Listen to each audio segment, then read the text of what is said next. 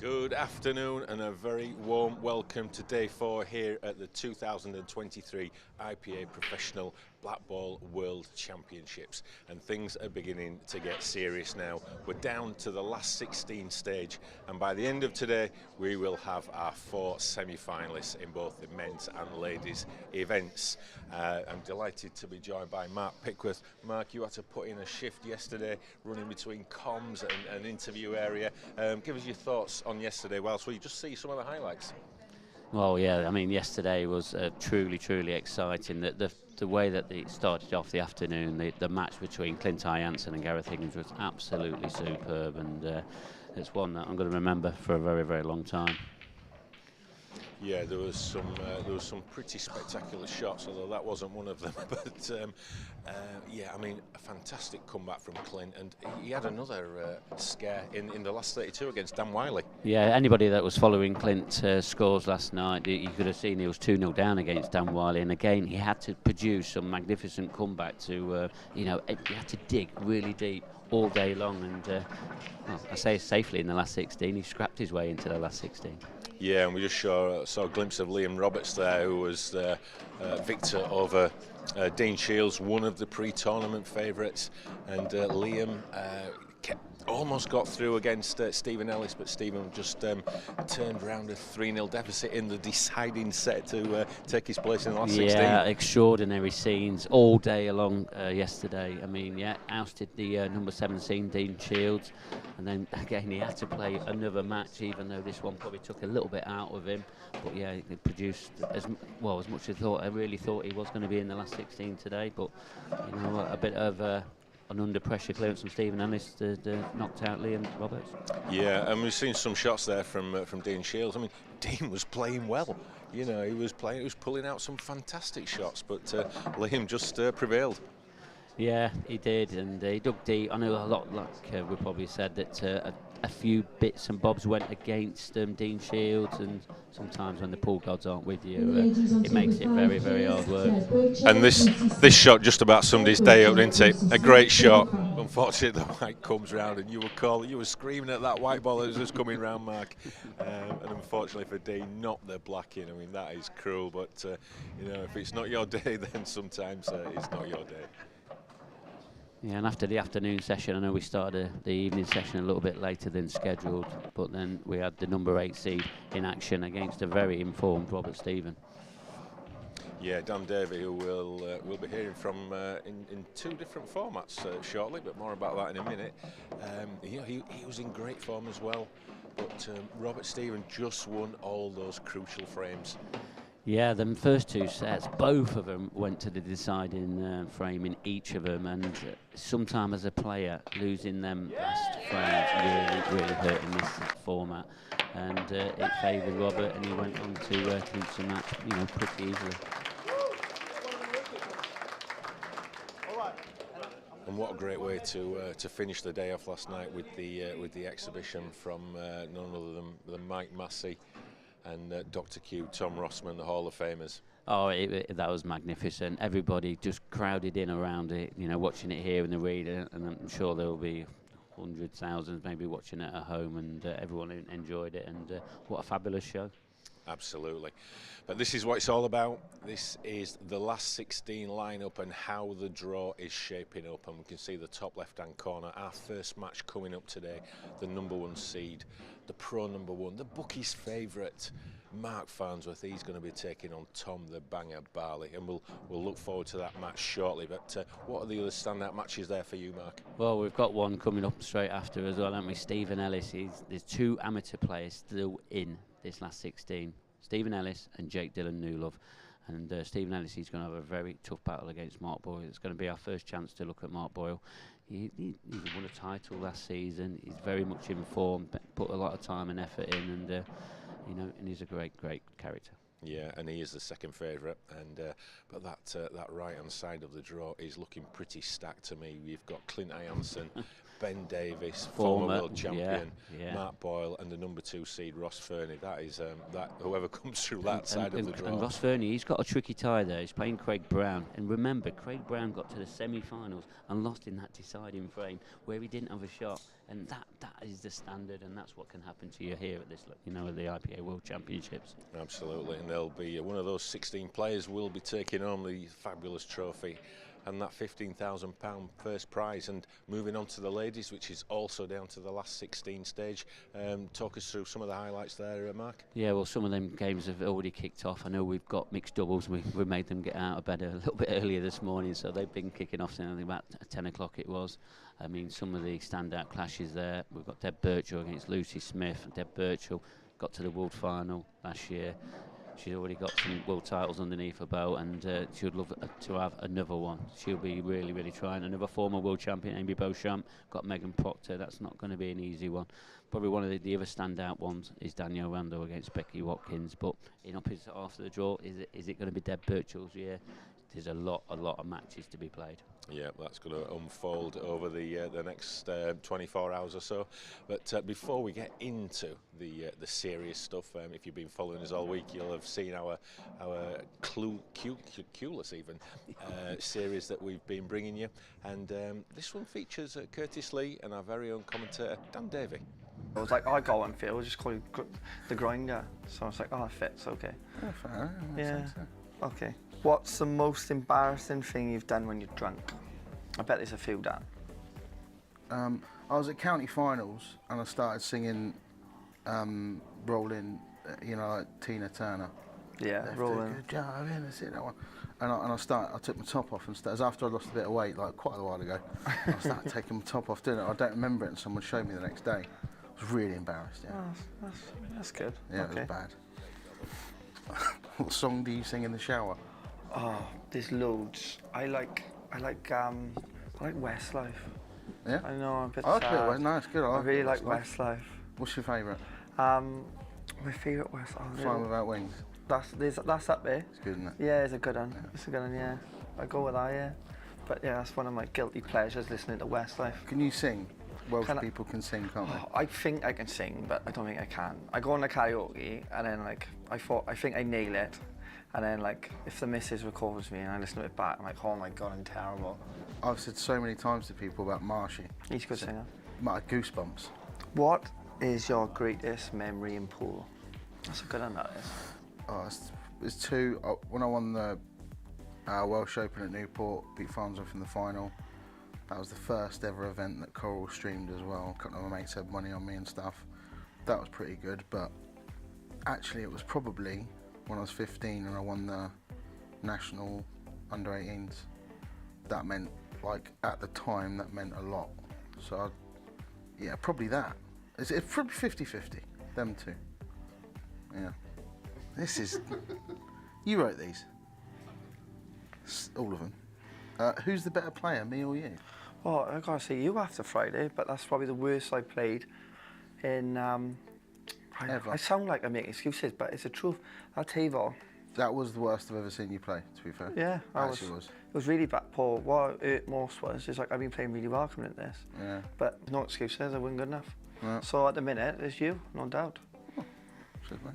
Can you do an impression of me? Can you do an impression of me? That's pretty good. That's pretty good. I gotta be honest with you, that's much better than I thought it was going to be. I like that. I like it a lot, I do. I love it. What's the funniest story you've got in pool? Oh, mate, there's so many. All right, this has come to my head. So we're in Brid now playing internationals. And Marshy's gone missing. We're in a nightclub. Is it Utopia we go in Brid? Yeah. Yeah. So we're like, Marshy's gone missing, and we're Phil. And I was like, where's he to, like? And he's like, we're walking back. And he said, no in Marshy, he said, no, that mobility scooter is by the door by Yogi's. He said, he'd be sleeping on her when we go in here. And I swear to God, we walked in here and he's snoring on the mobility scooter. I couldn't believe it. He called it and he was. He was just snoring on the mobility scooter. He didn't have a key. Well, he just called it. Well, he must have. But he didn't have a key for the room. So he's sleeping on a mobility scooter as he walked into the hotel. That's brilliant. The way it all happened was hilarious. What's the worst fancy dress costume you've ever worn? None ever. I Wouldn't had a do feeling it. he was going to say aye. Yeah, I don't know, wouldn't you do like come across a bit boring to me, Dan. No, I'm close to fancy dress with what I normally wear anyway. So I don't do fancy dress. I can't stand the whole no. Okay. No, I don't find it weird, but I just sort of nah. It's not you, like. Nah. Yeah, no, okay. never. If you were forced to go on one reality TV show, which one would you choose? That's a good one, that is. Is it that SAS program we do? The one with like Who Dares? yeah, I'd like to do that, see if I could last out, like push, yeah. I I'd can have a imagine go you at doing that. that. Yeah, I'd like You don't that. give me 20, you'd be like, yeah. Yeah, I'd have a good crack at that, like I would.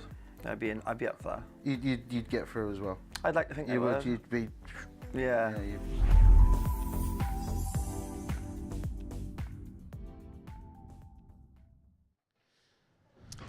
Great fun there with the guys, and we've got another edition of that tomorrow, and believe me, that is one that you don't want to miss, featuring Corey Reese and I just Craig hope it's not Marsh. ours again, because I'm cringing I am watching it, but Yeah, great yeah, fun, enjoyable.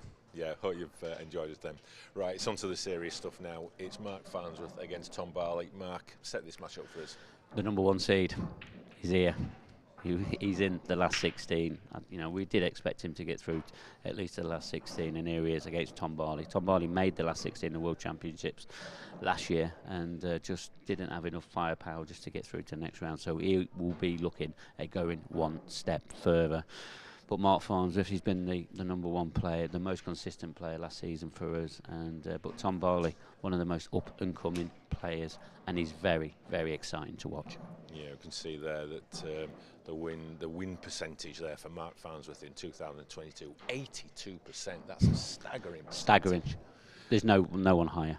And 10 IPA titles, well, it feels like it's more than that. And this but, just goes back to 2016. You know, he's probably touching nearly 20.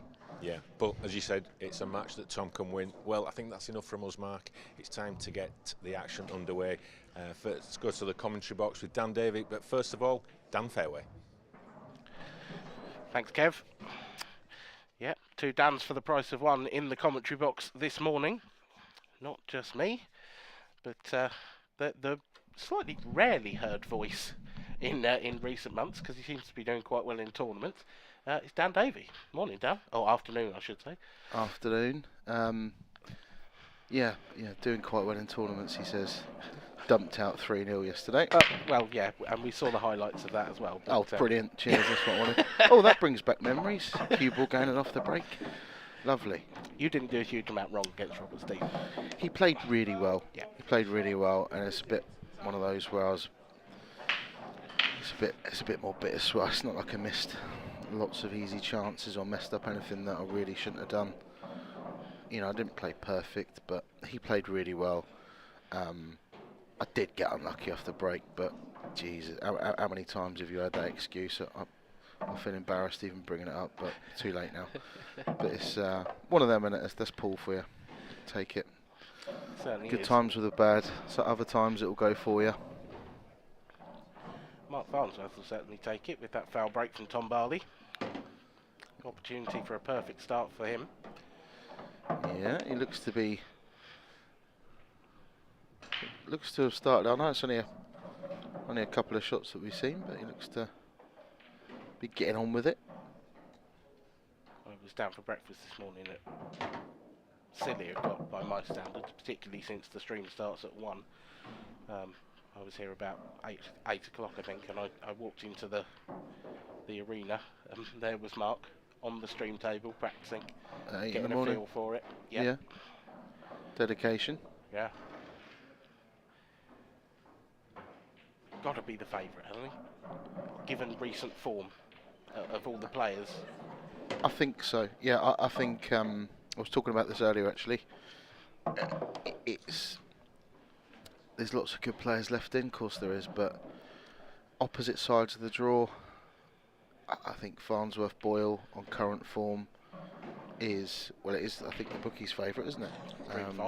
Dream final. But it is the dream final, I think, and on current form, I would put Ross Fernie in the mix. I think Ross Fernie is due to play Mark Boyle in the quarterfinals. If that does happen, I can see the winner of that match getting to the final.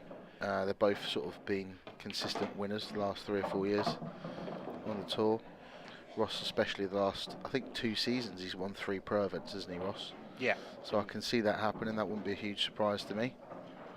But a lot of the bigger names, bigger seeds have gone. You know, your Craig Marsh, Dean Shields, Corey Reese has done really well recently. Gareth Hibbert. Some big name exits in the first couple of rounds. I think you mentioned Ross Fernie as sort of, if you like, the man in Boyle's half of the draw who might stop it. Yeah. I think if you look in Farnsworth's half of the draw, you're probably looking at Clint Jansen. On current form, yes, but then you've also got Ben Davis, who won the last event in the Isle of Man. Yeah. And he's a big tournament player. Yes, he Ben. is. He I can found just that pop out. up and win a big tournament. Yeah. Yeah, I found that out last night. Yeah, I think that's fair. I said Clint partly because of his ranking and partly because he seems to be bulletproof in this tournament because he's come back from 2-0 down twice now in sets. Yeah. He's and been, I think, 1 frame from exiting the tournament at least twice in those 2 matches. he has, yeah. So that is some that is some recovery job. Yeah, and I think that puts you in a good. You can't help but have that put you in a good place to be psychologically. You almost feel like you're free rolling a little bit. You feel like, you know, you're always going to need a bit of luck, a bit of rub of the green to go your way, and it's so rare. I mean, even for these top elite players, unless you're playing in a local comp, it's so rare that you get to a final of a big tournament or win one without being on death's door at some stage and looking like you're definitely gone. And you know, so he's had that scrape now. He's had that. You know, and you kind of feel it's that little inner belief that maybe this is my year. Maybe this is changes your mindset a little bit. And Clint's definitely in that space at the moment.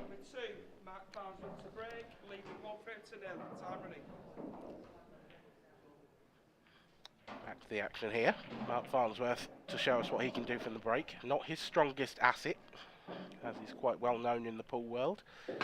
For new viewers, particularly those who have found us through our new partners at Channel 4. Yeah. But that's a good start. It is, and as we've probably said together on this, commentating plenty of times, we're clutching at straws a little bit, saying that Farnsworth hasn't got a great break. Probably what we really mean is that the rest of his game is close to perfect so often that it's about the only thing that you can really pick any holes in. He hasn't got a terrible break. It's just not. He hasn't got one of the best 3 or 4 breaks on the tour, Yeah. and in every other facet of his game, whatever department you pick a department, he is top 3 or 4. Yep. Whether it be cubal control, pressure potting, pattern play, you know, that balance between going for it and actually just holding back and playing a safety sometimes when it's not always that obvious when you're in attack mode. He's got it all, but now and again, his break can let him down.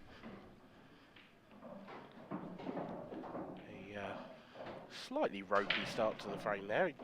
He certainly used all of the centre pocket there. Just about deadened off the far jaw and dropped in. Yeah, might be looking at playing this this yellow now. Going up to balk first. Yeah. Good Was it? pot. Oh, is he on the long yellow? The one to the left of the black. If he is, he's fine. If not, that's a very thin cut into the middle. I think he put his hand up to Tom, so it might mean that he's on it. I think he maybe potted that a little bit thick. Maybe played it a bit firmer than he wanted to, which has meant that the cue balls just about hit the red, whereas he'd have been playing to miss it. had a really good look. Oh, No, he has flicked he the wasn't red. on it. I did wonder. It was almost one of those. The amount of time he spent over that, it was almost like he was convincing himself it went. Yeah. We have a little rule for me. When you think, does it go, doesn't it go? Can I see enough of the ball? Can I not? You 99% of the time you can. Yeah, So you're absolutely right. I think when you first start playing, especially when you're a kid and whatever, you often convince yourself that actually I can't. You bottle out of playing it because you don't want to feel embarrassed about clipping another ball or fouling or whatever. But I think general rule is if you think it might go, think it might not, it generally does. Because remember, the cue ball's smaller than the object ball as well. Yeah, because it can make you look a little bit silly. Yeah. A bit like that. Yeah. But of course, the 30-second shot clock is in effect here at the World Championships, as with all of our tournaments really, on the stream table. Yeah, and you get a 30-second extension per frame as well. I played under the 30-second shot clock for the first time yesterday, and it's given me a newfound respect for all of you professional players. Takes a bit of getting used to. Well, it's not even that. It's just the vast majority of shots it doesn't affect you. No, there's some frames where you don't need to, but it's the frames where you do, it's hard. Yeah, and it's planning your route, which is where you need your time. It's rarely, the actual playing of the shot or the cueing, or it's just planning your route. Ooh, Tom, he's going to have to play a plant here. And Yeah. I think the first red is travelling away from the centre pocket as well. So Yeah, do you no know? guarantee this comes out nice. No, if the yellow below this second red wasn't there, it'd be okay because he could have played it a bit firmer than he just did, topped the white through, and then push the red into the cushion and back out. But Be some positional shot from here. there's an argument to play the double and just leave the cue ball on the side cushion, but Missed it. Missed it very thick. Almost as if he was covering the pocket. Was he just concentrating on perhaps too much on the cue ball there and getting it into that yellow to well, hold yeah, it up? it looked almost like it was barely possible to hold position. So he was playing it with rakes aside, which makes the shot a lot more difficult. But that there, by the way, don't underestimate how good a shot that was. That was great. Very delicate. That's the shot of a man that's very much well practiced and prepared properly for this tournament.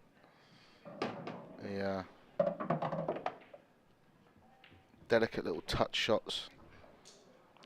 That's where your practice and time and effort in the weeks leading up to these tournaments pay off. It's not necessarily a single ball potting, it's your cue ball control. This is a tester though. Big frame as well. This difference really between 2-0 and 1 each in this first set after Tom making his first mistake. Lovely skill shot. Yeah, he's ended up deciding to just make sure of the pot and leave himself difficult, or leave himself a longer yellow.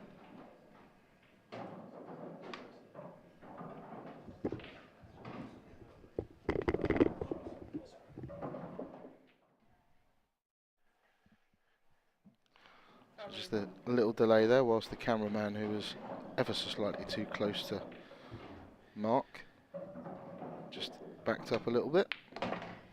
Oh, needs a nice kiss. Got it. That could have been a lot worse. Could have been worse, could have been better. It is missable, but I don't expect him to miss it.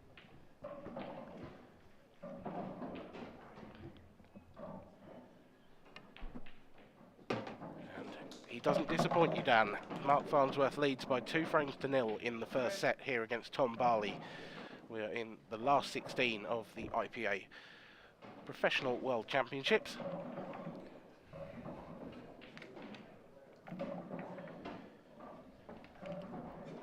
Mark and Tom, I'm told, have played each other 3 times in IPA events, and Mark has won all 3, but I'm guessing Tom's probably not alone in that record.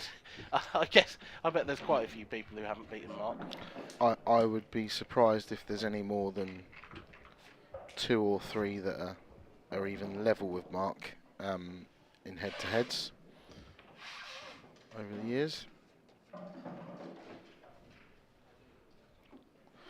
You see there with Tom, it's probably, so I've played Tom a couple of times and I've seen the very good side to him and also what he does wrong. I've beaten him and lost to him before. The shot clock's good for him. You know, he plays quick anyway, so it doesn't really affect him. He doesn't really make any mistakes that he wouldn't have made anyway, because he plays naturally very quick.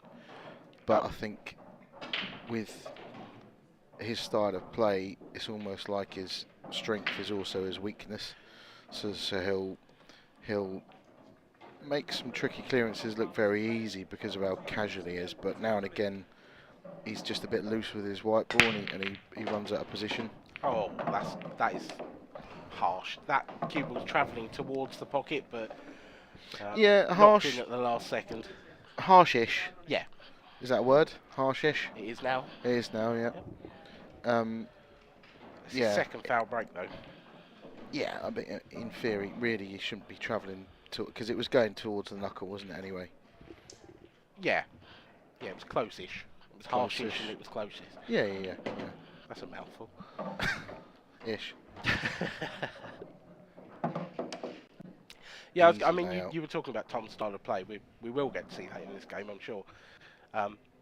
His nickname's the Banger, and I think it's probably the most apt nickname of all the players. It is how he plays. He bashes them about. He does it in a way that's very controlled, really. Yeah. And it's a bit tongue-in-cheek because of the pace of his play, obviously. Yeah. But he's one of those players that when he hits a ball, it stays hit. Yeah, I know what you mean. You don't see him playing as many touch shots as other players. No, and if he's got a weakness, then touch is his weakness. His cue ball control is his weakness. He's not single ball potting, unbelievable at that. He's definitely not intimidated by people. I for one wouldn't be surprised. He's second favourite to beat Mark. He is second favourite, but I wouldn't be shocked to see him beat Mark today, because I think he's the sort of player that would rise to the occasion and, you know, not be intimidated. He's done very well in some of the TV events we've had in the past, but played well as well, not just managed to find a way to get through. He's kind of like a big stage player, I'd say, Tom, but he just needs to tighten up on those, you know, every few frames, just that little shot where he underhits it or overhits it, purely through lack of concentration. He needs to tighten up on that a little bit. Wow, I'm surprised there. I'm surprised not to see him play a more aggressive shot. With the red that was in the middle of the table. He pots that 9 times out of 10, and he's got an angle there to stun into the side cushion and disturb the 2 reds at the top. He's played a good shot. He has played a good shot, but there's shots on here for Mark though that he could play a plant into the centre. That is cuttable. Okay, so I didn't realise. Yeah, I didn't realise he had that. So, although the white ball's all over the place, could go anywhere. Oh, there you go. Well, there you go. It worked out for Tom. You take your chance, and it's paid off for him. Just a fraction thin, that from Mark. I mean, if he catches it thicker, where does the cue ball end up? We still don't really know. No. But a welcome opportunity here for Tom Barley to get on the board.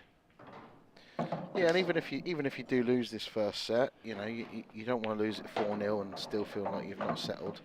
It's shots like that from Tom, which I was just talking about. Yeah. If that black now doesn't go into that corner pocket, that was just a careless lapse of concentration. Nothing to do with ability, nothing to do with, you know, how good he is, basically. It was just a lapse of concentration. I'm sure he'll be fine and land on it in the middle. It may even still go to the corner. Clearly not.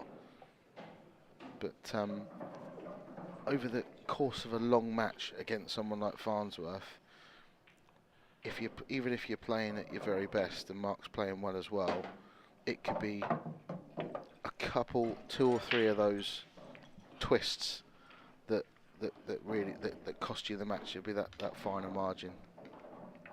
Yep. Tom Barley on the board in set number 1. Yeah, I do know what you were saying. You know, to play that red off the yellow in the centre, it was really careless to let it cover that pocket. Yeah. Didn't have to play it that hard. No. Or could have played it harder, or you know, you could have guaranteed not to do that if you just maybe a split second just to think about it. Yeah, but you know, on the flip side, that's his style, and when things are going his way, I mean, I played him in a TV tournament. He beat me 4-0 in about 7 minutes, and I think I made one mistake. There were 3, the other 3 were off the break, and he just made the game look so easy. You know, he can reel off 4 frames in 10 minutes, no problem whatsoever. And he can do that against anyone. It's a dangerous opponent for Mark.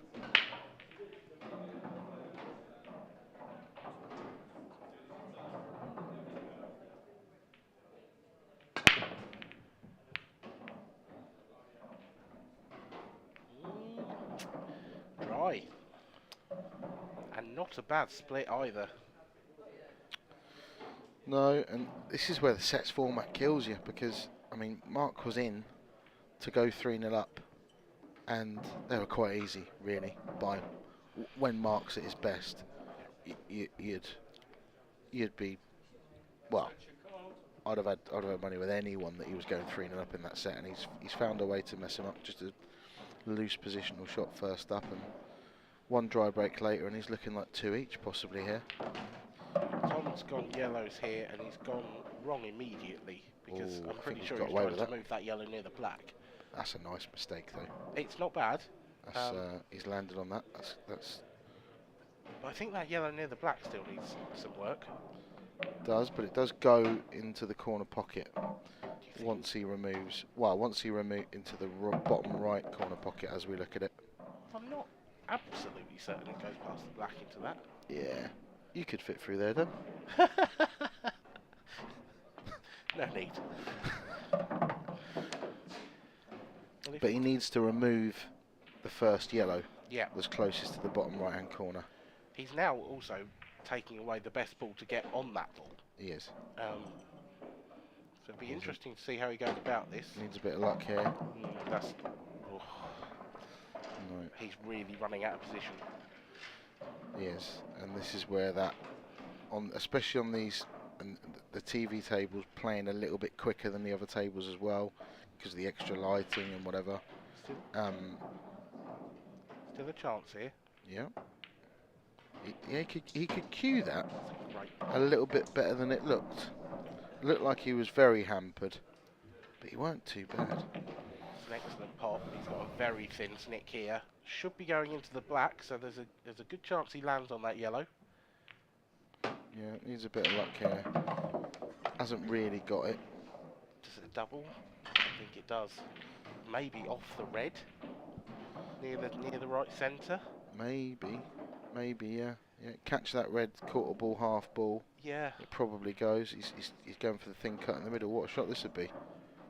What a shot Oh, that would what be. a shot it is. That's. Oh no! Oh wow. Oh, I thought that was in. Oh, that was in. That was in. How's that stayed out? Your guess is as good as mine, because yeah, I was convinced. He couldn't have hit it much better. I suppose the argument is a fraction more pace, but that Wow. would be. That's harsh. That was in. Just turned a little bit right at the end. Hasn't gone enough, has he? Wouldn't you believe it? When it rains, it pours. If Tom Barley didn't feel bad about that shot, he does now. That's. But, and I hate to be a miserable old fart here. I think I know where you're But going with this. if you go about the clearance in a better fashion in the first place, Oh, what has Mark's Mark gone done in there? What has he done there? Tom Barley, you have... You might have picked the right day to play Mark Farnsworth. Well, I've watched matches before with Mark, and he hasn't made 2 mistakes in the match. He's made one in back-to-back frames. That's 3 now, actually. Yeah. That's 3 fouls in the last 3 frames for Mark Farnsworth. He's probably played a tournament before where he hasn't made 3 mistakes and 3 fouls all day. 2 each. Game on. Game very much on. Tom Barley, well, I was going to say he's living a charmed life, but it's not. I don't know if that's fair or not. I can't tell. I think if we look at it a little bit more of from the perspective of they're both equals, they've both made a couple of mistakes each, it's 2-2. Yeah. Because we expect such a high standard because of what we've consistently seen from Farnsworth over the years, I suppose, we're just a little bit more surprised that he ever runs out of position. I do feel like Mark's one of those players that gets better as the tournament goes on, though. Oh, definitely. And actually, we're only, for him, from the, the entry of the professionals into the tournament, this is the 3rd round. Yeah. So it is possible that he's just not quite firing yet. Yeah. As you said, it's his first time under the TV table conditions. He did have a practice this morning, but practice is never the same as a match. Tom Barley with a good break. Now, he can play yellow onto red here, up in the top right corner. And if he does that, then the reds are pretty good. I don't think he can possibly... Well, he could go yellows, because that is he could clear that pocket. Yeah, I think, top right, the yellow would squeeze by the red and open the pocket up. But you've then got to get perfectly on that for that to be the case. And down table, really, all you've got to do is, and he can do it now, is land nicely on the red on the left-hand side cushion. If he can do that, it's fairly good. It's all about this shot. Love the way he played that first shot, because he played it in such a way that the yellow came out and left the pocket open. And it was deliberate as well. He didn't just dolly it over there. And no, it was a good shot. Oh, so if this goes well...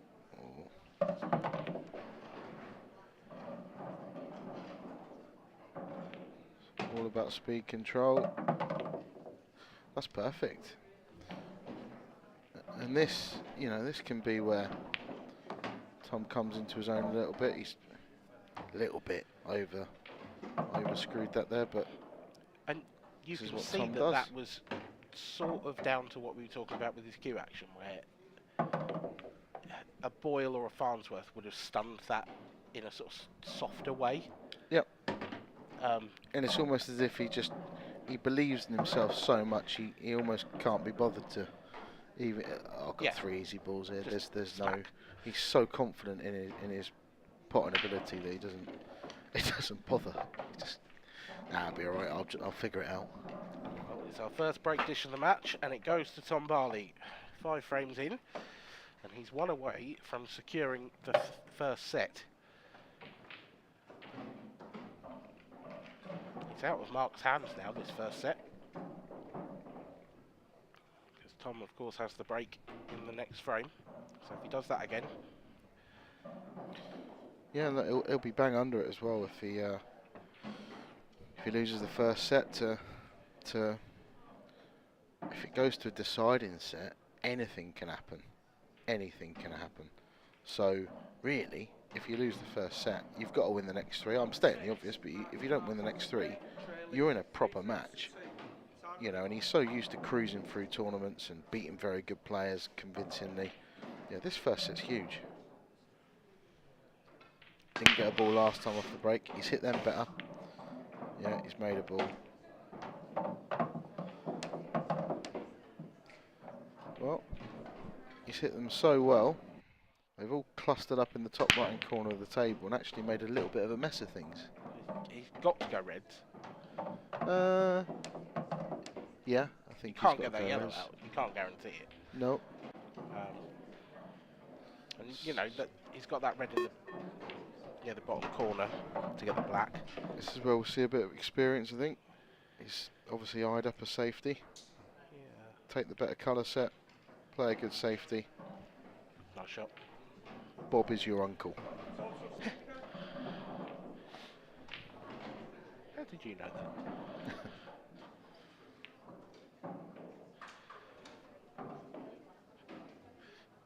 Good escape. Yeah, but it'd be handy for him if he's blocked the black from going into that bottom right corner pocket as well. It looks like it might go. Yeah, it's tight, that. There's a chance. Yeah. Oh. I thought he'd missed that for a second. Now, here's your thing. Right, okay, so Tom's going to attack. well, he's left Tom a straight, tricky shot into the corner pocket. But if he tops it through, he's going to give himself the angle to play the yellow in the centre of the table nearest the baulk line and go into his bad ball. And he's not doing it, and I He's don't not really doing it. understand why. Tom, is Tom playing the scoreboard? You know, I'm 3-2 up, I'm going to make you work for this frame, but for me, if I'm 3-2 up, I'm taking that yellow into the bottom right corner and I'm taking my chance. Yeah, because Tom can't win from here unless he plays a shot like that, so he had a good chance to. Yeah. Why not do it? Mark can still see that red. Although, possibly, it could come into Tom's thinking that if the black doesn't go into the bottom right-hand corner pocket, Mark has also got a shot to play to even get on the black if he does get that far. So maybe that held him back a little bit. Steve Wall, Benjamin Jones. Steve Wall, It was just quite unlike him to turn that down, wasn't it? Yeah, I mean, I'm not sure if it's a good thing or a bad thing, really. If you're a Tom Barley fan, this probably is one of the things he could improve on, is being a little bit smarter about his. But then I think also it's a massive strength of his, is he can just blow people away and he's very attacking. Yeah. Yeah, hard to disagree. Extension called. Mark calls his extension. It's difficult here for Mark because how do you gain more of an advantage than you've already got without risking leaving some sort of angle or shot? But because now the two yellows in the middle of the table, they're primed for Tom to cut one into the middle pocket and go into that bad yellow as well. So That's a nice shot, actually, because he's made that yellow worse. It's harder to get out now. yeah, so if the cue ball was further to the right, he could have left Tom the yellow into the bottom right corner pocket and then. So I like that. So he's trying to make Mark play the red that's over the corner pocket. I don't think he's going to because he hasn't quite. No, maybe he is. I was going to say, it could be time to go here. Yeah. Well, I don't know if the three ball plant's on. I don't know if the yellow's in the way of the middle of the three I reds think on it the right hand probably side. is on, but you're catching the red over the pocket thin. So, Yeah, it looks like it's definitely possible. yeah, It's just how they sit afterwards. yeah, that's the unknown. Yeah, they've not That's set not great. No. Are the two balls a made plant? They look like they're just catching the cushion, but on the slidey cloths, I think they probably go. So Yeah. lots of running side here to try and block that yellow. Oh, it's just not happening for him. No. Another plant, cushion first. Well, yeah, and you're breaking the red out as well, but there's a lot of good things that can happen. Or is he just Playing trying that shot. to move that red and get the cue ball in behind it? No, it's good. I like that. It's clever. I think he's. Oh, I don't know. I don't know if he's just flicking the red. He wants to obviously pop the red into the top left corner and stun into the yellow, but I don't know if he's just going to flick the red on the way past.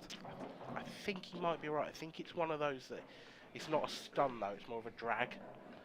So he's going double. Is he doubling it? Or is he cutting in the middle? Cuts in the middle. Didn't think that went, and it doesn't. No. So chance, half chance at this stage, you'd have to say, for Tom to nick this set. He's got a yellow on the right hand side cushion. Fine, but he's also got one that doesn't go at all. Now, Has he come far enough to be able to clip this one into the right middle pocket and disturb it? If he has, surely you've got to take your chance now. It's really tight, that, isn't it? Surely. It definitely cuts, it's just ultra Yeah, thin. it's where the cue ball ends up, though. Which could be anywhere. But is it any easier now? Arguably, that's about the same angle. Yeah. So I'd have rather left that yellow there. So the There's question for another me one is- that you could be on after. Yeah, I mean, if he catches, how does it catch this? Does it go cushion first? Does it? Because it's so thin. If I he think. catches the red, there's absolutely no guarantee. Just make sure of the pot and make sure you catch it. Oh, that's Well- disaster. Well, he's on a double. He's got double into potentially a big pocket, followed by a proper tester down the cushion. Yep. To win the set, but a 2-0 down, looking like he was going to go 3-0 down. You'd have he's snapped your taken- hand off for this, Yeah, wouldn't he? absolutely. Big shot here for Tom Barley. Extension called. Is he even eyeing up the treble for better position?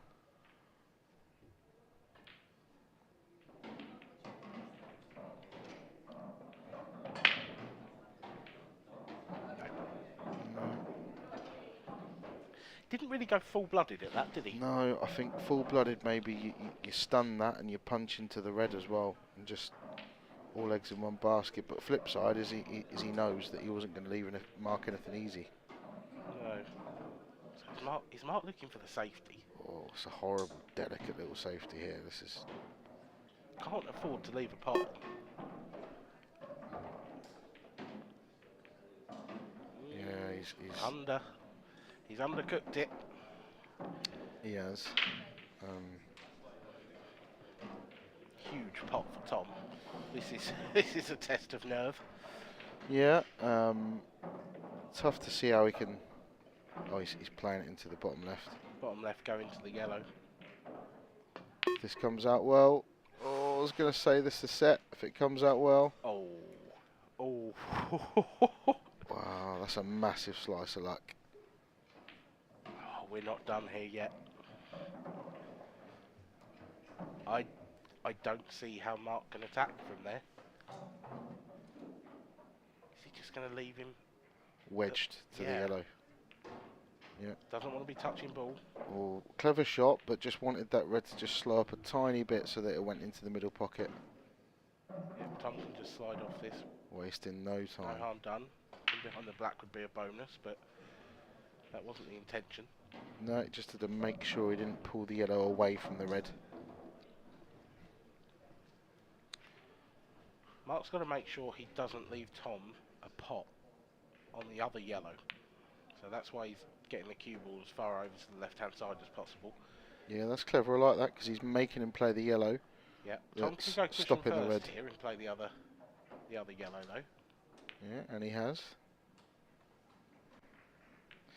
Well, It's real cat and mouse this because neither player is likely to leave the other an angle to go into those. he's not. And look, Mark could attack here if he wants to, but he's not going to.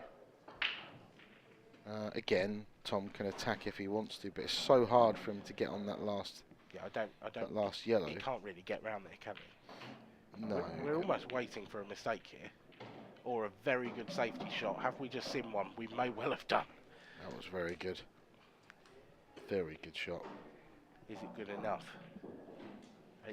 If it's a total snooker, it's an easy escape for Mark. He could just roll onto it if it's a total snooker. Okay, so can he get into this yellow enough? And on these ultra fine grippy cloths, can he get into it enough? Bottom right hand side to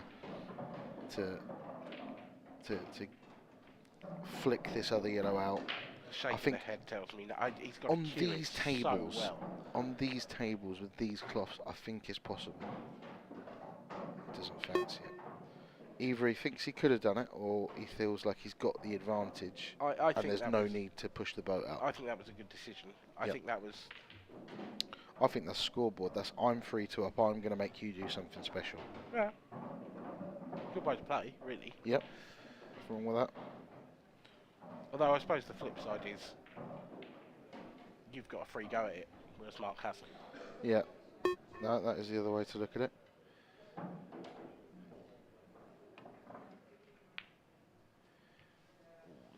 kiss there for Mark. That's probably not hurt his cause too much, but it would have been a much better shot without it.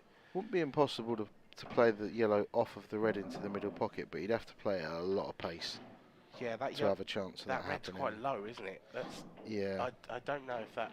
You'd have to play it at a lot of pace. It's not worth the risk again. So he is positioning it in a very good spot. Hopefully for next time, from his point of view. And again, it's just clever, just not to leave Mark any. Could he play this with top and right hand side and flick it out of 2 cushions? Maybe, but he's going dangerously close to the corner pocket. He's going. What a shot this is! Wow. Oh my word! Wow, wow, wow. That's very good. I thought that he was, well, and he was so close to catching the knuckle there. That will be in the brave shot. conversation for shot of the tournament. Well, given the state of this set, what a ballsy shot to play.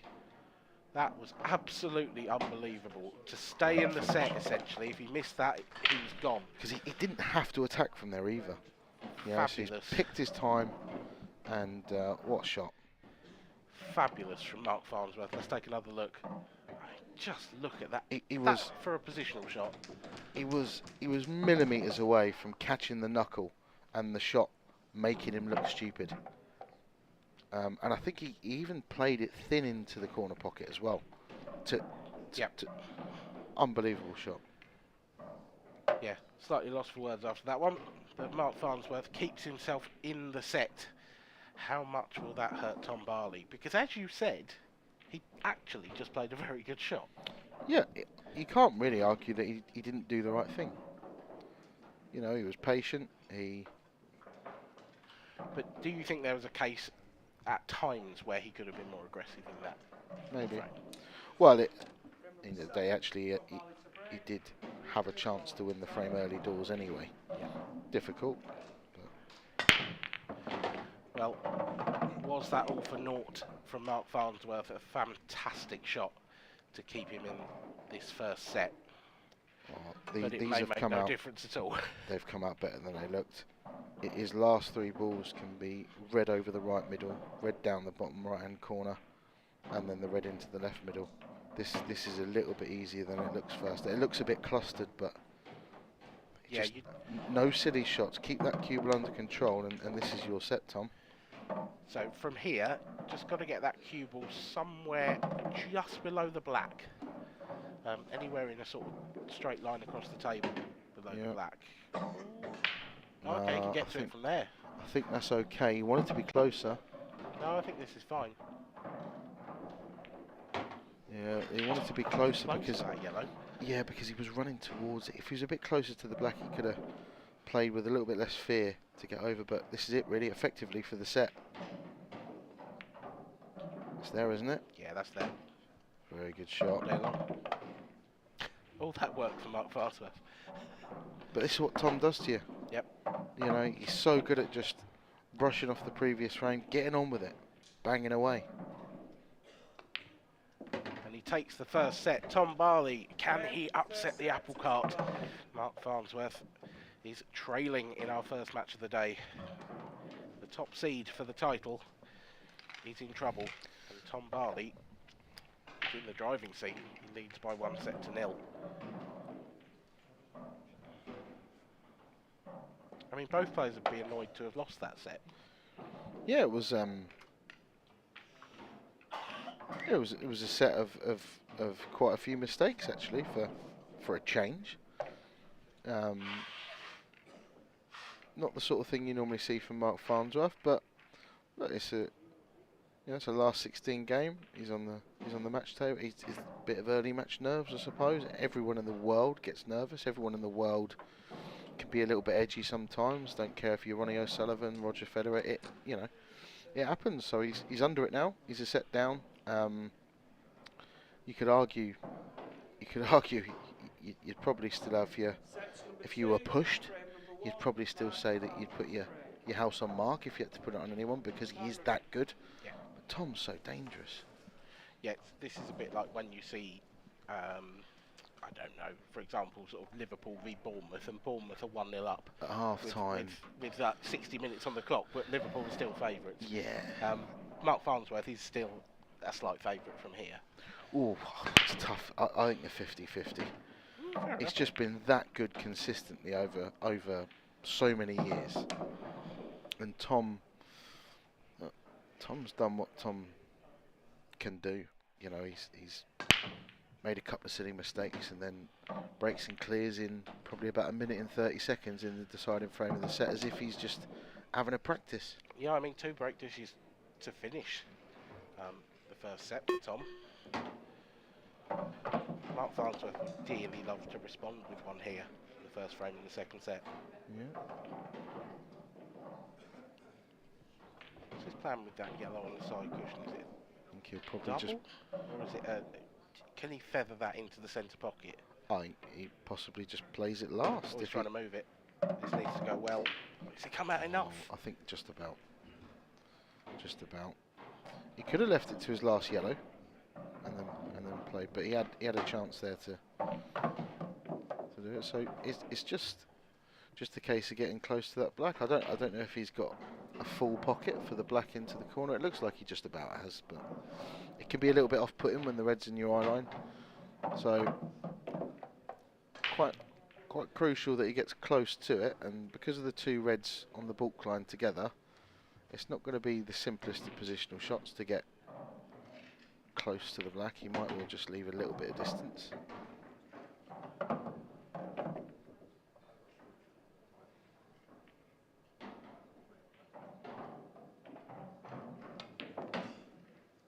So stay away from that red. Very, very good shot.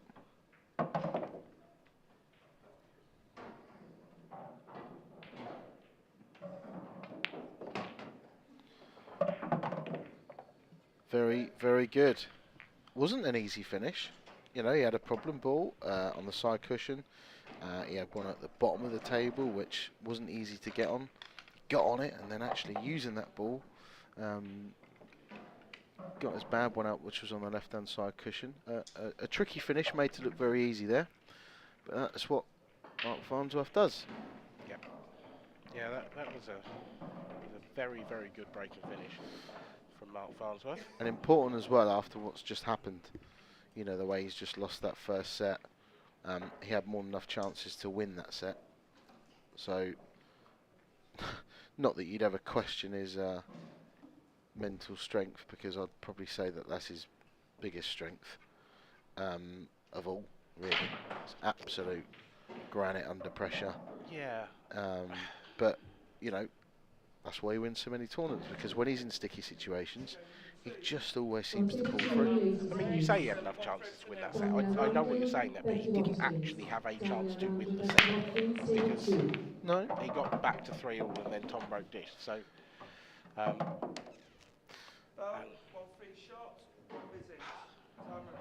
Tom not Barley gone with either. his 3rd foul break. But again, it straighten off into the corner pocket. You know, it wasn't kicked in off, it was a poor break.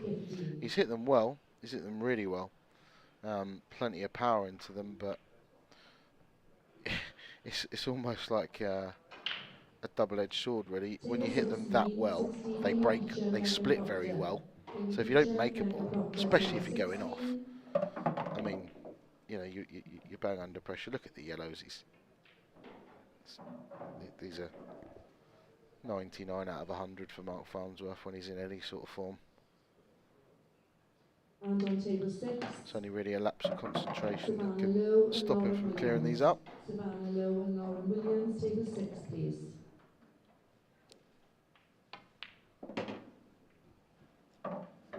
Beautifully played.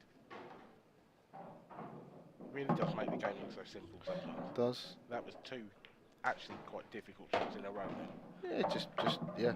He's looks very confident. Mark looks like he's, you know, he believes that this could be his year. In no time at all. I mean, I'm pretty sure it was only about 2 or 3 minutes ago that last set finished. Yeah, pretty much. And when Al 2-0 Farnsworth in the second set. Yeah. Big Ray, as they call him. Ray Winston, isn't it? Ray Winston. Ray Winston. Yeah. I mean, he must like it, but That's what? he must like the nickname. Well, I guess so. He puts it on his own shirts, so. Yeah, you can't choose your own nickname though, can you? It's kind of a rule. Oh, 100%. Yeah.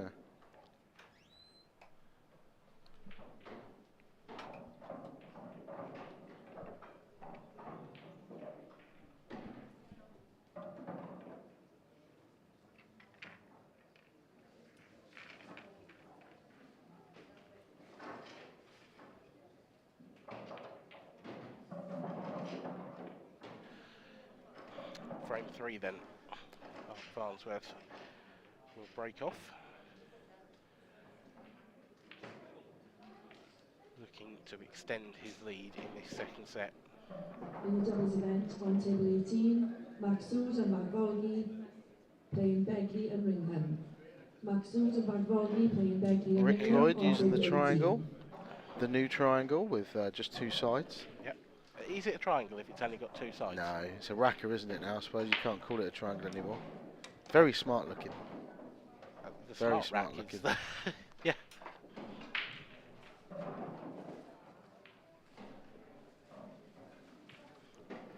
Well, you can hear, I'm sure, our tournament director, Bronnie Ward, Simon's mum, as everyone, Yeah. as everyone knows, calling out matches here and there.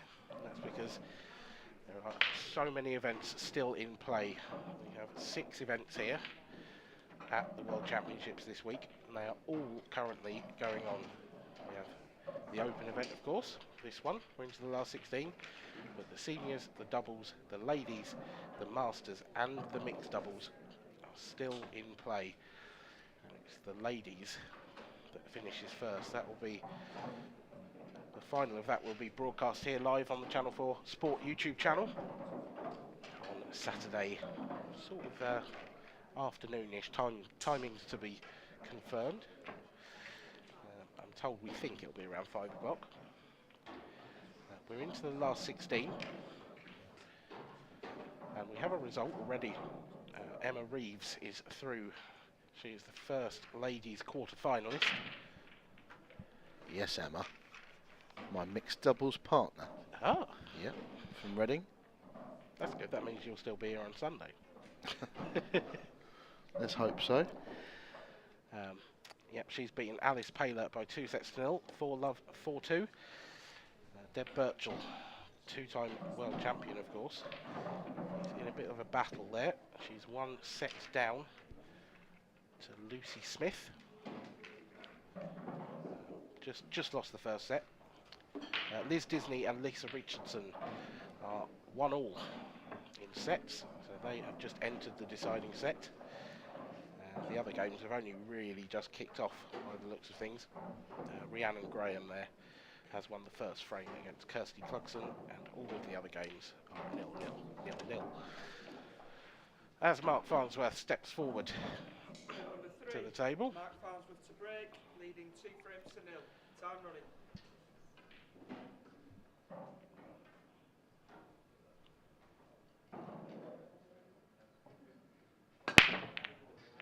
Cue ball is close but safe. Yeah, dangerously close. That's not what he wants. He doesn't want that white, but he wants it to just either stay in the middle of the table or come straight back down the centre of the table. Doesn't want anywhere near that corner pocket, but all that really matters is he's made a ball. He's made a couple actually, and I think I prefer yellows. I think reds look the obvious colour to start with, but it could, and I think reds you can justify by saying you've just got a double to play, really. but yellows actually, that cluster of 3 that looks like a horrible cluster, I'm pretty sure the 2 on the right are plum, which would open everything up. And I think that the yellow in the centre of the table, sort of next to the black spot-ish, I think that goes to the right corner. Maybe just. I just liked, but I think it's different. Because I love playing a double, especially into a middle pocket. Yeah. I'd have liked to have played the red into this bottom right corner first, then the double straight away, hold the white where the red is, go from there. But I would never, ever, ever question the order in which Mark Farnsworth takes the balls, because he is probably as well, he's at least as good as anyone that I've ever seen at figuring out the patterns. Yeah. His brain works so well. Every frame's like a puzzle, right? A lot of the snooker players that try to play pool and think that they're going to find it really easy just can't figure out what order to take the balls in. Can't, you know? That's where they all sort of mess up. Yeah. And he really is one of, if not the absolute best at it.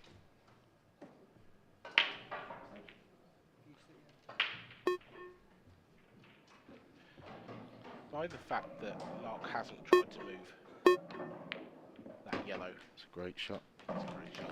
So it's a way more difficult shot than he needed to play there. Could have obviously just played the very easy one into the middle, but again, like we're talking about, pattern play, that isn't no good for his puzzle. Yep. You know, his route to get to the black. So where does that yellow go, the one next to the black? Does it go bottom right? If not... Well, it must do. Well, if not, it could go top right. But no, now that he's here, it definitely goes bottom right.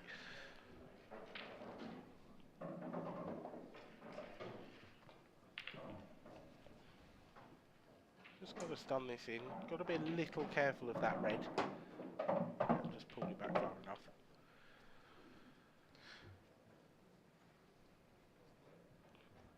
Does look tight, this, doesn't it? Yeah, and the overhead just makes you look silly because he just knocks it in as if he had a pocket and a half to play it in. So, Tom Barley has basically been sat down for the entire set so far. Not even basically, yeah. Well, one break, which he went in off. He's had a couple of breaks and, yeah, one break, got it off. That's it. Mark's turned the screw, he's cleared off both of his breaks. And he's definitely found his form. Yes, not a bad start to the set for Mark. Yeah, it was break dish, reverse dish, break dish. They're the clearances that set him apart from most players. He's just picked them off in such a clever fashion, which I can't stress enough how much more impressive it is that he does it with only 30 seconds to think about things as well. Very clever. Yeah, massively. Pattern play was very good. And 3-0. Jamie Clark having a bite to eat there on the camera. Not that he knows it. That was quite a big lump of chocolate he just put in his mouth. Yeah, that'll be the shark, Jamie Clark. The shark. Yeah. Yeah, he won't thank me for that if someone shows him. Tom again dangerously close to that. Was heading right towards that right corner pocket. Just caught a knuckle. But he's made a ball. And he's got first chance. I was hoping this replay was going to be Jamie taking that massive mouthful of chocolate, but... Like the Diet Coke advert. Nice break from Tom. Like you say, dangerously close to that corner pocket, but not close enough to consider it an error. Because it didn't go in. Tom has picked reds there. Gone all the way around the table. I'm not quite sure how he got round without contacting anything there, but he'll be happy enough. He's actually landed well enough to be able to take the one closest to the cushion down the cushion if he wants, but no need. So Take that into the centre as well. It's getting away from him a little bit actually, because you don't really want to take that red over on the left as your last ball and get back down onto the black of it. yeah, He hasn't got much choice, and the cue ball's come too far here as well. I don't think he can get back down for the black now. no, it's gone wrong. It's gone wrong a little bit here. This isn't how he wanted to go about it. So he's in recovery mode. See what he's got. Yeah, good luck. I think even the cross doubles possibly. I think the yellow blocks it. Yeah, might block it. Yeah. But it all just comes from, you know, now and again he seems to play a shot in 7 seconds when he could still play very quickly. Yeah. Yeah, and just double, triple check that you're definitely going about things the right way. You know, funny enough, exactly what we were talking about and praising Mark Farnsworth for the frame before. How do you get from here down to the black? All I can think of is that he can cross double it. It's either But that. Could he play it looks off tight. off the yellow into the centre maybe? And he's screwing this. Played the cross double. Oh, that was mighty close. He wasn't really on the. But you're right. He wasn't on the black. No. And Mark can now just pick him off. Mark could go game here, doesn't have to, got a couple of problems. That's what he's weighing up. So he's got the perfect angle now if he wants to disturb the red and the yellow and the black. But is it worth playing a clever safety, maybe getting 2 shots out of a foul out of Tom, and going about it that way?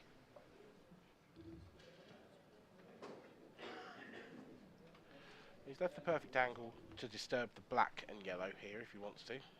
No, gonna finish off at this end of the table first. I'm just gonna play safe. Yeah, nice shot. I did wonder whether he might sort of try and solve one problem and then play safe, so that he only had to solve one problem if he could get a foul out of Tom. But I suppose Tom's just solved one for him, so. He has, but now Tom's only got. I mean, the red goes. So if he's going to play any sort of safety mark, he's probably going to have to pot a yellow first before he plays the safety. Well, he could. I mean, he could just nudge into the yellow next to the black, and sort of put the cue ball in line with, you know, make sure that yellow on the baulk line is between the cue ball and the red. Yeah, you could do, but you're leaving a very easy cushion first escape. See, that's a better shot.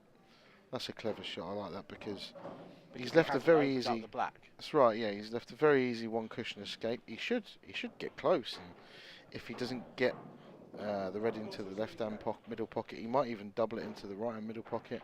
But he's not going to be on the black.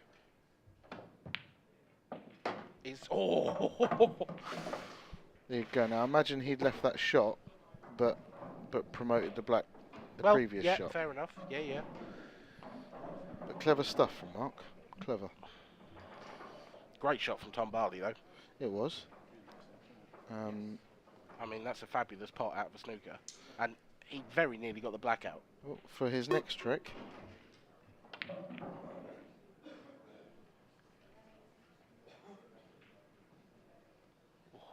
Bit harder. Bit harder, and it might have made it. Good effort from Tom Barley. He's actually left. He's left it awkwardly close to the one right next to the cue ball. Horrible little fiddly shots these are. Has he left Mark no option but just to? He's got such an easy snooker to lay here. Oh, I don't think he's covered the up and down there.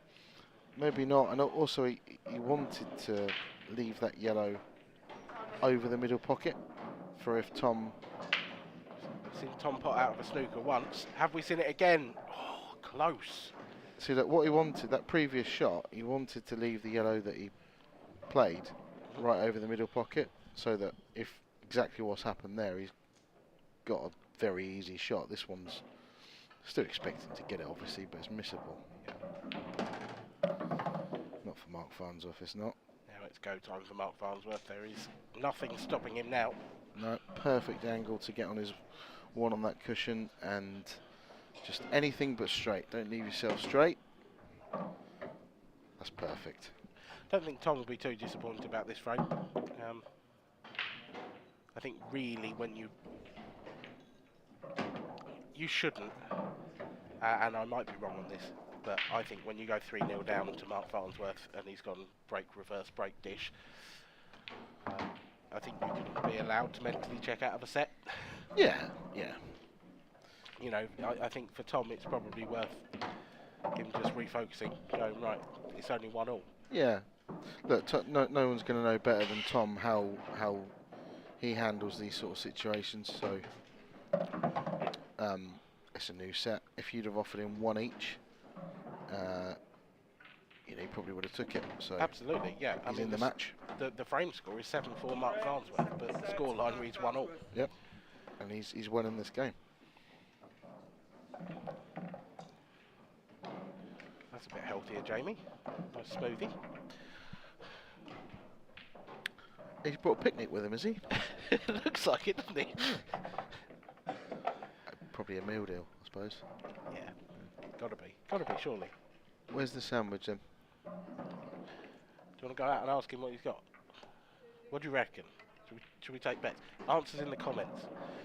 Answers in the comments. I think Jamie's a tuna and sweet corn man.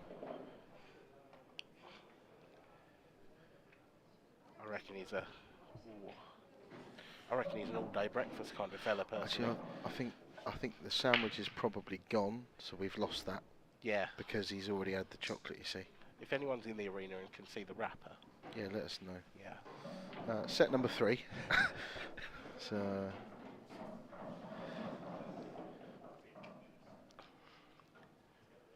Yeah, set number 3. So. Tom to break this set. Is it Tom to break this set? Yes. Yep. Needs to stay away from that corner pocket. Dangerously close, time and time again. And he's gone in off, 3 times off the break? Yeah. If that carries on, you're not going to win this match. No, I mean, he was fortunate to get away with it in the first set, to be fair. 2 foul breaks. And Mark didn't take advantage of one of them.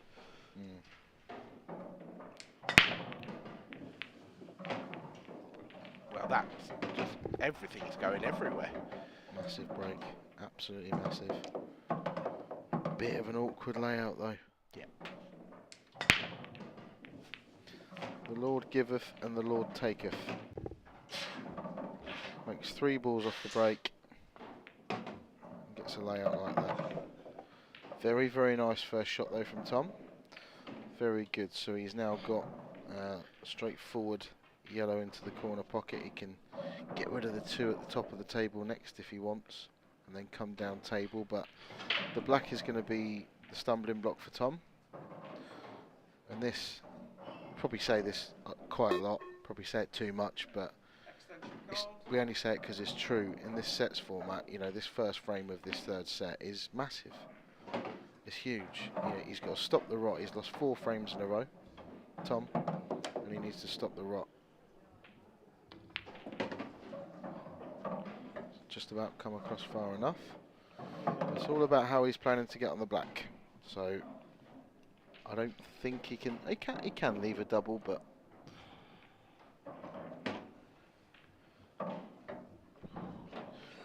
it's going to be a positional shot to play to get on the black, and it's kind of how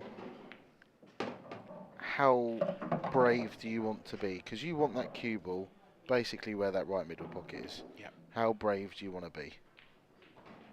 Wants to avoid it as well. He's going to have to go close to it. This is great. It's brave. That's a brilliant shot. That's very brave.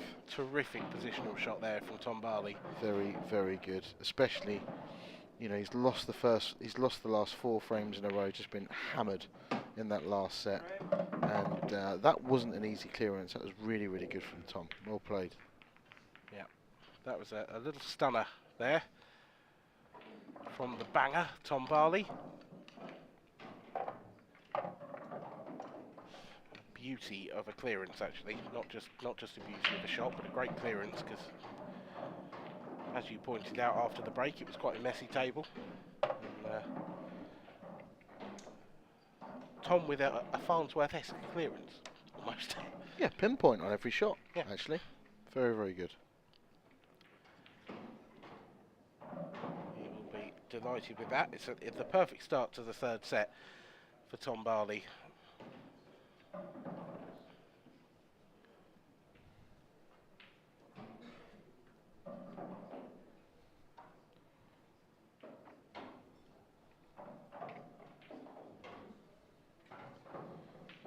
So pressure shifts a little bit A little bit back onto Mark.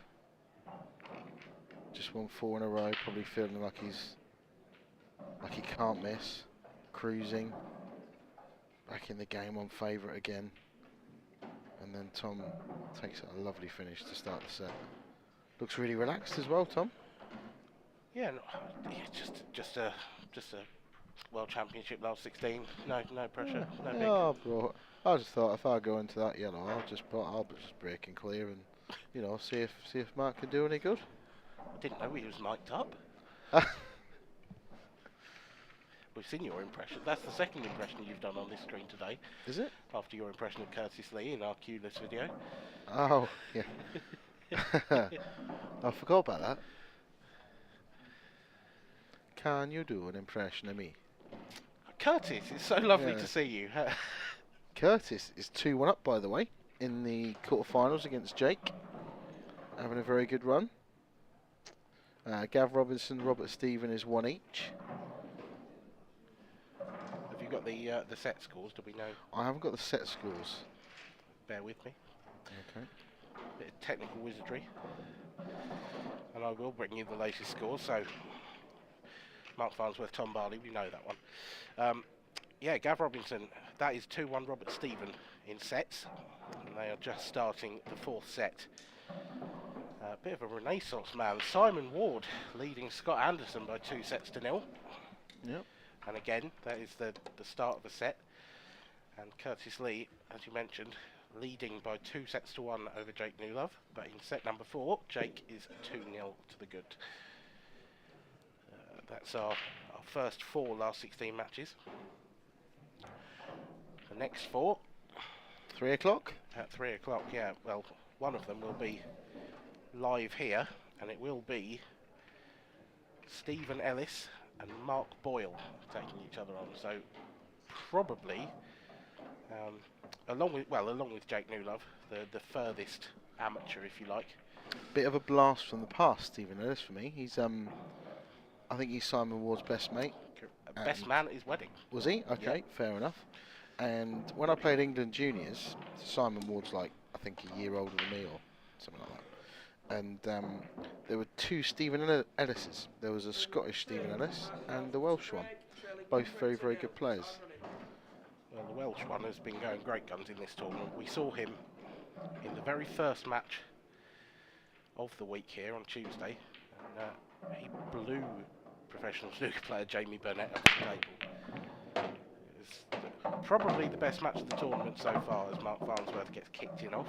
Harsh. Was harsh, that one. Harsh kicking off. All right, it was tracking close-ish towards the corner, but flicked in off. Unlucky. But yeah, Stephen Ellis and Jamie Burnett played the best quality match, as far as I'm aware, on the stream. Still to this match, I think. And it was 21 frames and 17 of those were from the break. Wow.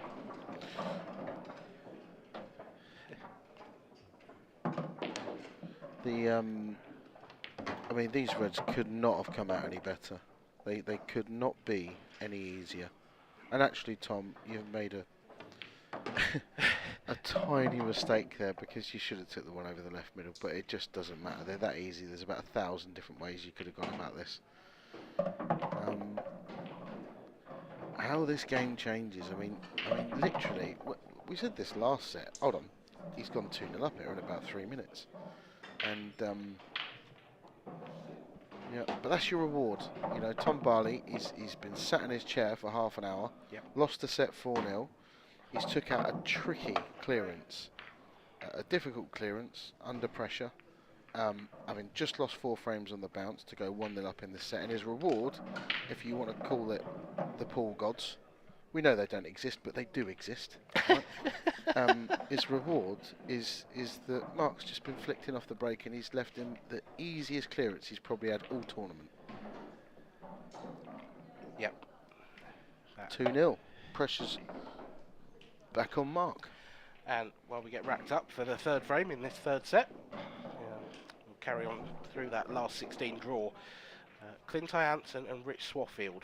Now, Clint, obviously one of the favourites, also seems to be invincible in this tournament, seems to love coming back, but actually, both of these players have come back from 2-0 down in their first 2 matches. So Uh, both Rich and Clint. no, so Clint was 2-1 down, Oh, apologies. but he was 2-0 down in his second match, and Rich was 2-0 down in both matches. Yes, yeah. Mad. So- They both feel like, I mean, Whichever one of those goes, if one of those goes 2-0 up, Yeah. they might think they're going to lose. well, yeah. If they were cats, they're both running out of lives. Yes. Yeah, we'll rejoin that discussion, but let's watch Tom Barley. Can he control that cue ball a bit better? Sort of has, I suppose. But he's hitting them really well, so when he does make a ball, he's getting good splits. Yeah, these yellows love. Yellows are nice. Just that one Yeah. on the right hand side's a bit close to the rail, but Yeah, look, but you take this, oh, make a ball all off day the, long. make a ball off the break, and leave yourself this. You're happy.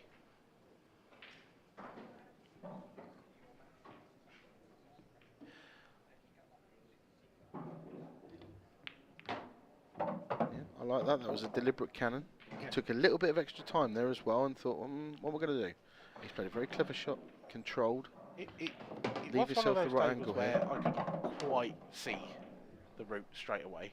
No, Um, so he now has to get on. the one He's on the gone a right-hand little side. bit too far, but he will be okay. And he's to get on the one on the right hand side now with an angle to come across.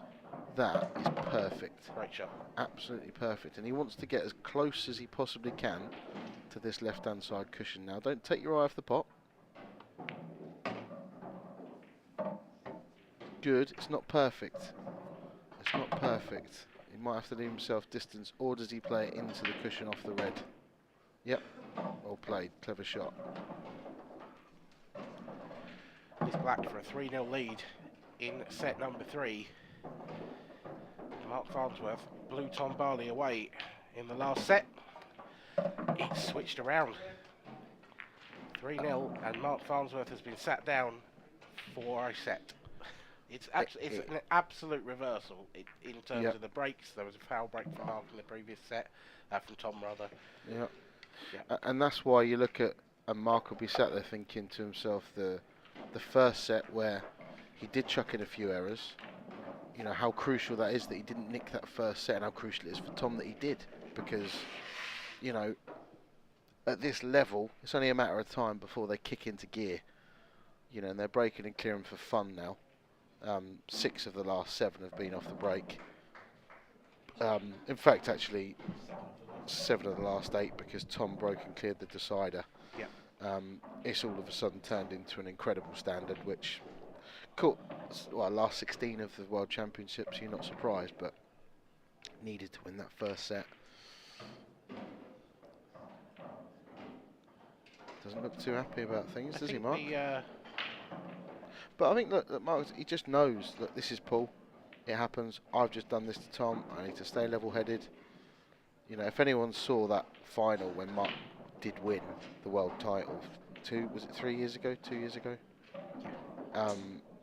Just go and watch it. It was the most unbelievable standard, and he had his back against the wall for a lot of that final, and you literally had to scrape him off the table, and he just pulled out big finish after big finish under the biggest of pressure.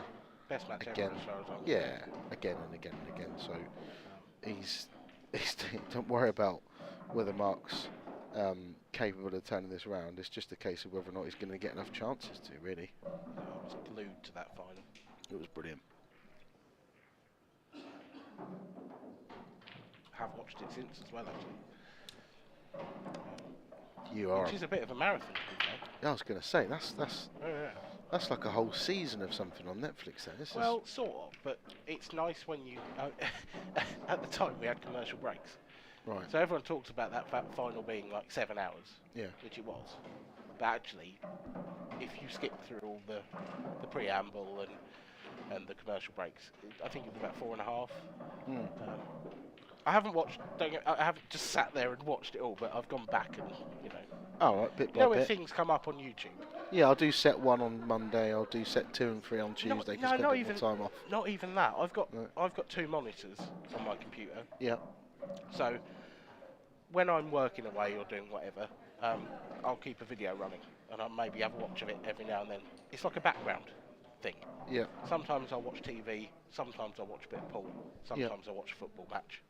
You know, if it's a football Sometimes match, you watch other stuff. yeah, if it's a football match I care about, I'll pay more attention to it. But otherwise, I just like to have something on in the background. Okay, yeah. And then, you know, in that match, you told me if there was a good shot, so then I'd turn and have a look at it. Yeah.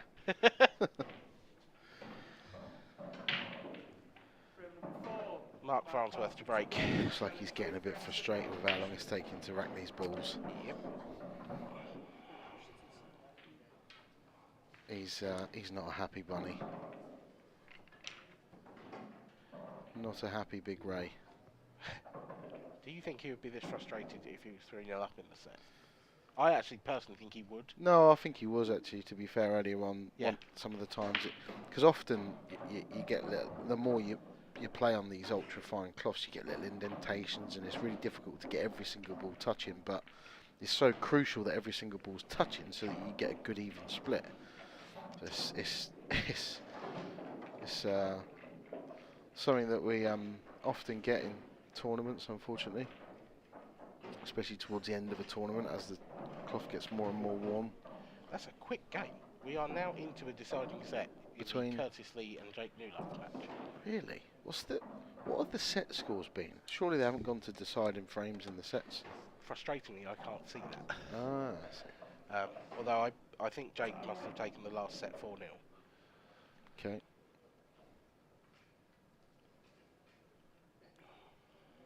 Simon Ward 1-all in the third set, still 2 sets to love up.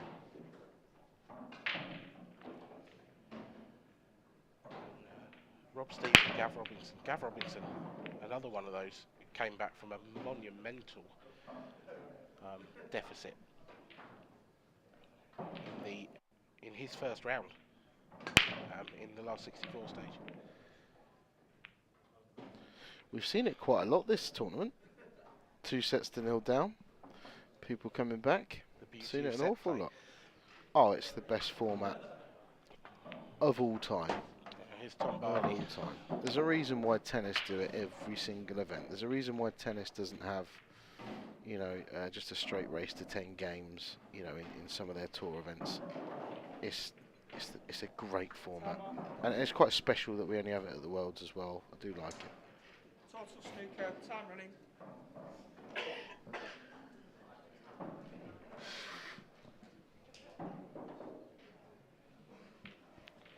So, total snooker. Mark Farnsworth has got a bit of thinking to do.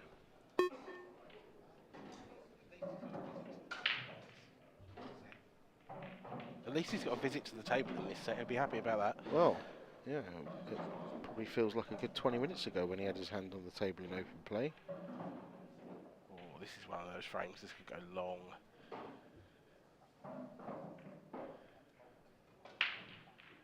Neither of these is going to want to give this up. Good shot here from Mark. Doesn't want to pot that. Ideally didn't know.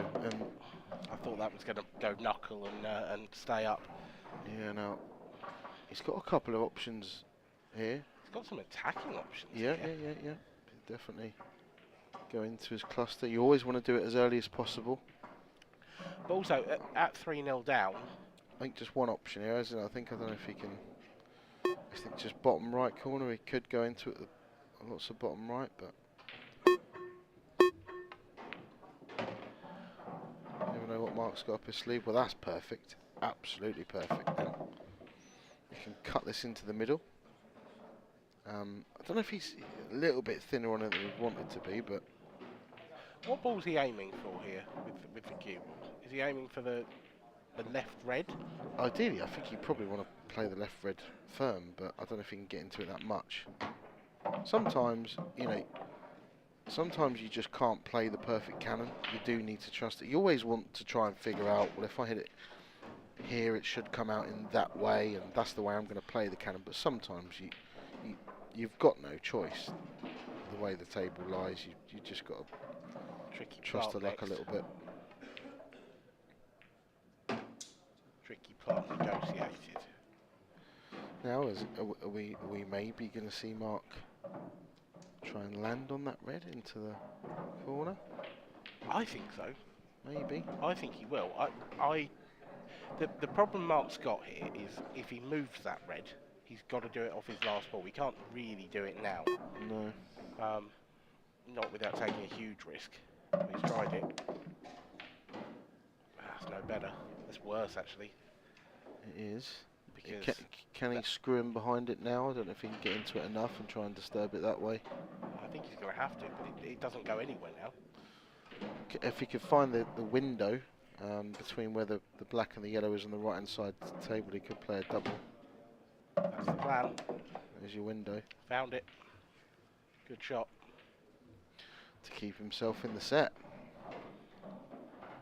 Doubles into corners are so much more difficult than doubles into the middle pockets because of the angle that they're cut. Shot! Great shot. That's superb. Brilliant. Under all the pressure in the world, Mark Farnsworth comes up with a hero double and follows it in with the black. He keeps himself in the set. He still trails in the third set by 3 frames to 1, but he's fighting. And that one might hurt Tom Barley because he probably would have thought he was coming back to the table there. Definitely, and it was back against the wall stuff. And he's digging in this set. If he wins the next one, if Tom's been in off the break 3 times so far, if he goes in off the break again, there's not much more than a 50-50 chance that Mark clears those and then breaks and clears himself, and all of a sudden, in 5 minutes' time, we're into a deciding rack in this set. Yep. I went all-American there, rack. Jeez. Mike Massey's been rubbing off on you. Ah, yeah, fair enough.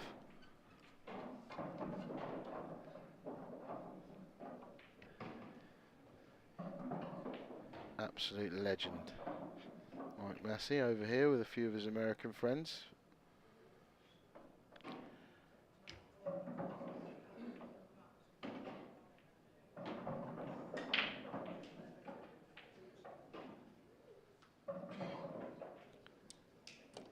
Tom always looks very calm. Probably isn't inside, but always gives off a very relaxed persona. Well, that was dicing with death. Again, It's a great break, though. he's hammered them. He's got a massive split. He's got a problem red yeah. and a problem yellow. They could have come out better, really. The yellow bottom left isn't that much of a problem because he's got a very easy shot. I like this. Yeah. Oh, he wanted to. Ooh, He yeah. wanted that to stay away, really, there. But anyway, he can get back on. If he can get back on this, it's all about this shot here. That's pretty Doesn't good. want to go behind the red. Oh, I think he's covered it. He's no, covered he's it. dipped his head. That's a bit harsh. Yes and no. Yeah, he had a margin of error, but so yeah, bottom of the table. He can play the yellow off of the red into this bottom left-hand corner pocket and open that pocket up. So that's not that difficult. Although he's left himself He's too a straight. terrible angle. He might have to play that shot, but screw back up the table for the one in balk. Don't even know if he's got the angle to do that. I think he probably could, but he'd have to catch the red a bit thicker than you'd want. Yeah, and he's caught the red thicker than you want, and that's what happened. Yeah. Now he's left this a little bit awkward for Mark. If that red kept running, it might have left him. Yeah, as long as he's not hampered, I expect Mark Farnsworth to get that red that's just landed in the middle of the table every day of the week. But maybe he is, because he's taking a safety on. Careful with the cue ball, Mark. That was dicey. It was. Has he left a joke thin cut into this corner pocket? No. Okay. Well, this is interesting. I mean, Tom's kind of just maybe he had no choice. Left marker. Is it worth Mark taking the red on the left-hand side on? Bit of a shot to nothing. If you don't get it, you get the pocket. Possibly, yeah. If you can play see at the that. right pace, then the only ease- shot you're going to leave is the yellow on the rail. But if you play at the right pace, you can leave it dead straight and leave Tom no angle You can, but to then work with. often you just end up overthinking things and not playing what's clearly the easiest pot, which is the one that's closest to the white into the top right corner pocket. Or is he not going to play a pot at all? Just going for another containing shot. Yeah, and that he's played it really well. He has, but I don't know if I like it. I just feel like he's open. He's open to a Hail Mary here. To a hit and hope. Yeah. Well, that looks like Tom's going to defend again, which. Well, and it's quite a good shot. Yellow's out into open play now. Has caused a little bit of a problem around the reds. Just something to think about for Mark. Not only that, that yellow still goes into both bottom corners as well. It's a nice result for Tom.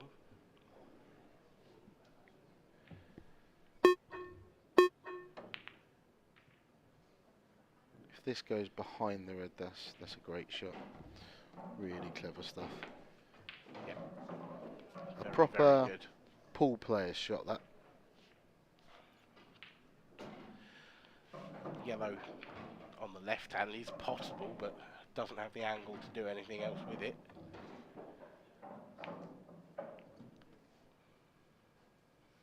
Like that from Tom. Just keeping Mark at arm's length here. He's basically just stopping him and hoping for a mistake, which is all you can do sometimes as a player. Yep. Just make it as difficult as possible.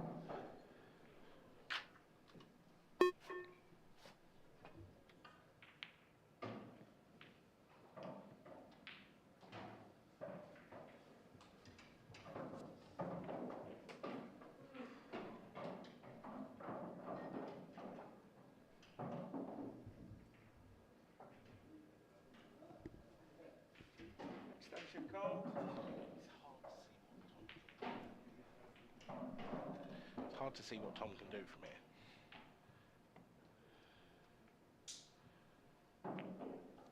Yeah, it's just, I think his best chance of winning this frame is Mark going for it now. Yeah. And If I were Mark, I'd be trying to work out a way to move that I red don't know on if the he can, left-hand side. if he can see enough of the red over the top right corner pocket now, he could screw straight into it. But Yeah, I don't think he can. I think he just, where he knocked that yellow in, it was a good shot, but he knocked it just that fraction close. So that's the ball he wanted to move.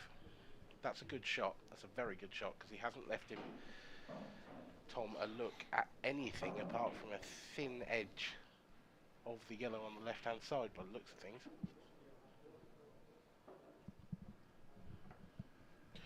we say it all the time, but this is where the sets format's so good. Swerve, great pot. Not sure he wanted it. No, I mean, what's he got now? But he's so under it in this frame. Mark wins this frame, probably, highly likely. Then he's got the break to go 3-all. And you can so easily at this level lose a set from 3-0 up, so you can just never take your foot off the gas. Or if that run a little bit further, I mean, actually, still, that's a good result. That's pretty good. That is good. I mean, look where the yellows are. The yellows, that's a great shot from Tom Barley. Really Yeah. well thought out. He knew he was topping the white through into essentially the jaws of the corner pocket, but he knew that he knew that one of the yellows were going to stay there, or should stay there. Very clever.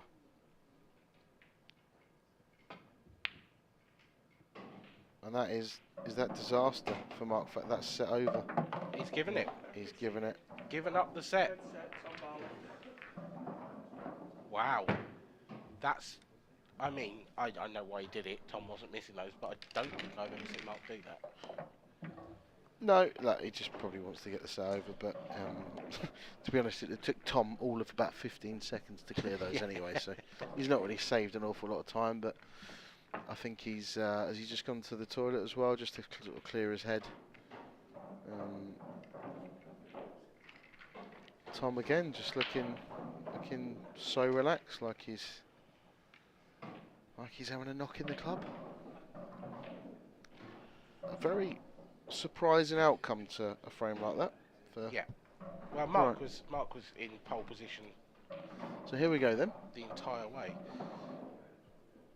Yep, here we go. Tom Barley 2-1 up, as we know. Gav Robinson 3-0 up in the fourth set. Looks like that one's going to a decider. Scott Anderson 2-0 down in sets to Simon Ward. Simon Ward, when he goes deep in tournaments, he tends to go very deep. Yeah. It's a good sign for him that he's still there. I know that's obvious, but you know what I mean. No. Some people are consistent quarter semi-finalists, and others aren't. But when they get to a quarter or a semi-final, their conversion rate into winning the tournament seems to be a lot higher. And Simon's definitely one of those. And here is the last 16 in the ladies.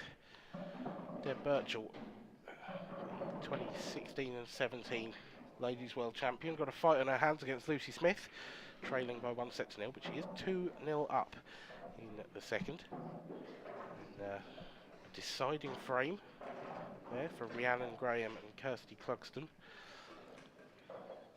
in that first set. As you can see, the three earlier games are sort of getting on with it, but we're still 0-0 in sets in all the remaining games. Keep you updated with those as the day goes on. Mark Farnsworth checking the rack and not happy with it. Well, I mean, from the overhead, I sort of think, well, what's wrong? But So hard to tell. when you get so close, you can just the tiny little gaps in the pack, you can see them.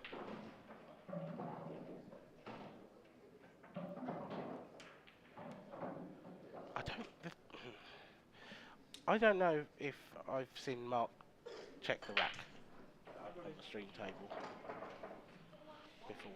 Whatever before? Yeah. What are you saying, Dan? Nothing in particular. But I just wonder whether he spotted something early doors and that he didn't like, and now it's sort of getting into his head a little bit. I think it's in his head a little bit because we got a new rack. You know, is it working well enough? Is it whatever? You know, it's, to be honest, it's always very, very difficult to get every single ball touching every single time. Yeah. It's one of those things. It annoys and frustrates everybody. Great break though, worth the Great wait. break. What a break. Really good break, and he's effectively got the red nearest to the left middle pocket, which he's probably going to have to take long into the bottom left hand corner. That is his only obstacle.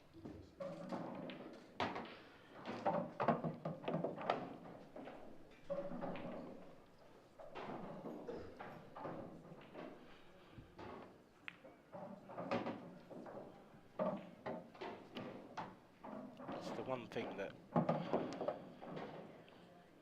Tom Barley can't afford to become complacent, because Mark Farnsworth just finds ways to win.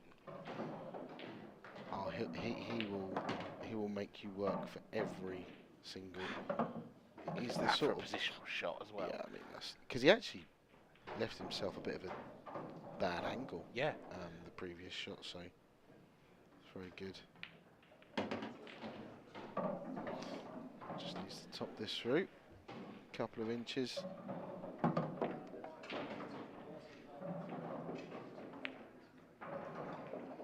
Bit like that. Bit like that. Lovely. Mark Farnsworth break dish. To start the fourth set, just the tonic for the man from the northeast of England. I think we could see another set where after about 6 or 7 minutes of play, one of them's 3-0 up with 3 clearances from the break. It's just what sets play does, doesn't it?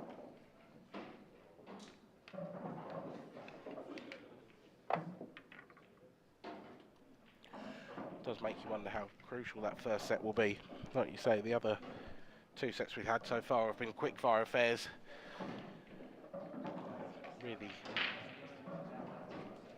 Really one-sided, but that first set, third frame of the first set where Mark missed the chance after Tom's foul break. we could look back on this game and go, actually, that was the difference. That Yep. was where Mark Farnsworth went out of the World Championships. It wasn't in the end. It was in the third game, the third frame, sorry, of the Yeah, first set. definitely could. Tom Barley to break. Third running.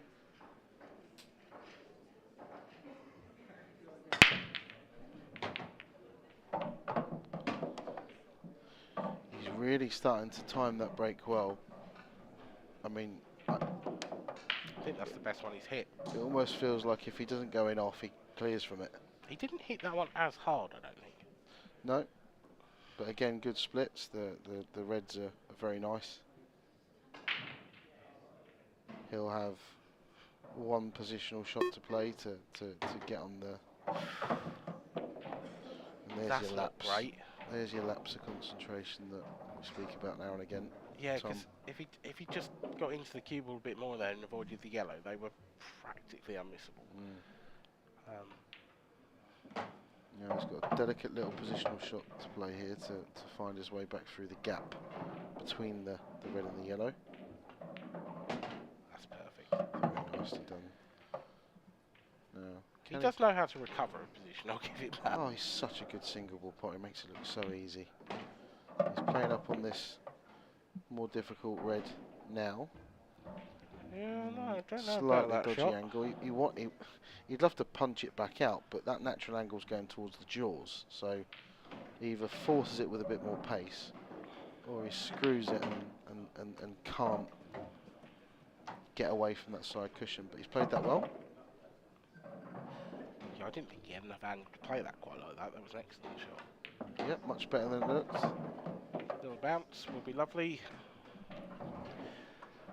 One each it is. One each. It should be. And it is.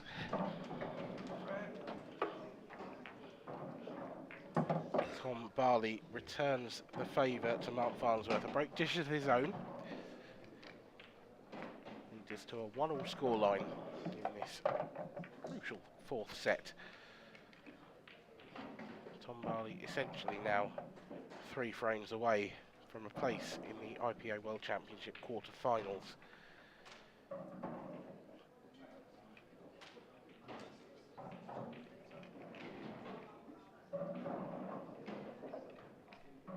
Farnsworth needs 3 of the next 5, and then 4 of the next 7 after that. When you put it like that, it sounds like a tall order, doesn't it? It does against someone that seems to be breaking and clearing for fun. And it is. He is bang under pressure.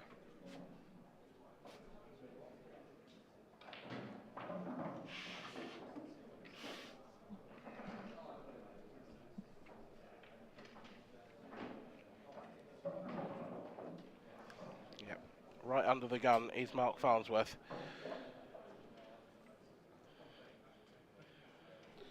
Looking at the draw as well, he's one of only 2 former world champions left in this tournament. Ben Davis being the other. Ben Davis, a double world champion. Won his first world title when he was 19 years old. Oh, I see. Yeah. But not an IPA world champion, because no one's ever No won the one's ever title won twice. it twice, no. So obviously Farnsworth's got that on his mind. First guy to ever win it twice. Oh, cue ball. Oh no. That is disaster for Mark. He switched to the cut break. It's a terrible split, to be honest. Which actually might save him here. Because Tom's got a huge mess to sort out. I can't see him doing that break again. No, switched not it a for the chance. first No time, way he then. does that again. No. I don't really understand why he did though, because the last frame he broke dished. Yeah, not sure. Hit a monster break and dished up. Yeah. So Tom's in first. He's going to take yellows. He's got a yellow next to that left middle pocket, which is the perfect one to break into the 2 that are on the left hand side cushion. Just with that red there, there's no guarantee they come out though, is there? No. You're going to be pushing that. Oh, No, he's okay. He's got that angle now that you're talking about. Yeah, might have to Probably a force bit it little straighter bit. than he'd like. Yeah. That was always the problem. You were never really getting both those yellows out in the one shot. But that's come out probably as good as it could have done. Yeah, it could be worse. One of them's come out nice. Again, he's taken a much more difficult pot, made it look very, very easy, just to try and figure out his route here. Can he manoeuvre that? Can he get through the gap and get that difficult yellow out now? Possibly. That needs to keep on running. Look, he's always got the double into the middle pocket, which he might He might be forced to take now. be forced to take it, yeah. Just stun the cue ball back an inch or so. That's perfect. You always want to leave a double with as much of a natural shot as possible. He's missed it. Oh, that was Yeah, mighty close. You want to be playing it sort of as plain ball as possible. You don't want to be having to punch it or play it with a bit of left to check the cue ball up to hold for position. And he'd left that perfect, really, to be honest. Yeah. Just played a bad shot. Tough to judge Yeah. the doubles on these tables. Look, and it was a tricky finish. Yeah. It wasn't easy, but you know, if you're going to beat someone like Mark in a World Championships, you're probably going to have to pluck out a couple of those to get yourself over the line. And he hasn't done. I mean, it's a big let off for Mark. Because, you know, a foul break in off. Left a horrible table, but nevertheless, Tom had a shot to open things up.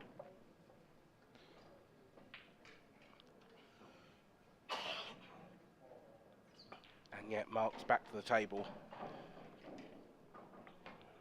Are you ready for some breaking news then? I hope that's a pun. Go on. Simon Ward is the first person through to the quarterfinals. Wow. He's beaten Scott Anderson 3-0. Scott's had a good run, to be fair, in this tournament. Simon was probably again definitely, actually. In fact, I'll get there in the end. Go on. I was about to say probably the other best world final there's ever been. Oh, and then yeah, Davis Ward, 100%. Davis Ward, deciding frame. 100%. Great clearance Yeah. from Ben Davis in the deciding frame. Yeah. We also had Marsh Hibbert, which I think went to a deciding frame. Or was it 5-3 in the deciding set? No, I think you're right. I think it was. Great match. But yeah, The world so finals always tend to be very, very I good. think the format and it just lends itself to a great match, doesn't it? So yeah, Simon Ward is through to the quarters. He's, you know, almost a course and distance winner.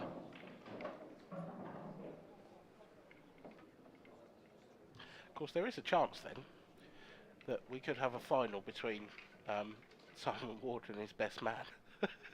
Or Simon Ward and Ben Davis again. Or that, yeah. Yeah. Wow, what a repeat that would be. Yeah. Take that.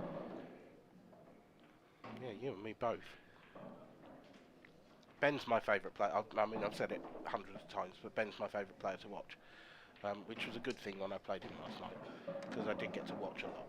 Frame number 4, Tom Barley to break, trailing at 2 frames to 1, time running. He's just so brilliant around the table, but brutal to play against. Tom with a great break. No way Mark Farnsworth takes on another cut break in this match, because the head ball break is working really well. Yeah, I don't know why he did that, to be honest, but it's it is what it is.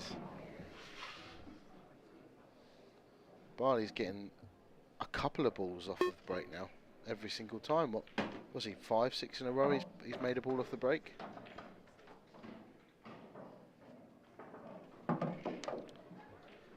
Tricky clearance. He's just trying to see his two in the bottom right hand corner of the table, how much or how close he needs to be to get on them. I think they both go, I think. yeah, the one closest, sort of the one furthest left of the three at the bottom, I think it does just about go, and he'll cannon into the red as he plays it. But you need to be in the perfect spot to play it, if you know what I mean. Yeah, I think all three of them go. Yeah. And this Be a looks... job for the referee. Actually, I think he's just off straight. I think he's the wrong side Yeah. of the yellow on the right-hand side. Yeah, this has kind of gone wrong. He's looking at playing it off the yellow. Is he? That's... Oh.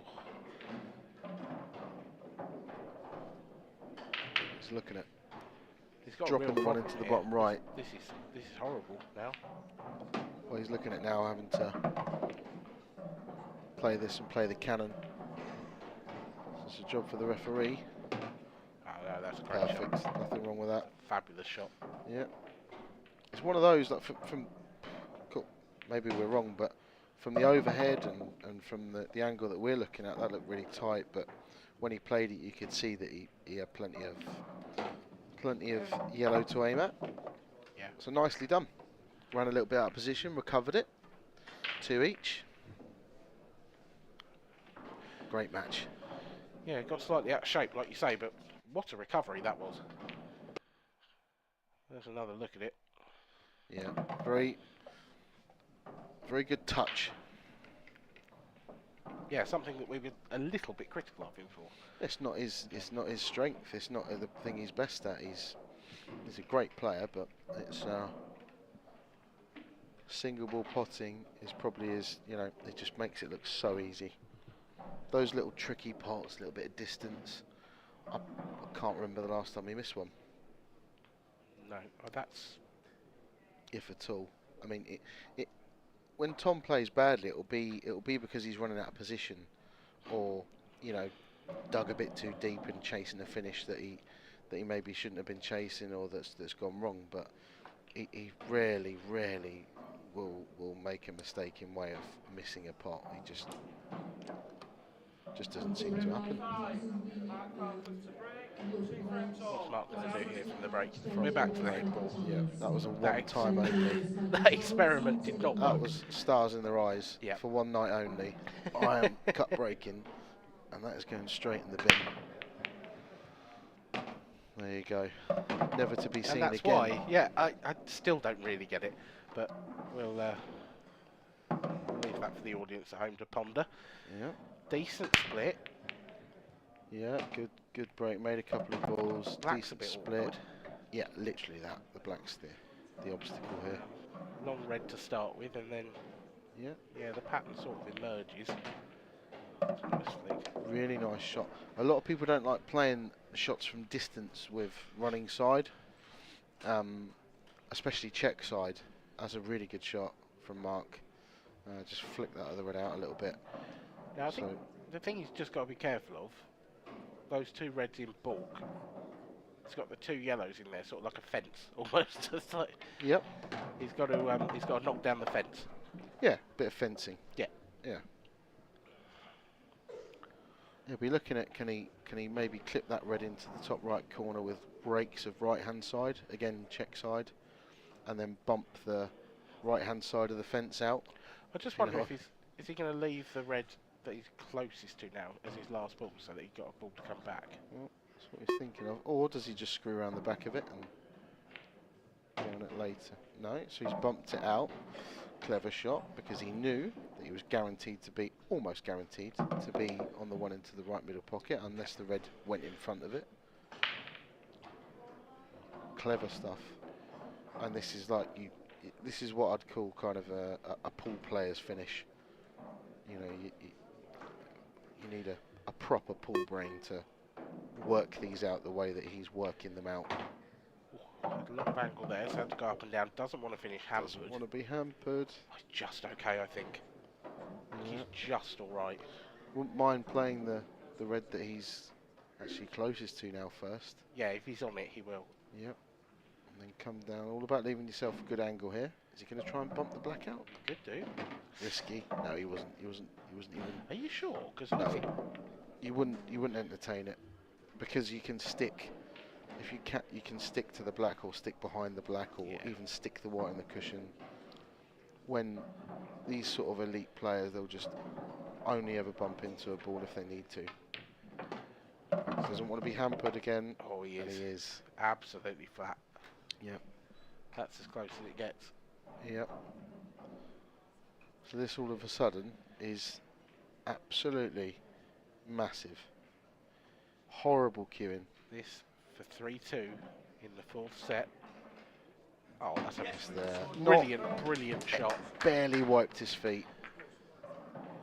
Cued like a dream. Is fantastic from Mark Farnsworth. But we're going to have a little change up in the commentary box. Thank you, Dan, for your services, but you've got to go and get ready for your doubles match, I believe. I have, thank you, Dan. So good luck with that. Hand over to Mini Pickers. Mini Pig. Yep. Where is he? Oh, there he is. He's behind us. Yeah, he's just hidden behind behind that bin over there. Right, I'll hand you over to Mark Pickworth and enjoy the rest of the match.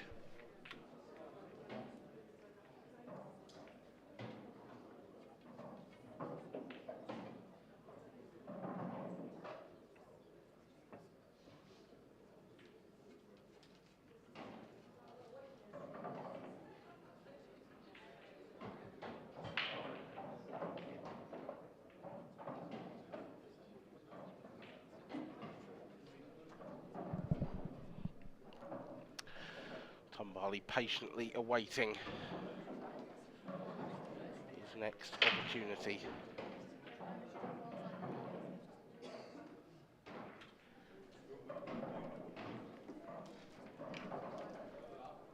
And Mark Pickworth has made it up to his seat.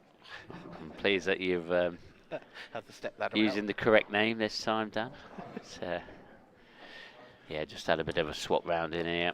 Dan Davey is off to play some doubles matches. And his partner Luke Johnson. Oh, disaster for Tom Barley, and absolutely what Mark Farnsworth would have been praying for. He has got the best possible opportunity to take this to a deciding set. He doesn't really have any hard work to do. You could pick reds or yellows here and Mark would take them out with his eyes shut. I would think it's that good a split. Yeah, he could take it either. Obviously, I think all he was doing, moving that red out of the way of this yellow, and going to go clear the yellows in the top half of the table, drift down for the easy black into the bottom right. And that should be that, and we'll be going to a deciding set. Well, I think this match, you know, especially when Tom took the first set, and then all of a sudden he was quite well in the lead to go 2-1 up in sets. I think it had the writing always on the wall for a deciding set. Wow, what drama we have here at the IPA. Had plenty yesterday, and we're starting off the afternoon in the same fashion. Can't see a twist in this frame, but hey, you just never know. A little bit out of position. The best shot. That's a great recovery because he couldn't see. I don't think he could get to the bottom of the centre of the cue ball there, so he's had to play that almost with side. But still needs another good positional shot. It's been a careless finish from Mark that he's made a simple finish look difficult here, which is very unlike him. Yeah, but he's playing with a very fast pace and maybe, you know, a little bit of concentration just missing. But there's one thing he's very good at. If he does go out of position, he gets back in prime position in the next shot. There's a steal to Mark Farnsworth, and he's showing it right there. Are you saying he's a slight edge favourite then for this He's got to win the match now, momentum-wise? He's pretty much favourite for the tournament. So in a one-set shootout, it's close to 50-50, but you've got to give him an edge. Yeah. There we go. 2 players through to the quarterfinals. Rob Stephen has beaten Gavin Robinson. Gav, who survived a huge scare in the last 64 stage, finally succumbs at the last 16. But a fantastic effort from him. And of course he joins Simon Ward. You can see there, we're just getting underway in the remaining last 16 matches. Clint Ianson, Rich Swaffield just starting, and Ben Davis, Michael Tomlinson too.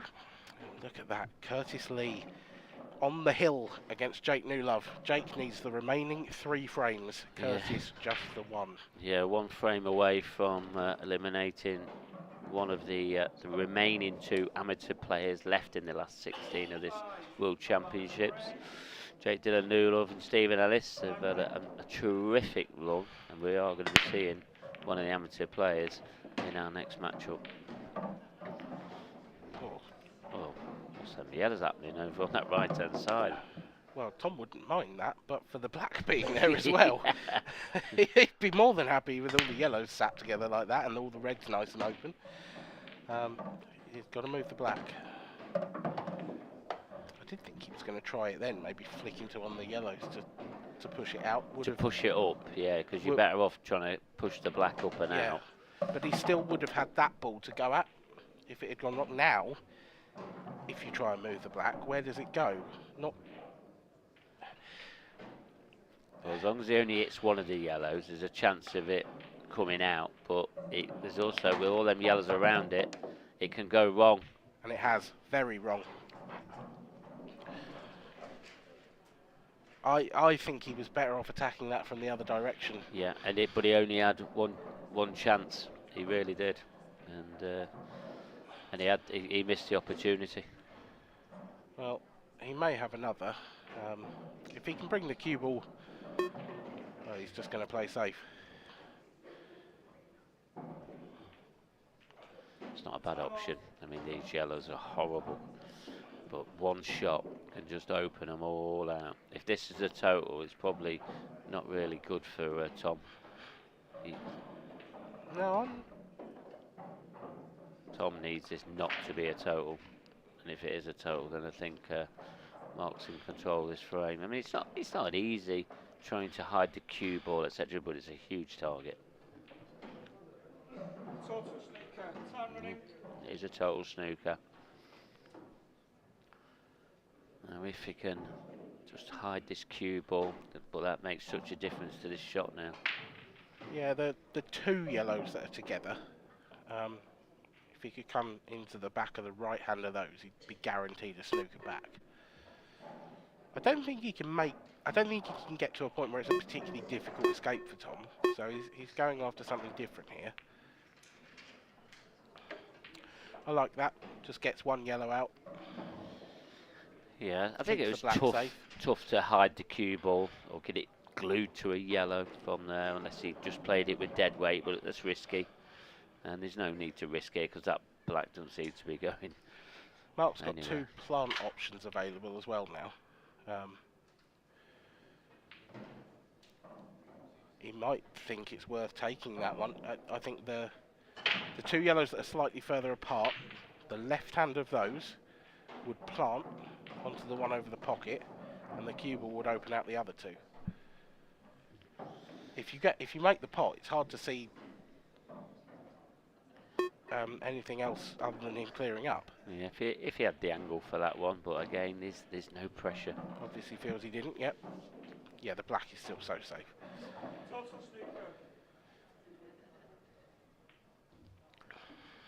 snooker. I mean, it's quite a respectful shot there from Mark, really. Just showing Tom all the respect. He's got the ball, he's got the pot. His first things first was to obviously get out snooker. He's hit the red. Bit of a bonus pot in, I think. He's got 2 choices here, really. He can, stick or twist. He can take this on and go game and try and get the black out, which he is doing.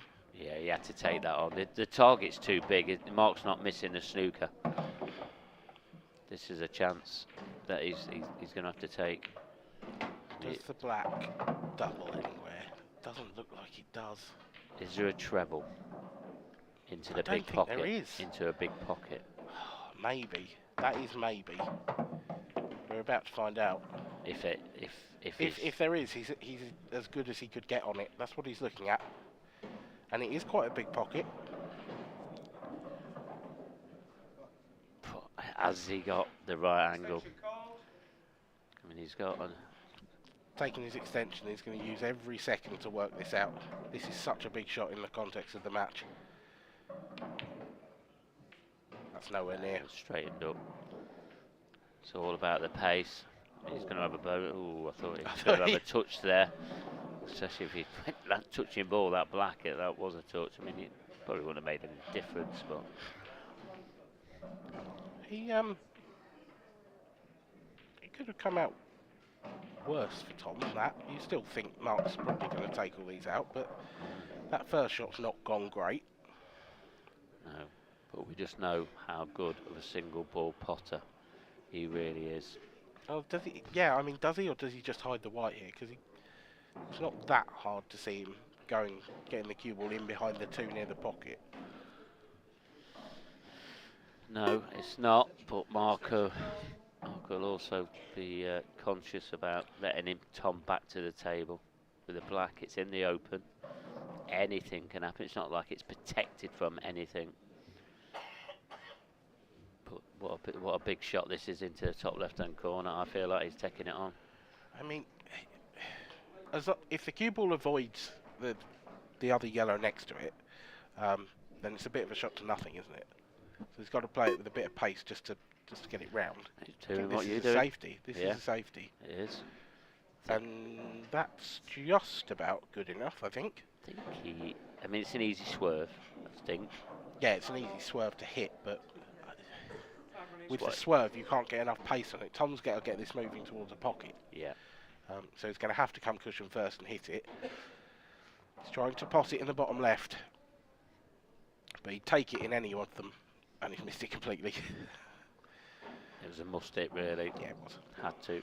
Oh, 1 free shot, 1 visit. Time running. That should be the frame for Mark Farnsworth.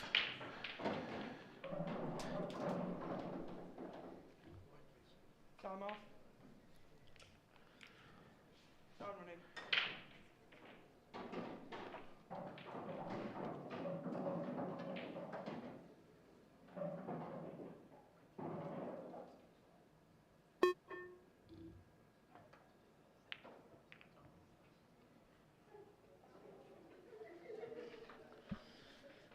So just looking at the co-commentator's stats, if Mark does take this frame, this will be the first time he's going to regain the lead since the very first set and the very first frame. Yep, well, he was 2-1 up in the first set, was Mark. And, well, he was 2-0 up, I suppose. And then Tom went on a run of 3, and yep, since then, Tom has been ahead in the match.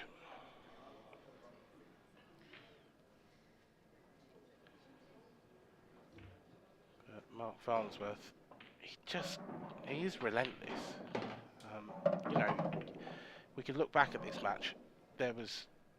He obviously wasn't happy with the racking of the balls at times, and he was clearly affected by it.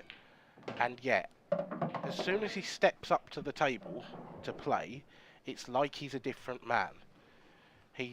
It's like he's got a compartment in his head for when he's playing pool, and he can shut the world out. And that is such an important quality to have, and that's probably what makes him one of the best players in the world. Because most players on the tour are of a very similar level technically. When you get to the very top level, they can all do it technically.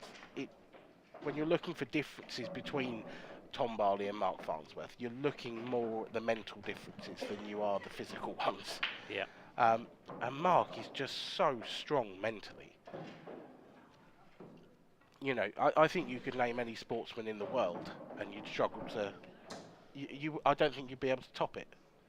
Yeah, he does show some great character and mental strength. Absolutely, he really does. But one thing I've noticed from Mark, definitely last season, he's got a different pace to his game. Not like rushing, but he seems to have picked up the pace, and it seems to be working for him. One of the most consistent players on the tour, 2022. What a start this would be to his 2023 campaign if he did go on to win this world title. Is there a twist in the tail? What a time for a dry break. It's all about timings, this set format. Both these players, though, they're going to start feeling it. This is for a place in the quarter-finals. Sometimes, no matter how much experience you've had or how much experience you've got, there will be some nerves. And if this red goes into the centre, which it clearly does, Easy went, didn't it? then yeah, this is the right way. One's in the bottom two first, and then drop the one on the side cushion. yeah, this is the big shot, and I think he's too Position straight it on this. wide. He's got this wrong, because he wants to be straight on the second last red, the one closest to the right-hand cushion. The way he's got down and played it, he was happy where it was. He's but okay, yeah. I'm with you, Danny. He's still got a little bit of work to do on this positional shot. Yeah, personally, I would have wanted to take the last red up to the top left. Because it could end up hampered here, could go too far, could Little end up flicks. behind the black, and it's cost him, I think. Is he on the red? This is so tight. It's so close, Playing it this. the side. He's got it. He's got it. Oh, it's just scraped in. That little flick off that yellow just planted it. Nearly glued it to that black. It Big doesn't, shot. it doesn't get any closer than that. This is a huge shot. Oh, Well, Tom Barley took a looked liberty. nervy. A liberty with the size of the pockets twice there, once forced and once just probably a touch of the nerves. Yeah, I think he's touched both jaws in the both of them balls as he's just come to the end of that frame. But he'll take it. In a game of fine margins, it puts him back in the driving seat, because that dry break from Mark Farnsworth and that reverse dish subsequently from Tom Barley means that we're back on serve, if you like. It's Tom's break next. Very important, that. Back on serve.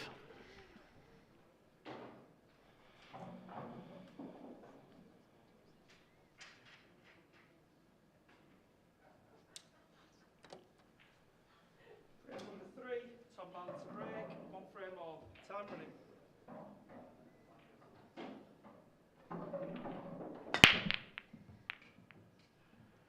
And surely Tom has, oh, he's come up with a dry break of his own.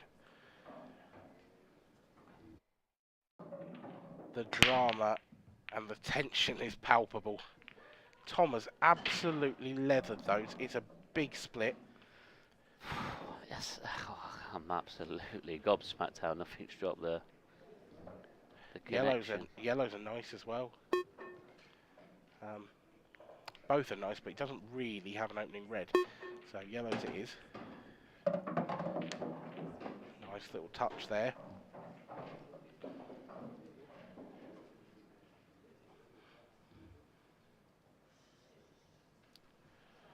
Well, I mentioned it and then you reiterated it, how important it is to be on serve and get that advantage back. But it's worked out to be a disadvantage in this particular frame for Tom Barley.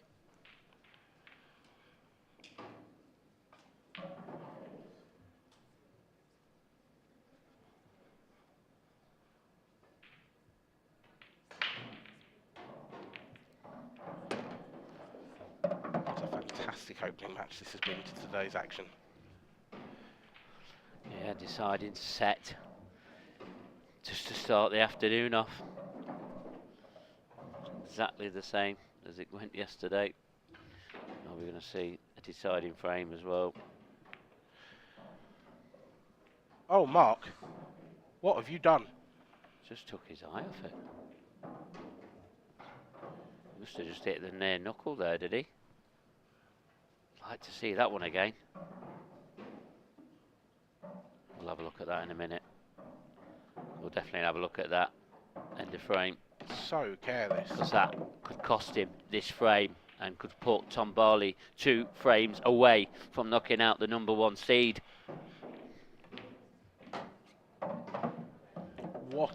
I mean, yeah, for a man made of granite, that's a big error. It's a huge error.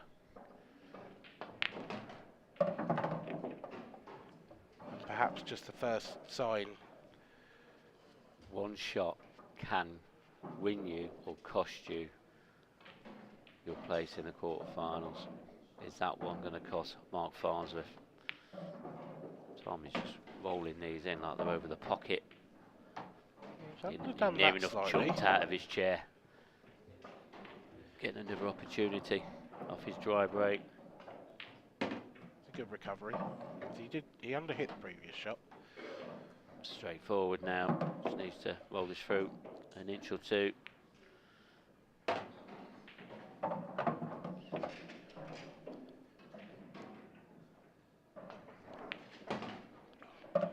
Here goes then. 2-1 Tom Barley. Just the simple black. Rolled in. So, we really are coming to the business end of this match now. Let's have a look at that shot again. That miss from Mark Farnsworth. Crucial shot.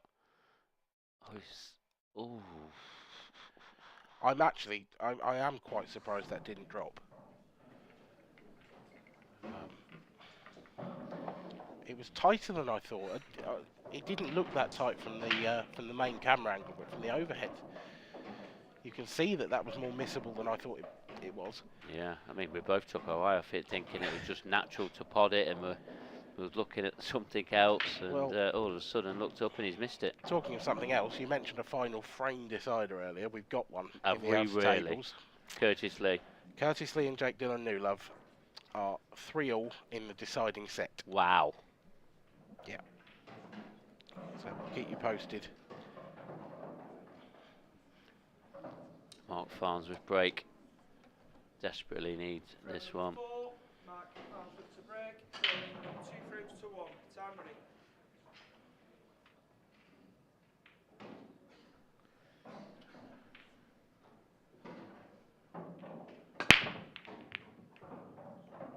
Ball.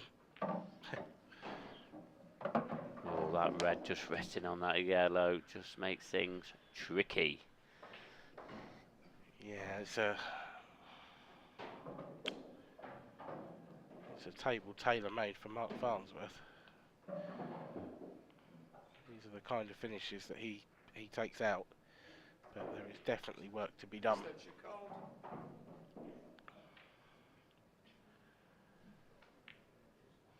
Probably slightly favour yellows, just because it's easier to get that yellow out than it is to get the red.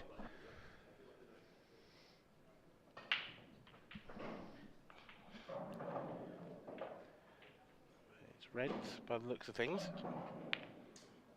How's he going to go about this? Yeah, I think this match really just shows exactly how far Tom Barley has come as a player. Marshall Roberts, Thompson Arkle, table 15. Marshall Roberts, Thompson Arkle. Yeah, he burst onto the scene, didn't he, Tom? At I believe, was it the first Masters event at Savannah? He made the final. Yes, yeah, he did. Yeah. And then since then, he hasn't really hit those heights. He's had some good results, and Mark Farnsworth. He's had some good performances. Champions Cup played really well, and it's just about how Tom now takes it on and does it consistently. You know, when you look at the likes of Mark Farnsworth, he's very consistent at what he does, and no doubt Tom's been looking at that and how he can improve his game. But his game has come on leaps and bounds, and if you talk to any of his friends, I mean, I'm local to Tom, localish to Tom. But yeah, he's come on leaps and bounds. Great player. What an effort that was from Mark Farnsworth. It's a brilliant pop. He's tried to get into everything and open it up. Hasn't worked. And he's running out of time and he's running out of options. Table 11, Michael Castro, Mike Massey. Michael Castro, Mike Massey, table 11, please. That's a helpful little flick. I don't think he had the angle to get into that red without it. I think he was going to be dead straight. I think that's a very timely. But this is a must. He's got to get this out. He's used his If extension. not, you'll find that he's going to be in trouble in this match. Oh no, the black's yellow. Safe. That is harsh. That is very harsh.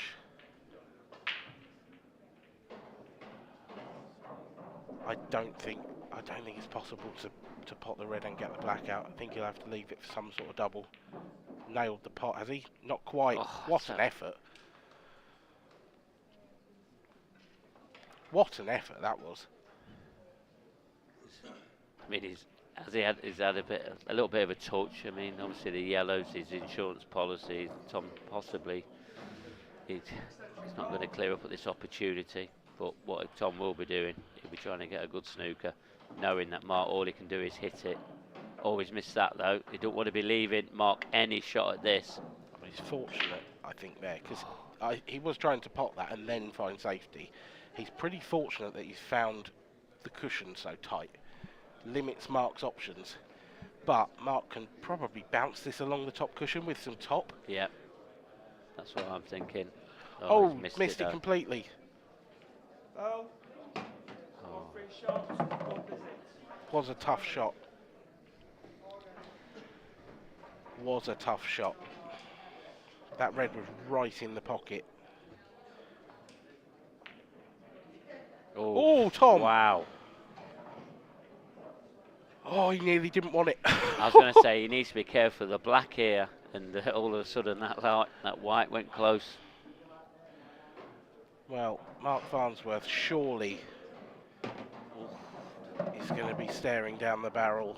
He's going to need the last 3 frames, but Tom Barley is making hard work of this clearance. I bet there's a tremble in that back arm. Has to be. Look, seems to be queuing very nicely.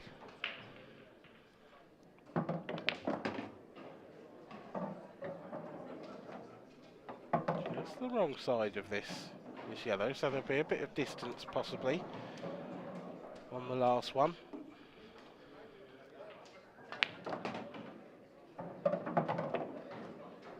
Nicely played. Just a bit of distance here. The angle looks perfect. Yeah, great clearance. Yeah, all the pressure in the world on the shoulders of Tom Barley. And it's still there though. He needs 1 frame. Mark Farnsworth needs the remaining 3. It is tight out there, but Tom Barley is very definitely in the driving seat. Tom to break next as well. The banger, Barley on the hill. And it looks like we have a winner between Curtis Lee and Jake Newlove. And it looks like it's the Welshman. Terrific fight from Jake Newlove, but Curtis Lee, it still says 2-2 in the set scores, but it says 4-3 to Curtis, which is always a sign that that game is over. And Curtis Lee is our 3rd quarter-finalist, and he will face his countryman, Simon Ward, for a place in the semi-final. The winner of this match will face Scotsman Robert Stephen. Will it be Tom Barley? Can he finish it in the first attempt? The break is not great and it's dry, is it? Is that yellow going to creep in? It is. Wow. The last ball rolling on the table. A dagger through the heart of Mark Farnsworth. Certainly will be if Tom Barley can take these out. But it's not straightforward.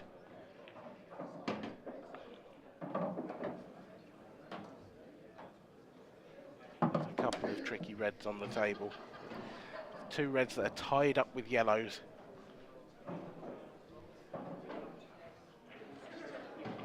Both need some attention.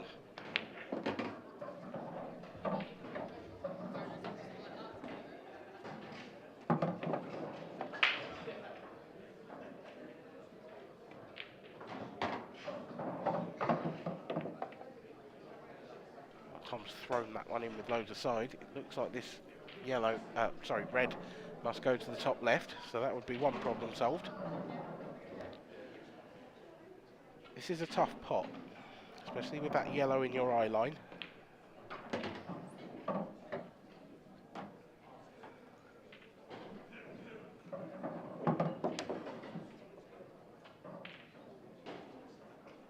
He doesn't have to move that red.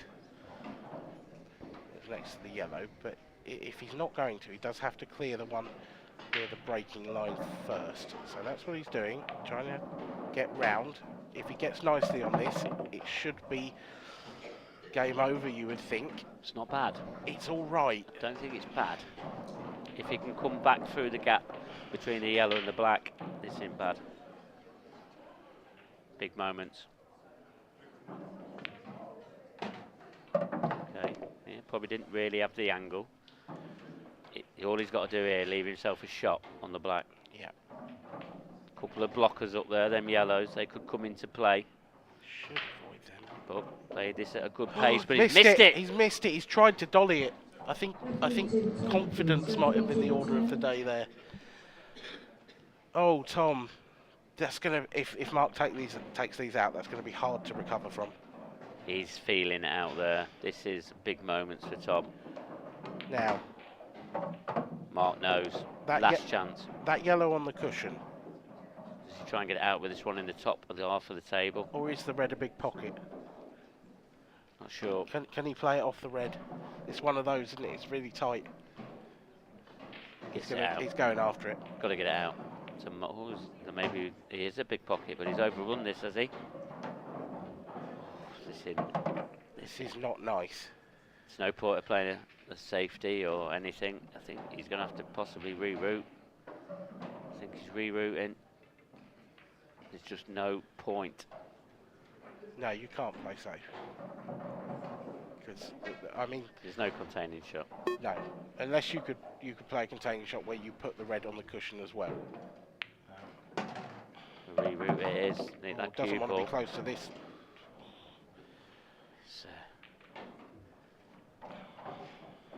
Mark's feeling it a bit as well. He'll be under the cosh here, let me tell you. He must think that he can play the yellow off the red into the centre, because he played on it before and didn't get on it. So that's the aim with this shot. Trace a running side, get the cue ball up in the top half of the table, somewhere near the left-hand cushion.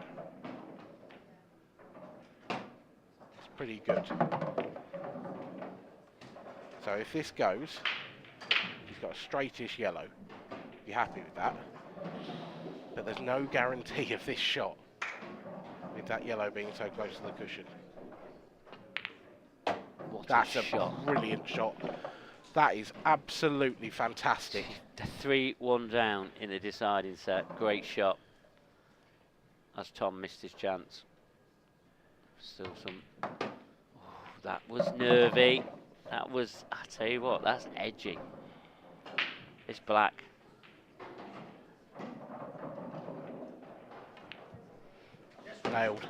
Nailed it. Mark Farnsworth does not feel pressure. He doesn't show it, has it? Well, yeah, he definitely feels it. I tell you what, we're at the edge of the seats here. I hope everybody at home is as well. Tom needs to be his best chance to win this. In my opinion, Tom needs an easy chance to come his way. He's getting another one. Yeah, but I think he might need it to be an easy one. That miss was so crucial. Let's have a look at this shot. What a shot that is. Just worked out, and the little nudge off the knuckle. But the thing is, that wasn't a big pocket shot. That was almost like a skill shot. Yeah. Where you're getting the object ball to follow through rather than playing it off the other ball. And I just saw the angle there on Mark Farnsworth's flash yellow when I thought he'd probably underhit it. Felt a bit nervy. It was more straighter than I actually first thought. So that's probably the reason why he couldn't get that close to the black.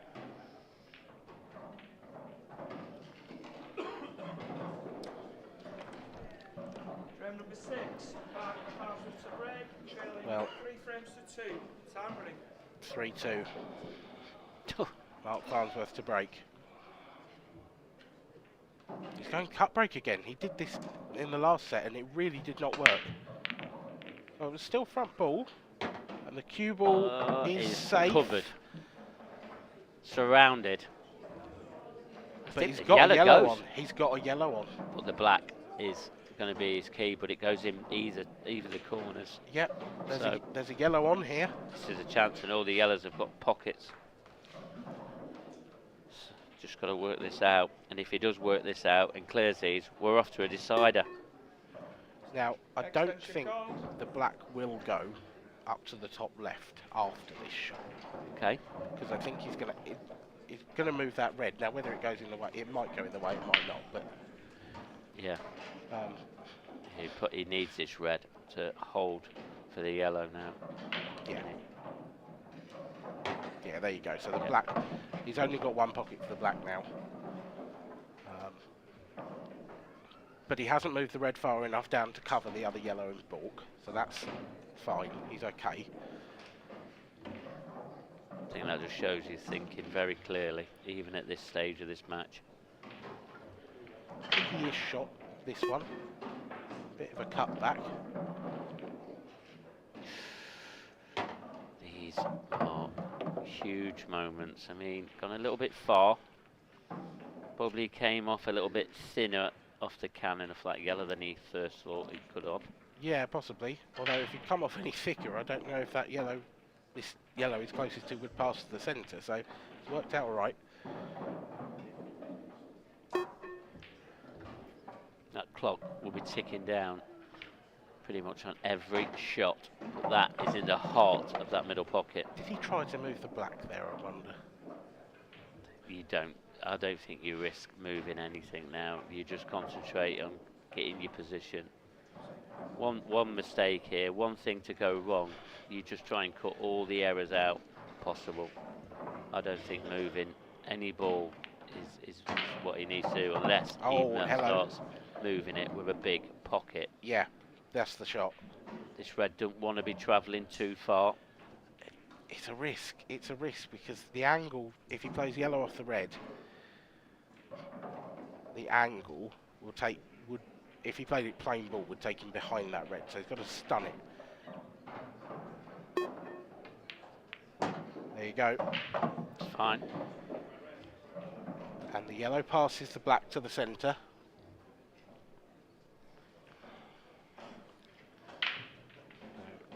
Three straight or straightish shots. And we should be in deciding frame territory.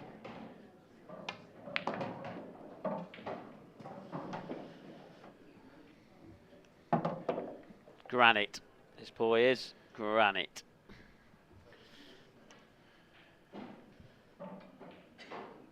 Oh, he's going to have to rely on a dry break from Tom or a miss in the deciding frame. Yes, he is. There's just a window here where the cue ball could go in off. He's just got to avoid that.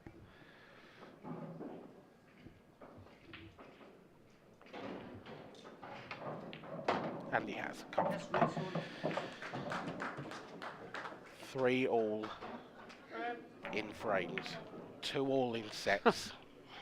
Another decider. Last frame. Unbelievable in an afternoon session.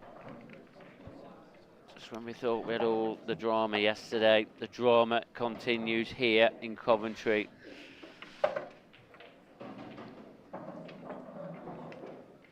As I said, Tom, Barley, it's all about who can hold themselves together now.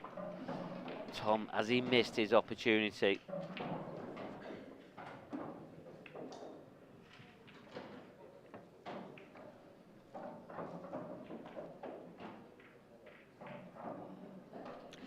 This is one of those situations where you are just praying for...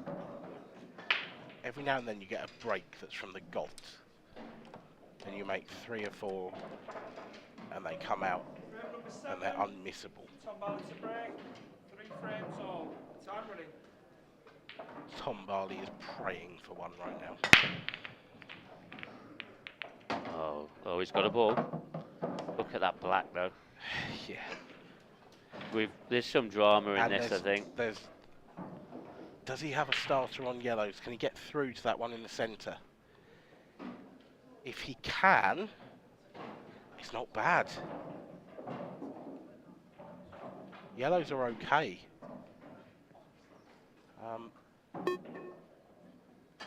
Is that black? But yeah, you can take the yellow first. He's on this. This is a chance.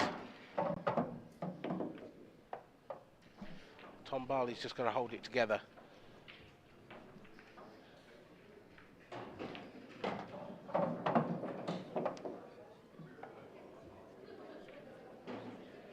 The key shot.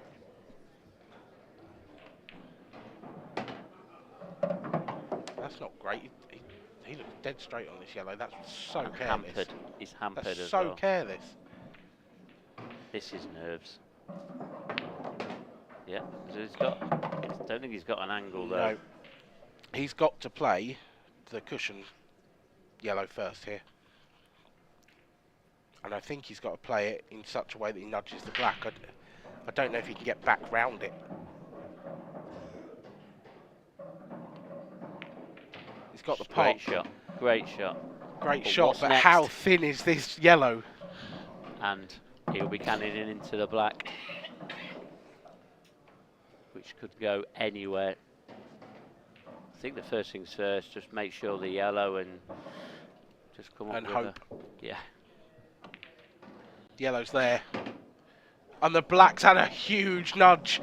A hand of apology goes up to Mark Farnsworth, but I guarantee you Tom Barley won't mean it that much. He beats Mark Farnsworth in a deciding frame. What a finish from Tom Barley. And the favourite is out, Mark. Yeah, the favourite, #1 seed, out of the competition, but well played to Tom Barley. You know, he showed, even in last year's Worlds, had a terrific run, and he's gone one step further. Can he go on any further? He's in prime position now, and playing some brilliant stuff, even under that amount of pressure. Tom Barley into the last 8. Yeah, a phenomenal performance. Is it the year of the banger? Well, if it is, he will have to come through a few more tough tests yet. But is there a tougher test in the World Championships than Mark Farnsworth? It remains to be seen.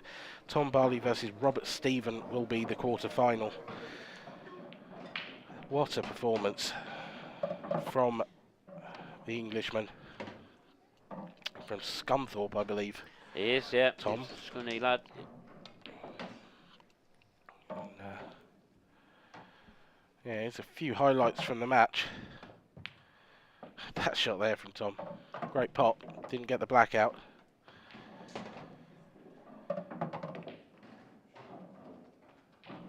A really fascinating encounter.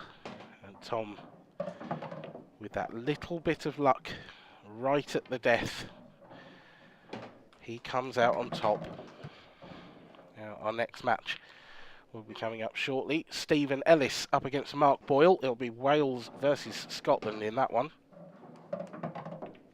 But we do have the remaining last 16 matches going on. Rich Swaffield 3-1 up in the first set against Clint Hansen. Michael Tomlinson 1 set to the good.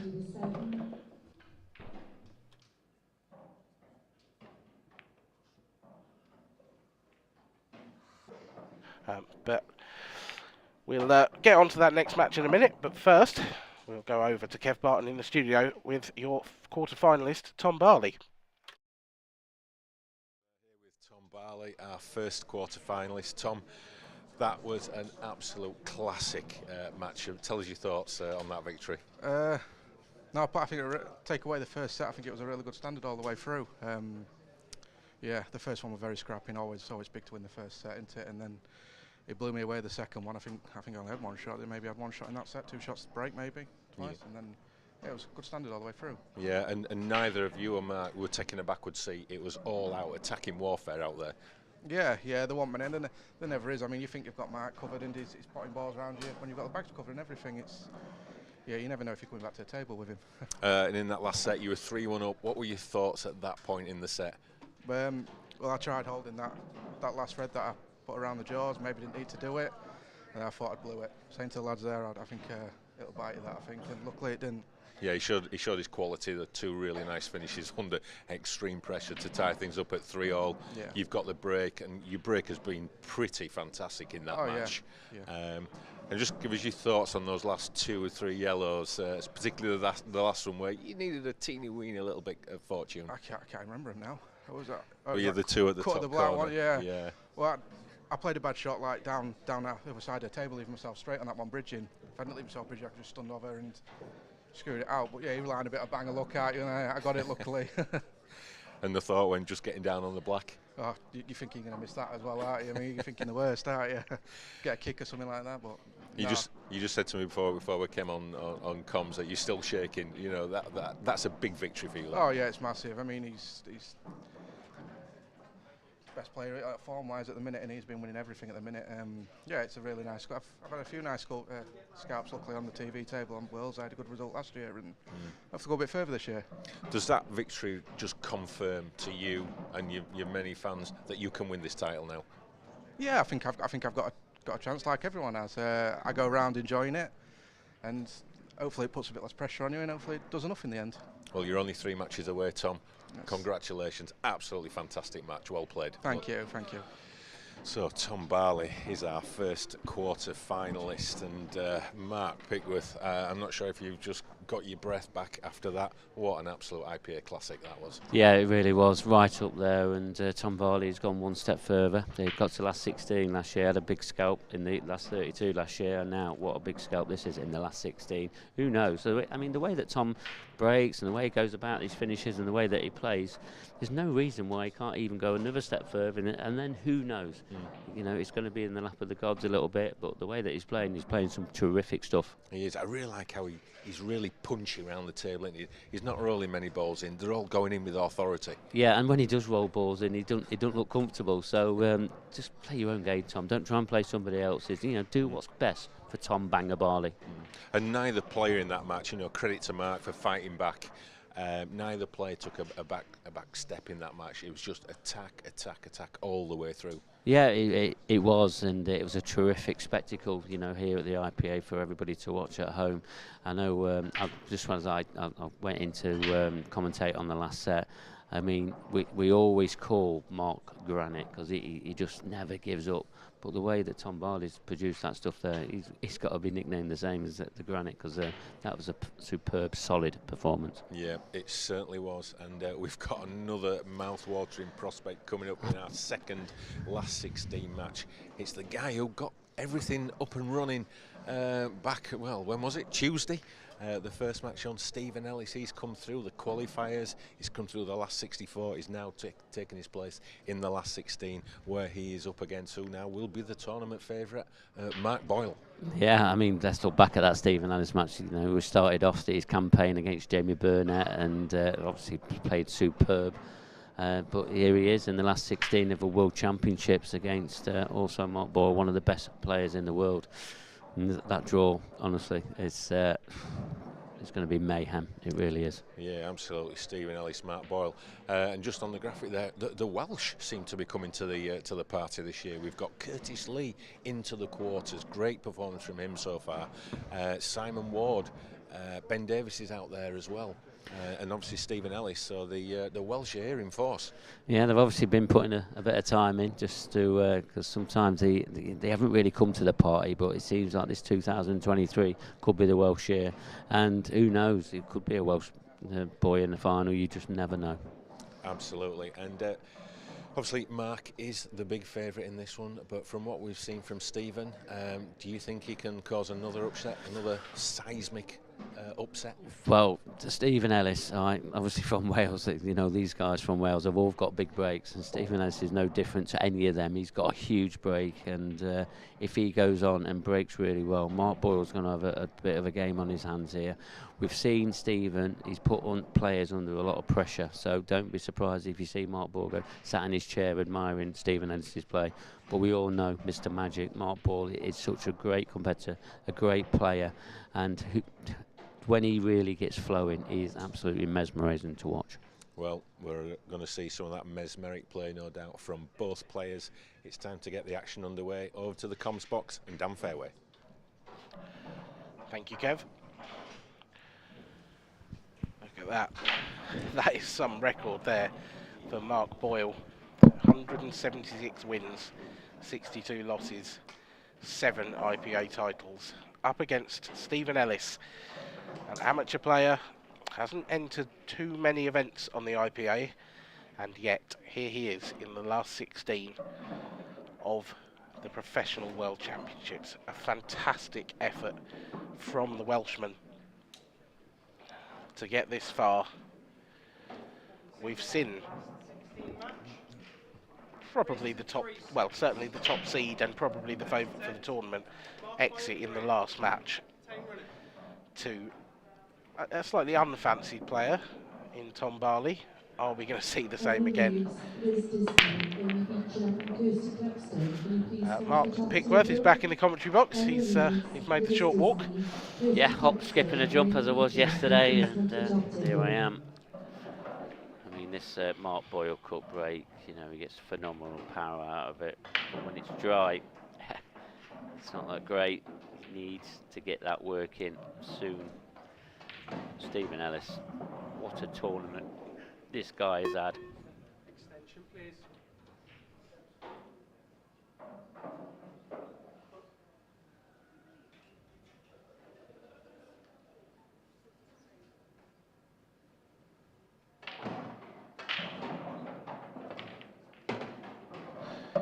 Well, Mark, I'm going to leave you to it for this one, and I'll join you back in the commentary box later. And I'm sure you'll get some help soon. I'll look after the fort while you're gone down, and hopefully we'll see you a bit later. Good man. See you soon. There's my co-commentator. Just have to get a well-needed rest there, especially after that previous match.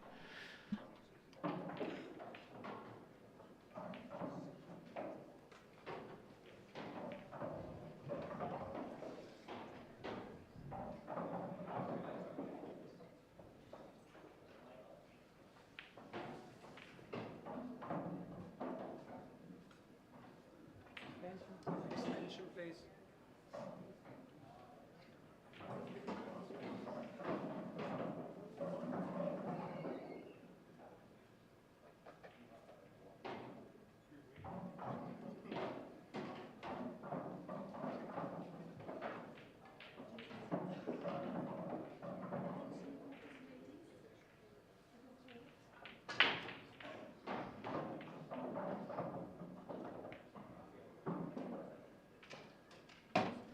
So I've just had a shuffle around in the commentary box, so I just needed to take Dan's seat.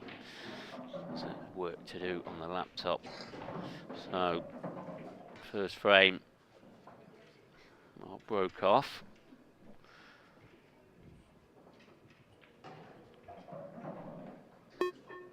I've got to say, they didn't really fall too kindly for Stephen. This is what will give Mark another opportunity at the table.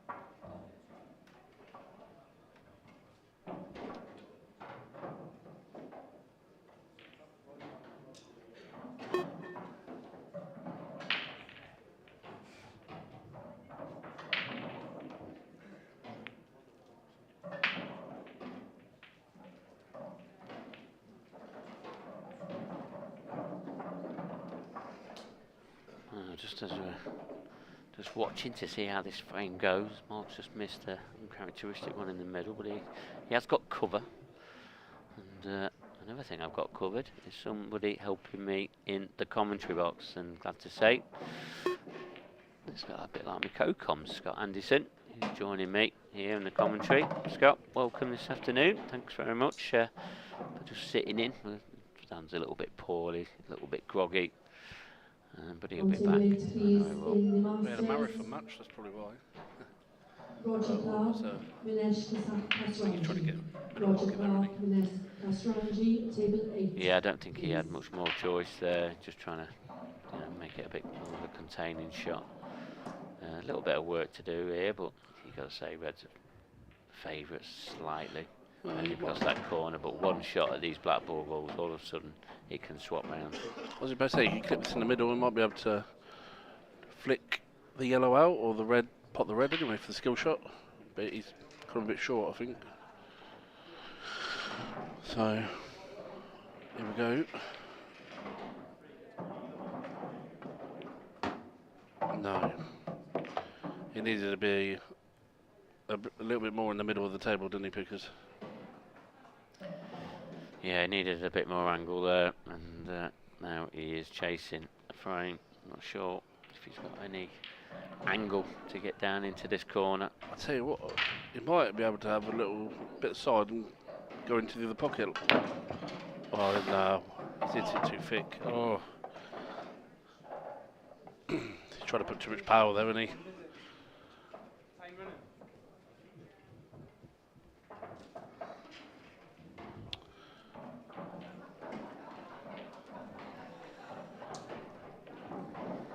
So surely now Stephen should be taking this opening frame.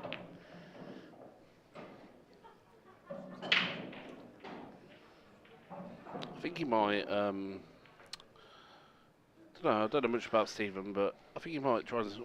I'll be tempted to set myself up here, just to read out a bit more, so you guarantee it next time. Oh. That's why I'd have probably set myself up, just to guarantee it next time. Because Boyle is good at the skill shots. You think you can get that? Yeah, well, skill shot, but he's going to need positional shot as well. Which he's going to have to play at power, and that will make the skill shot even more difficult. Cop tight in the middle, big pocket.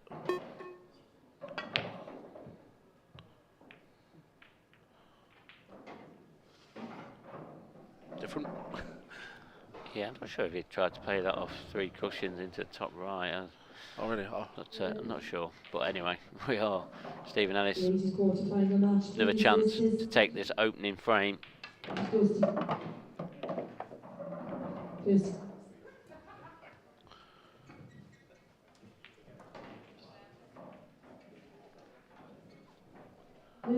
Kirsty Claxton, table 18, please, ladies quarter-final. He needs to make sure he gets on this red so he doesn't get himself in a bit of trouble here. So I'll be taking the red now. Yeah, probably still not screw into the yellow in it like that. So you didn't get yourself in trouble, because if you topped throw he'd been snookered, wouldn't he? Yeah, I mean he shouldn't have any problem now from here. No. Masters event, please. On table 4, Steve Wall, Brian Robinson. Steve Wall, Brian Robinson, table 4. 1-0, he says, to Mr. Ellis. Yeah, I don't know if he tried to play the cop tap Boyle there in the middle, but he's had to put power into it to go put the white at the top in it to get on the other yellow. Yeah, I mean it was a difficult shot, no matter what he was actually trying. 1-0 down. A little bit of a scrappy first frame there. Mark Boyle broke dry, which you don't normally see too many dry breaks from Mark, not with the power he generates from that cut break. And construct the white. I always say, every time we talk about Boyle's break, for me it's best in the game at the moment, when he puts a ball anyway. But the Stephen Ellis break, this is something to watch as well. Yeah, it's huge. Head ball, very big break. But one of these Welsh boys, they all seem to have big breaks, they really do. Still a lot of Welsh flags flying in this competition. Seem to be doing pretty well. Craig Marsh obviously fell away last night, but there is still lots of other players. Lots of other Welsh players flying that flag. There's a cue ball. Oh, he's got away with that one. And it's dry. It is dry. Not his best connection. Definitely yesterday when he was on here. Sorry, not yesterday. The very first day on Tuesday. You could see his break was absolutely huge and worked superbly. Dry one. We've had a dry break each so far. Table 16, please.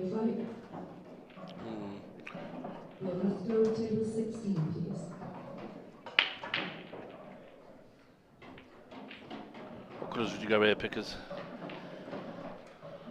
Well, I mean, this left-hand side is going to take a little bit of sorting out. I mean, he's just got to try and pick them off for now. I mean, the yellow... Got a chance here, actually. Yeah, if that yellow does pass that red into this bottom left-hand corner, then it's all about that yellow just below the baulk line to the left, on the left side of the table. He can... I think there's enough space in between them two balls to get a potting angle. So yeah, I mean, could even double the ball now. Yeah, if this doubles as well, it's going to be a shot. But that clock ticking down. I'll have to double now. I think it'd have liked to have drawn that back another inch, maybe inch and a half. I think he's not. Has he got enough angle just so he can hold it? Well, no, he's playing double. I think he's okay. Near knuckle though. Near knuckle. Yeah, I'm shocked by that. I think these doubles and these new cushions, new cloths, new balls, etc. If you play them at a steady pace, you've got to make sure you get the right angle. Sometimes when you're playing with a bit of a deeper pace, you play it a bit more natural, I think. Yeah, maybe. I think I know. But you hit him too hard, it straightens off. So you've really got to get it right. He can play his own double here. Or red at the top bag. It's a bit all or nothing the double, isn't it? But he might just have to wait. I mean, a better containing shot here, he'll be happy with. But now he can feel like he's going to have to go for game.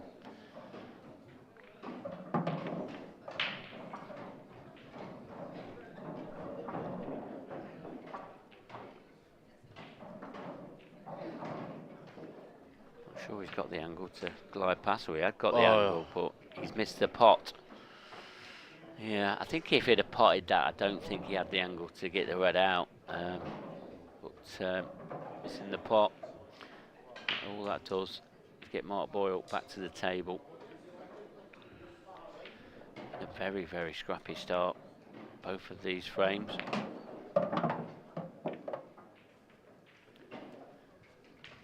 Neither player settled down yet, just to the conditions. That table just play a lot faster, doesn't it? You know, TV heat or whatever it is, or the cameras, whatever.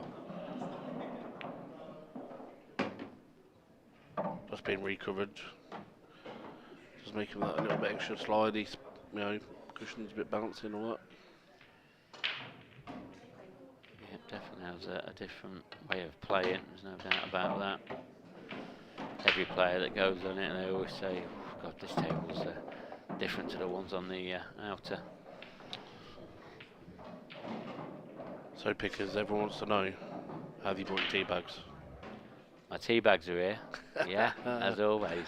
Yeah, anybody not seen my Culus video, please don't watch it. It's for certain people only. It's amazing what you say when you're under camera pressure, isn't it? But yeah, some good fun, that Culus stuff. Yeah, I think that or the Gav one's probably the best one. Yeah. Actually, the other one, the Welsh lads, that was a good one the other day. What's the weirdest thing you bring? What, pen and timer? Is it? What's the weirdest thing you bring? And he said Marshy when it was a bit like that. I can't remember what he said. I can't remember. Someone put some out. That was funny. Yeah, there's still plenty more of them to come out as well. Oh, I'm dreading mine. Yeah, it's waiting. It's bad. It's coming. It's coming.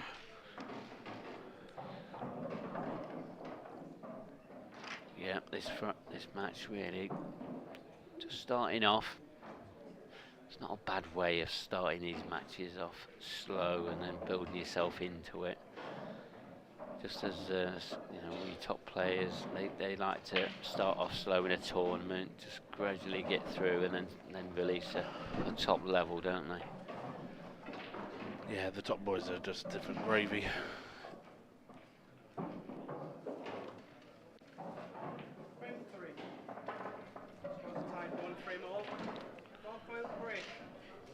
Changes am I this cup break. It's when it's on, it's dangerous, isn't it? Oh yeah, definitely. It's got to be a lot of food. Oh, Some people don't hit the head ball as hard as he hits the cup break. It's really incredible. Made 2 balls this time.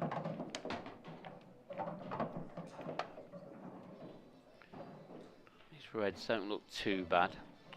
The red too in bad. Oh. Just well, what's the word? Above average. Yeah. I mean, he'd love a better angle on his opening ball here, but you can't be too fussy, can you? Can't have it too easy. Oh, this is perfect now. So yeah, you'd expect, you know, if Mark does get these, surely this will be a nice clearance that will settle him down into this match. Because when he flows, he's mesmerising, isn't he? He really is. Yeah, he's good to watch.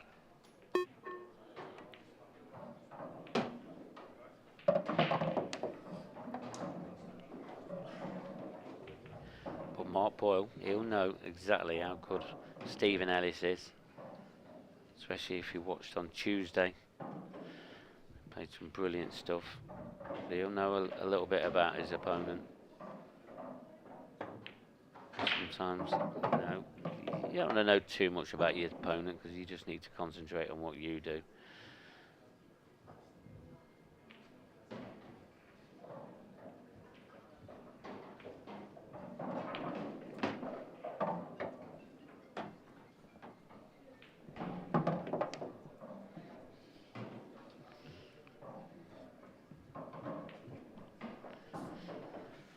Yeah, so we've already lost quite a few seeds in this tournament.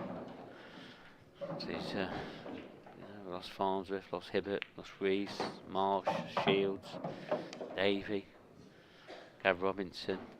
You know, the list is pretty endless, but there is still some quality players left in it. I think that just really, you know, when your top seeds are going out, it just really explains about the strength and depth here at the IPA.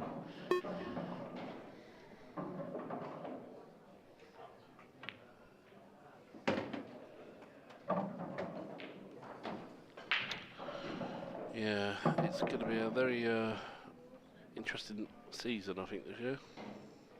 I think a few of the amateurs who are coming up to being pros could be upsetting the apple cart a little bit. Well, it seems that we're always breeding, aren't we? So, you know, with the tour, because it's run for so many years, there's always new players coming through. Especially in Wales at the moment. Yeah, absolutely. There seems to be loads. The North Wales contingent that's been here this week, they've opened a few eyes if they weren't already opened. Another young lad there behind there, Kieran Kay, sat next to Barry Lynn in Mark's corner. He's he's going to be some exceptional talent. Yeah, he's a bit more experience possibly, but there's no better experience than gaining that here at the IPA. Yeah, he's going to be some talent, that boy.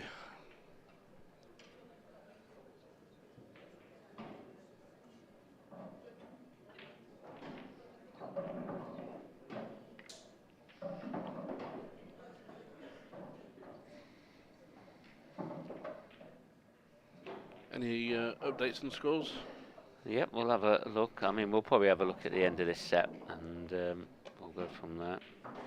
I think this game is just not really ignited yet. But if the breaks start working for both of these players, we've just seen Mark been successful on that last break. White. He's got a ball. He's always been close to this top corner, hasn't he, with a cue ball? But they don't look bad. Split quite well. Look at them reds. Crunch their money. Just a red on the bottom cushion will be his only issue.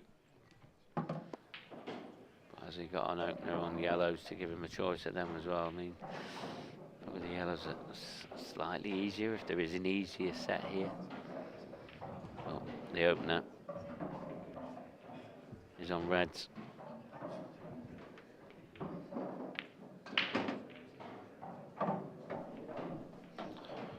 Yeah, you just got to make sure he gets on that bottom red a little bit. I don't know, a little bit quicker than what you. Let's leave a couple of balls at the top. Unless you could stud into the yellow now for the middle, or the red, don't really matter. You don't want to leave yourself hammered, do you? A bit like that, perfect.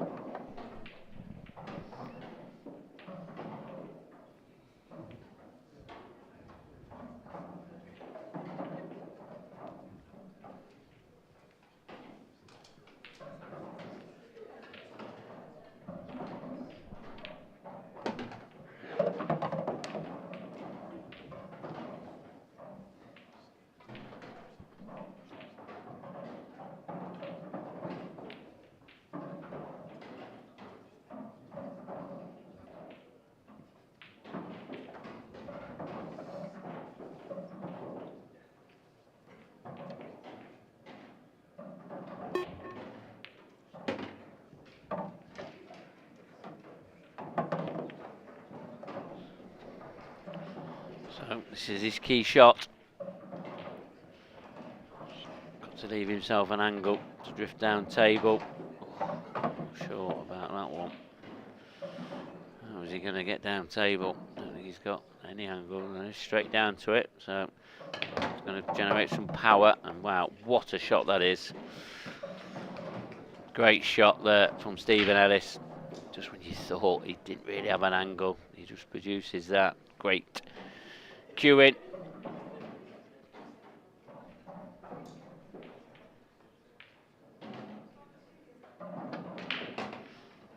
Good. We'll have a look at that shot in the last frame. Also, at the end of this frame, we'll have a look at that.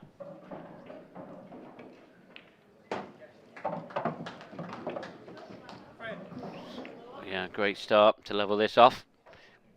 Watch this. How about this one?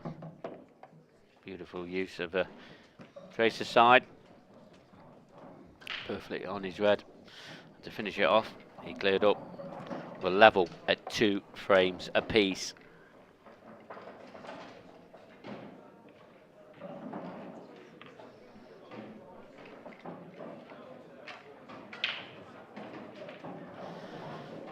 Stephen there looks pretty comfortable, sat there. Seems to have settled a little bit better now, as does Mark. As I said, both these players get their breaks working. This could be a blockbuster.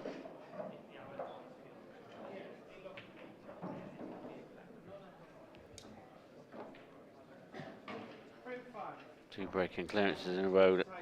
Last 2 frames. Is Mark going to continue this run?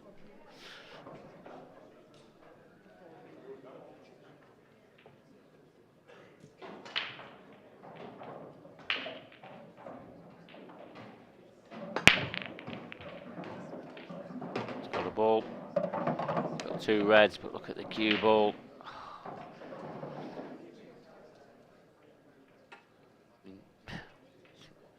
Say red's not bad because he's on this red now, but what a difficult opening pot he'll have on the red if it does go to the bottom left. Like to say, he's easy opening ball on the yellow, but this yellow that he's next to, that's going to need a bit of developing. There's the cue ball. Is it going to flick nice? It's okay, but I think as he just blocked that yellow from going into the bottom left, that little nudge.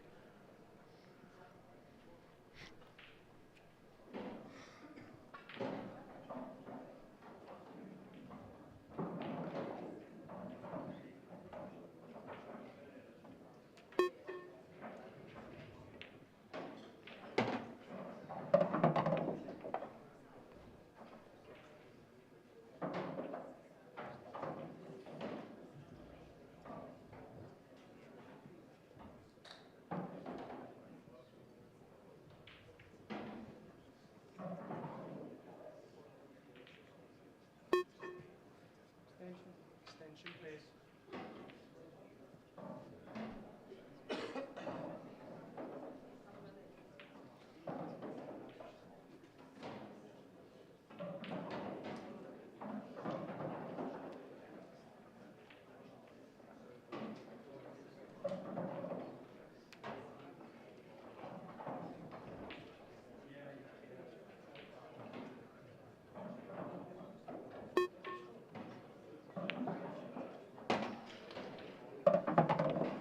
So key shot will be in the top half of the table.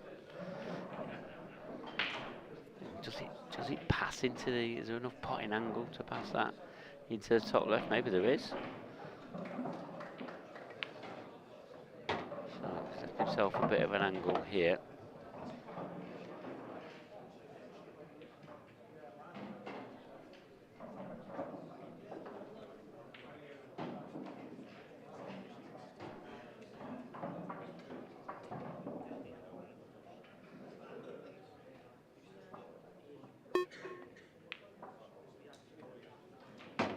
Pinched the pocket.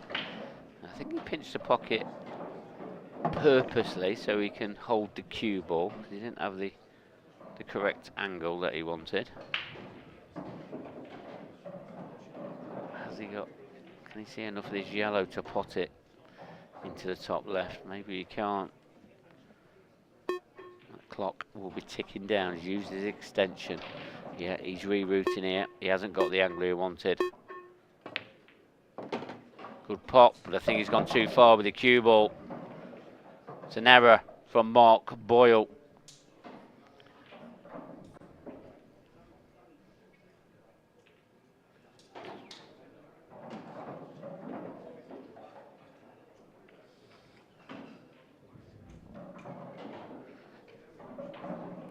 I think it's only a one cushion escape, so I expect him to get out of it, but how is he not going to be leaving Stephen Ellis anything on? And that's a disaster. The red going in there, giving Stephen one free shot, one visit.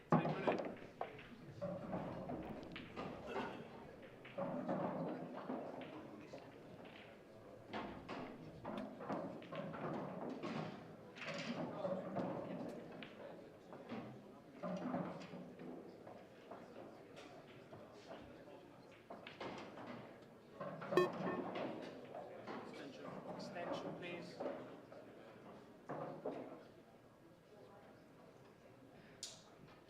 Yeah, big error there from Mark. Just snooking himself on his last yellow. It was a big shot, but he was under some shot clock pressure as well. And Stephen used his one free shot wisely. Now just going around, and he will take a lead of 3 frames to 2 in this opening set.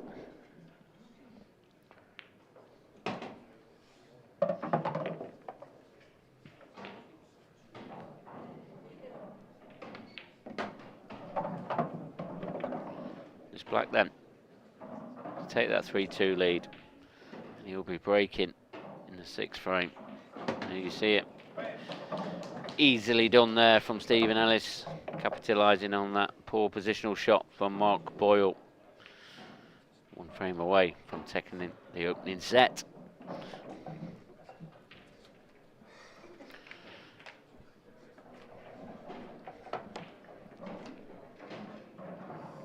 Yeah, so straight away, Mark Boyle under pressure.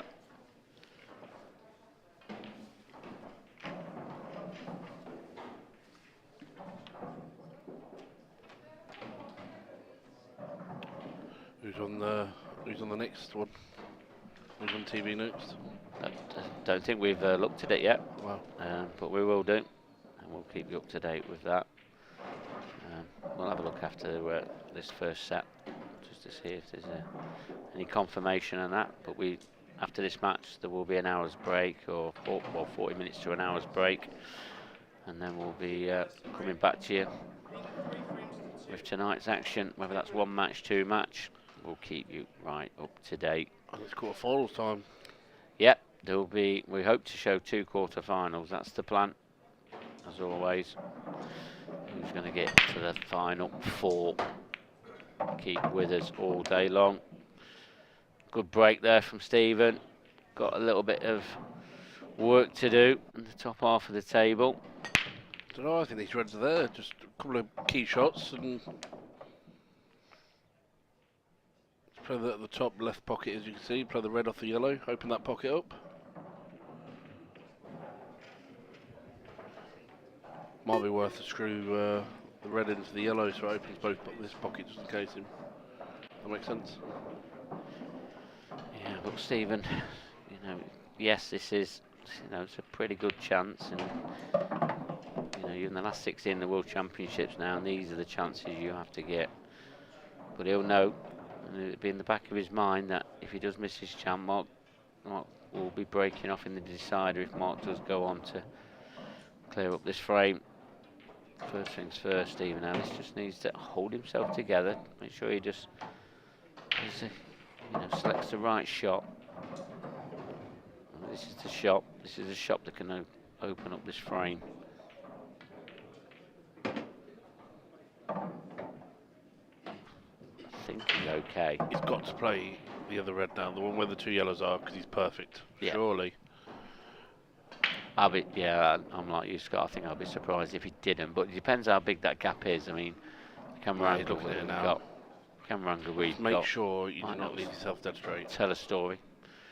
But yeah, he has to take this. I had plenty of confidence. So I was a bit worried if he hit it hard, it would flick out and be top of the. You know what I mean? Top of the ball. Well, He's played that well. he's in good position now to take this opening set. Oh.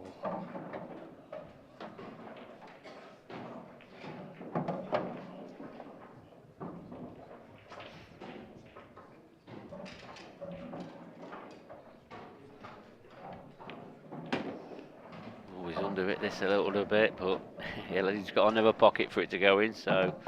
But has he got the angle to get on down to the black? He's just going to push it through for the black in the centre. Just a bit over on it. Yeah, he's got an angle, has he? I think has he got an angle? I don't think he has. Oh, he's got a middle. Yeah, I didn't think he had an angle. Thought he landed a bit too straight. Big shot now. Yeah, but at 1, he's had these big shots already this week. None bigger than this one. I know it's only the opening set, but it could be all the difference and easily done into the right centre. He does take the opening set. Stephen Ellis 1, Mark Boyle 0. Mark Boyle, is he in trouble? Long way to go, I think. Yeah, long way to go with these set plays. See what happens in the second set before you can start making judgments like that, or calls like that anyway. So let's have a look at some of the latest with it. Obviously at the top half, that's all done now. So Tom Barley's going to be playing Robert Stevens. Simon Ward, he's going to be playing Curtis Lee. And some of the other matches there, look. So Craig Brown, he's 1-0 up against Ross Fernie, the number 2 seed. Tricky tie there for Ross. Remember, Craig Brown got to the semi-finals, 2-1 up as well in the second set. Ben Davis, Michael Tomlinson, 1 set apiece, and Michael is 1 frame to the good in the third set. And Clint Jansen, who chased both of his matches yesterday, is 1-0 up against Richard Swaffield. I think that's the first time he's taken the opening set. They've both been 2 sets down more than once. Yeah, exactly. So it's the battle of the comeback kings, is it? Yeah. So Gav was that. No, it's them 2. No. Yeah, Gavin Robinson, he's been knocked out today. So look at the top half of the ladies there. Look, Deb Birchall, former world champion and the finalist in the Worlds last year, playing Lucy Smith, And Deb Birchall, she's one frame away from knocking out Lucy Smith. What an absolute, that could be a bit of a scalp there for Deb Birchall, but Deb Birchall's some player. Is she going on to lift another world title? Another great match in operation there. Becky Watkins, 1-0 up against Danielle Randall, but it's 3-3, so they're in the deciding frame of the second set. Is Becky Watkins going to make it through to the last 8, or is it going to be Danielle Randall taking it to a final set? Keep you right up to date with some of them.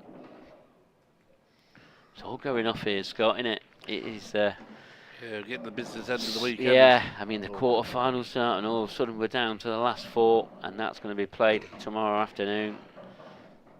And then both the finals tomorrow night. Cannot wait. Oh, it's the final tomorrow as well, is it? Both finals tomorrow night. Ladies' final, yeah, followed by the men's final. The schedule is we're going to start the show tomorrow at 11 o'clock. We're going to work till I think it's 4 o'clock. So we'll hopefully have a break then. Then we'll come back to the ladies' final at 5, and the men's final will start at 7. That's the plan. I mean, things can change, but currently that is the plan. Yeah, plenty of action going off tomorrow. So there is a bit of a longer stream tomorrow. So hopefully you're all excited about that as much as we are.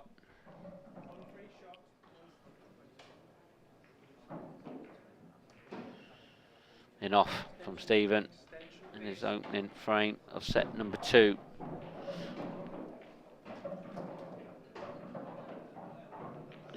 Yeah, it weren't cued well, was it? It was always going top bag, wasn't it?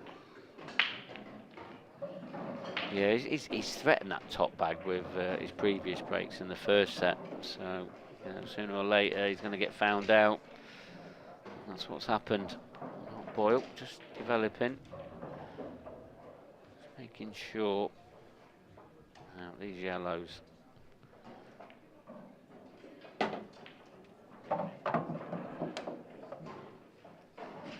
have to do a lot with his cue ball just yet.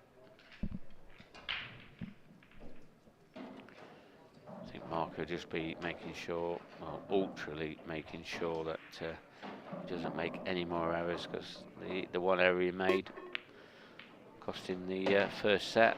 And, at this level, especially in the last 16 of the World Championships, these mistakes need to be to a minimum.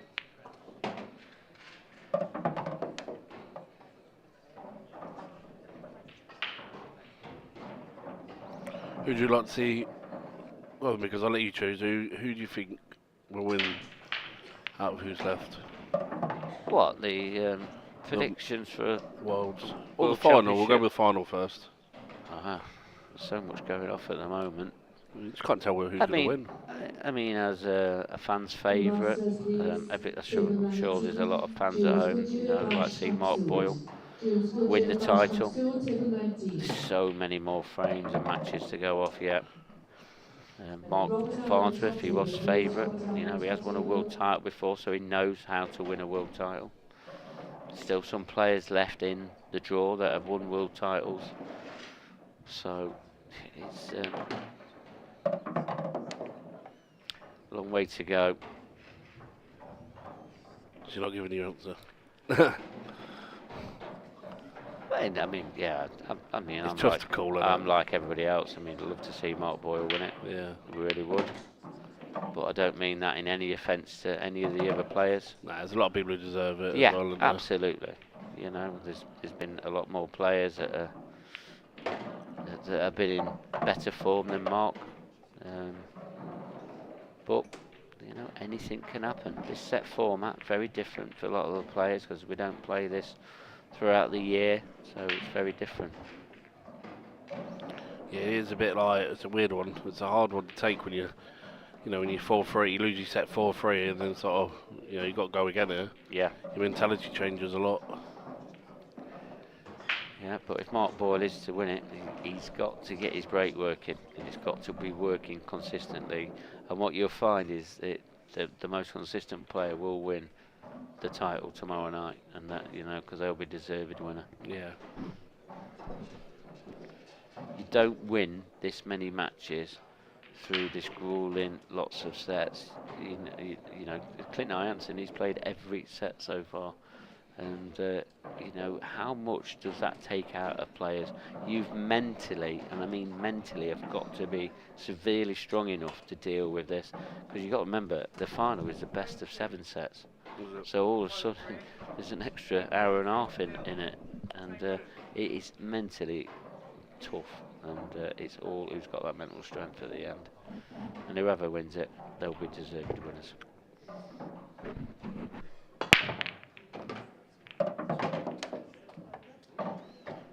Got a ball. That's the main thing.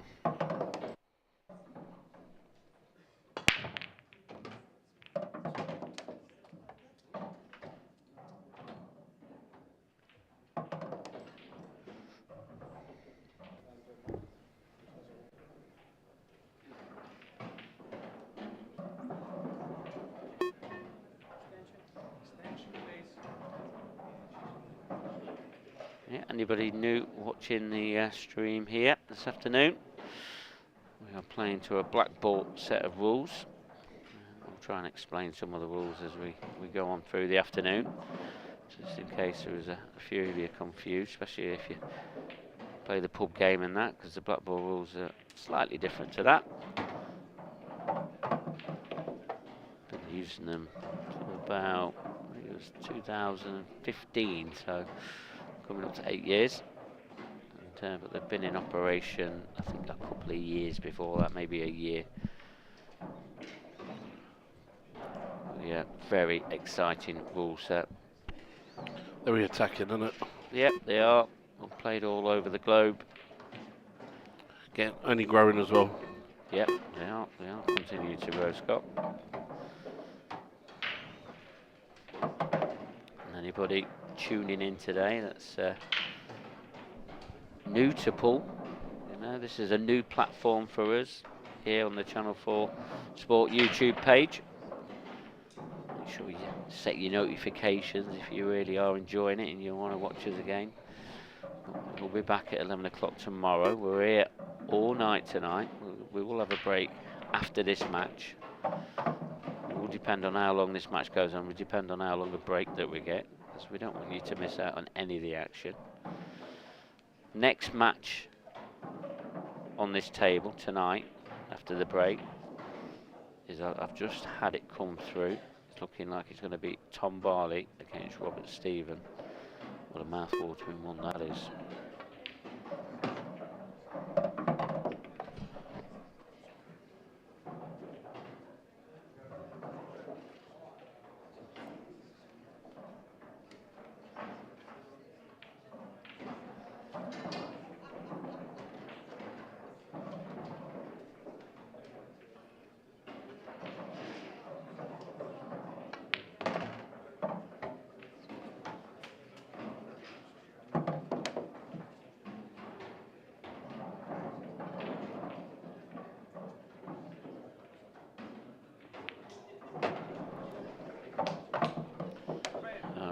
Making light work of them. That's exactly what he's got to do. He gets a ball off his break. Just to be clearing them up. So that's given Stephen Ellis something to think about. I mean, but he is one set to the good. So it's all very good.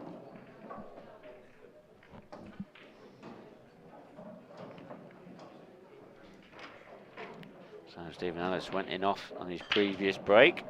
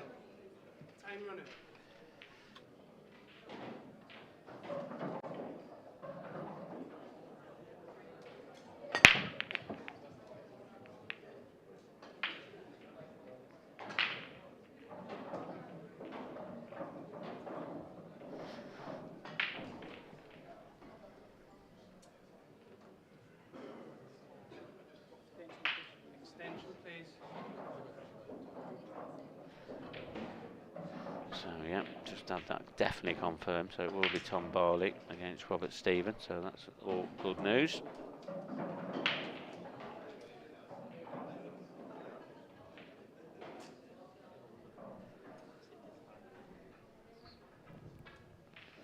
So there will be another match, but I think we're just seeing how this bottom half pans out. We'll see a lot of matches going off, but I'll keep you up to date with some of them. Try and have a look at the ladies as well. We'll see how Deb Birchall's getting on. She was one frame away from knocking out Lucy Smith.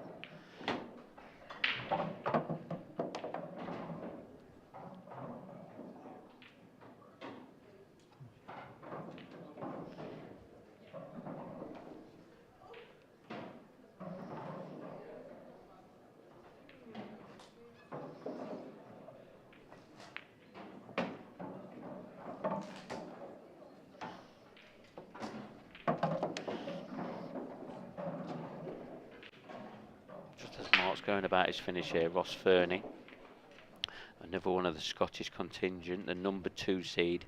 He's in big trouble against Craig Brown. He's 1-0 down and he's 3-1 down in set number 2. So the number 2 seed in trouble. He's not in trouble yet, but he will be. If he loses that second set, he will be put in under some severe pressure. I'll keep you up to date on that one.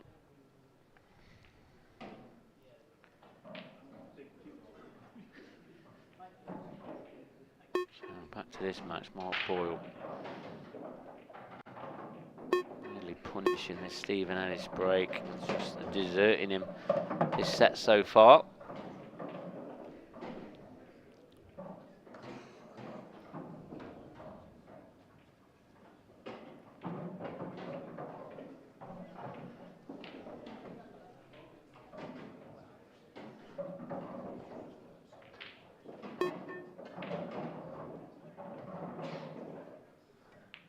Just a little bit about the ladies. Ed Birchall, Lucy Smith, 1 set apiece, 3-3 in the final set. They're in to a last frame decider. Keep you right up to date. Danielle Randall, she's pulled it back. You remember 3-3 it was in that second set. She's won that deciding frame, and it's 1 set apiece there, and she's 1-0 up in the third and deciding set. Lauren Williams, she 1 set to the good, and she's 3-1 up in the set number 2. Is she going to be the next player into the quarter-finals? And I can tell you, the quarter-finals of the ladies, one of them is kicked off already. Liz Disney against Kirsty Clugston. It's 2-2 in the first set. Other players in the last 8 of the ladies, Emma Reeves, Kelly Denton and Amy Beauchamp, all are waiting for their opponents. And just as I was going through that, Mark Boyle did clear up, and he's 3-0 ahead, and he will be breaking in the 4th frame. Can he have a whitewash in set number 2 and level this match off? We're going down to a best of 3 sets in this match.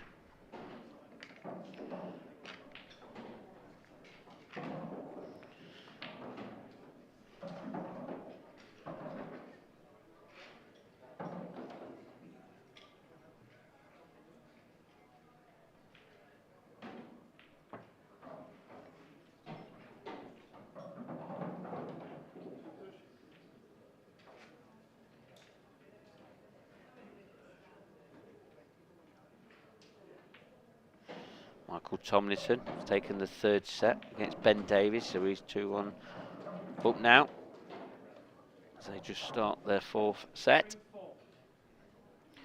Kintai Hansen, who we mentioned yesterday, scraped through both of his matches, coming from behind, 1-0. He's up against Richard Swaffield and 2 frames to 1 up in the 2nd set.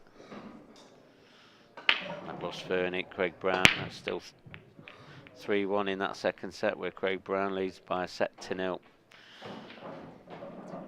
Dry break here from Mark Boyle. That's not his first. I mean, they've split okay. obviously a couple of little clusters just to sort out here for Stephen.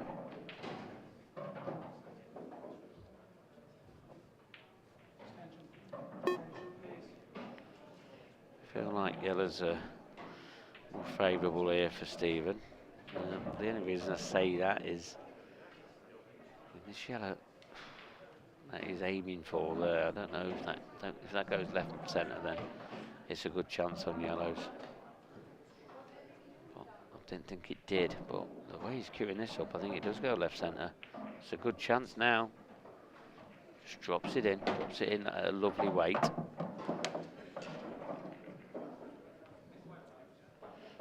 So his next problem is the yellow that's just above the right centre.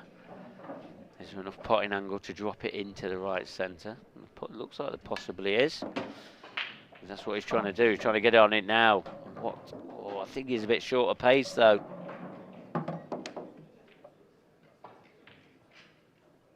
Is he short of pace or is he on it?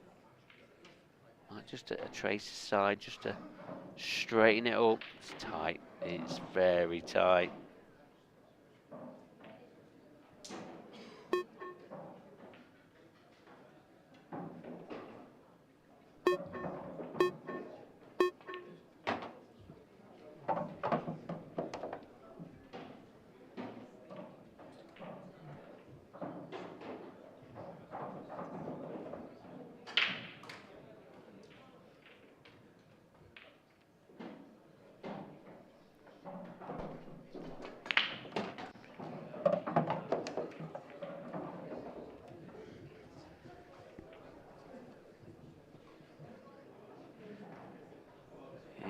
Doesn't look like it's good.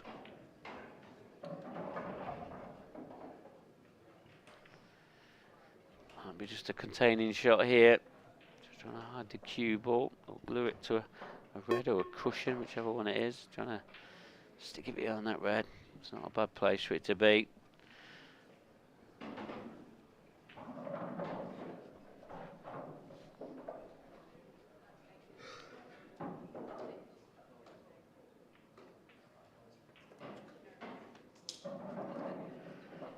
Extension, please. Extension, please.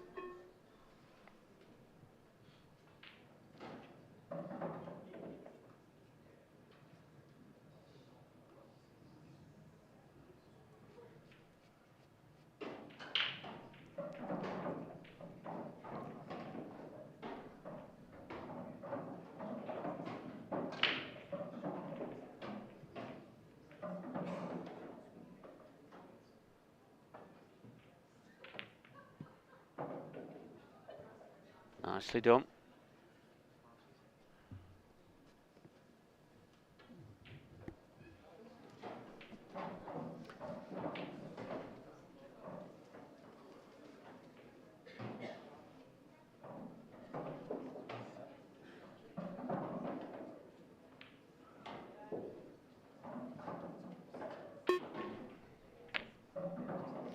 What a pot this is from Stephen Ellis. Forced into that. There was no containing shot there.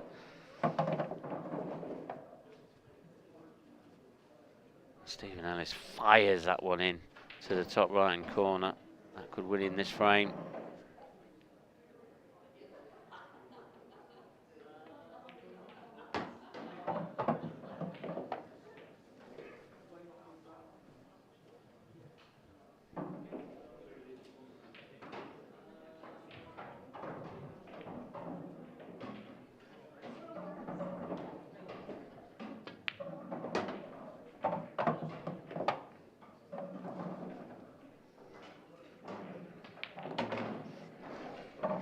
Yeah, good clearance there from Stephen. Great yellow as well into that top right hand corner. Still got a little bit of work to do in this set though. So he's only trading 3-0, but he will be breaking. Is he going to be? Yeah, he's going to be breaking in this next frame.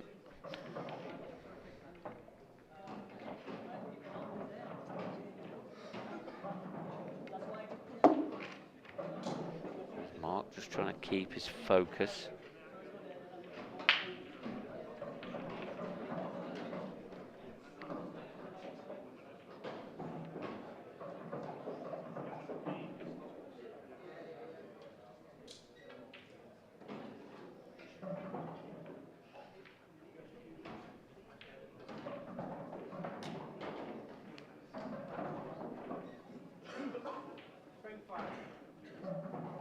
Ellis to break.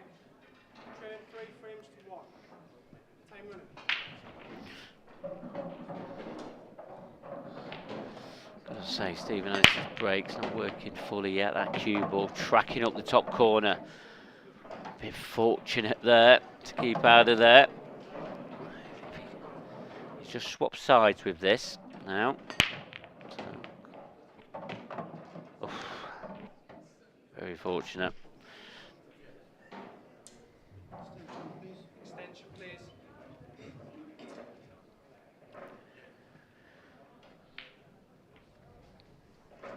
So his easiest opening pot is on the reds. There's red in the bottom half of the table. Does go to the right centre, bottom or bottom left.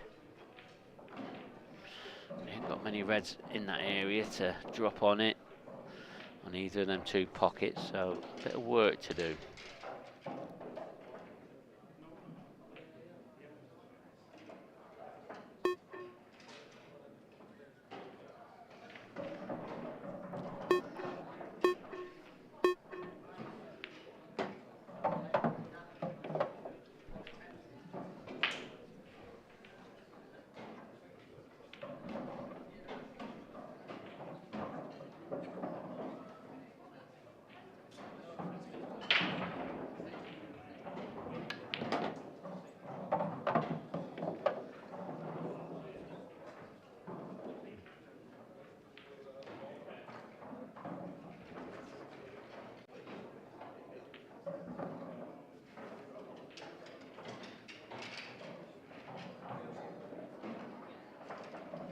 Shot that is. Great position. And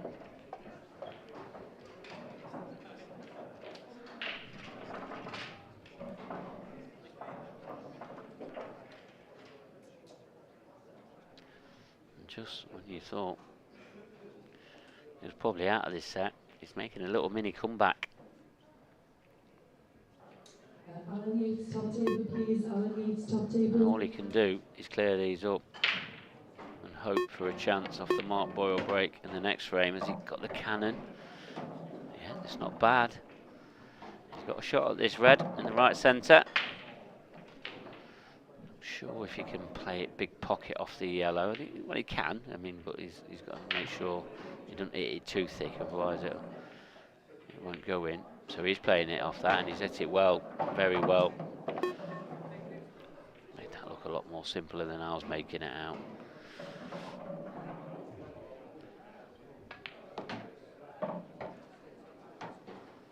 Okay, nice use of running side, just on and off the cushion, drifts back for this black.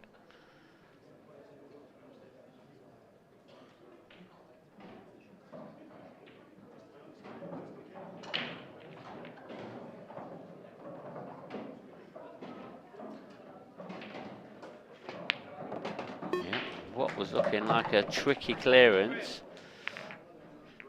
it's turned out he's taken them very, very nicely. 3-2 now in set number 2.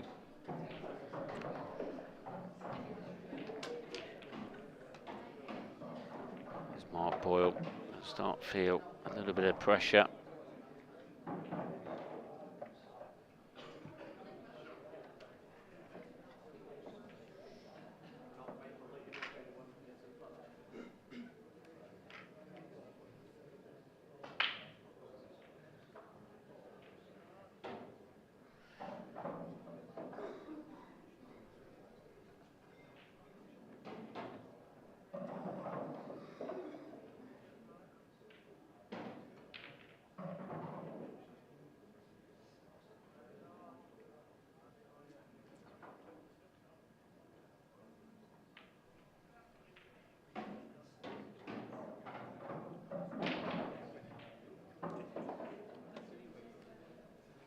Frame 6.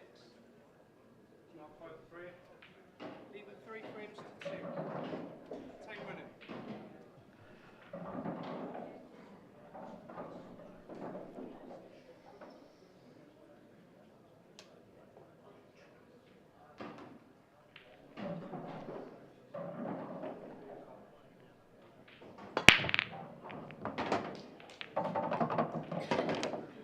That's a better break there from Mr. Magic.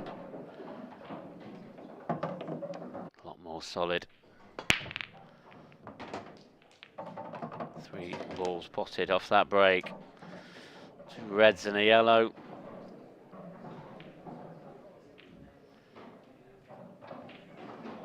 No actual clusters of balls to sort out.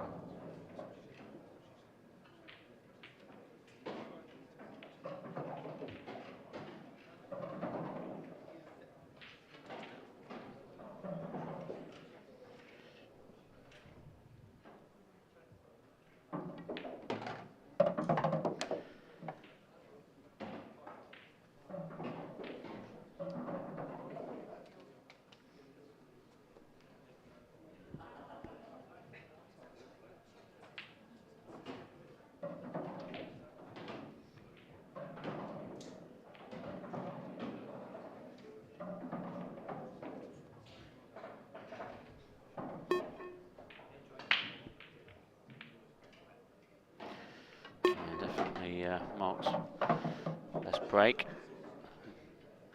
this match so far. I'm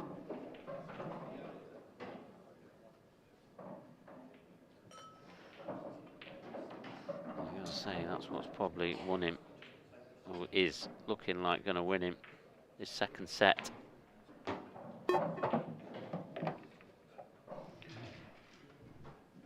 Or is it? Have I spoken too soon?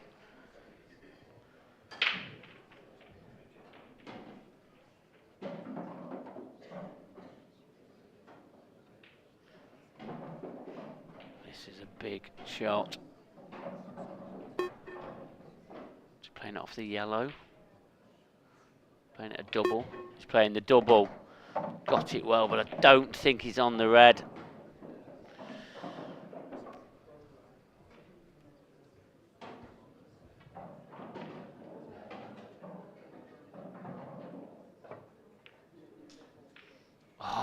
He's tried to swerve it. That's an error. What a chance now for Stephen Ellis.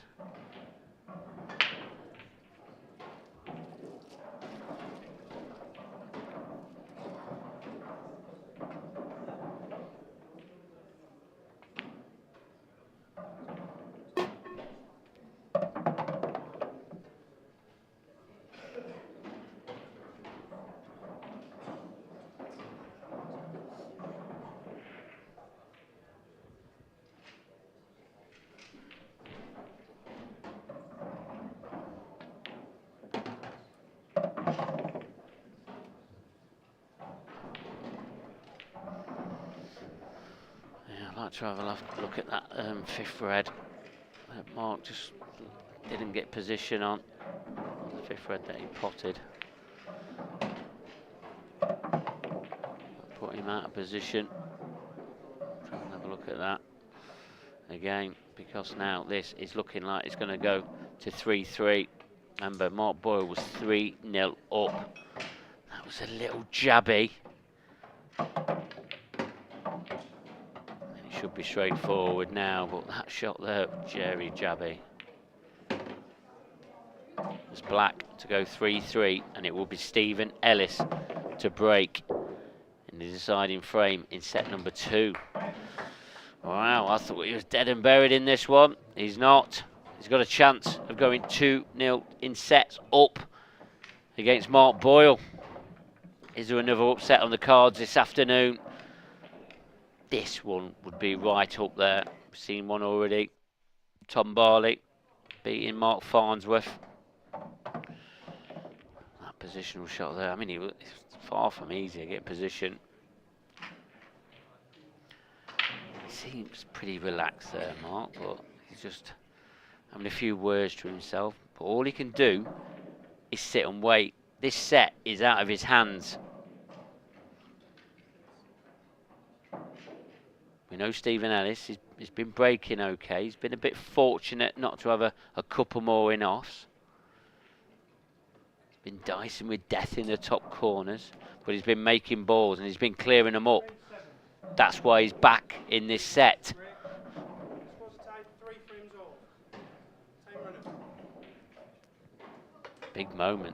Big moments in this match. Will break, but the cue ball. The cue ball. It's been threatening the corner pockets.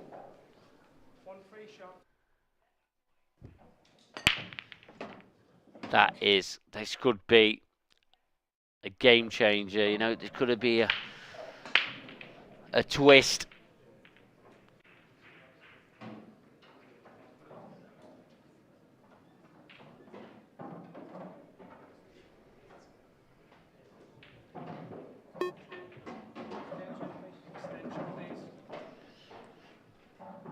Big moments now for Mark. It's a must get. One free shot, one visit. When you're going off, black ball rules. So, just opening up these yellows. They're all there for the taking now. Mark was under some pressure. That was a little nervy one. I think he'd have loved both to have dropped then. I think he played for them both to drop at the same time. He's left this over the pocket. He's not going to be able to... Yeah, he will be able to put the one on the cushion onto the other yellow, but where's that yellow going to go after that? It's going to be going away from the cue ball. This is why he's having to take the one over the pocket. Now, he's struggling for an angle. I think he's straight on this, so he's not going to be able to do a lot with the cue ball, which means this next shot will be crucial. He won't be doing a lot with this, surely, just be dropping it in. Yeah, he has just dropped it in. Yeah, this is very gettable, this one into the right centre. Cue ball, you've got to expect, will be cannoning into it, a yellow. All depends on how thick, thin he hits it. Will depend on what happens. Either way, has to get it. Oh, into the far jaw. He has got it. He's played this perfect. This yellow passes into the right centre.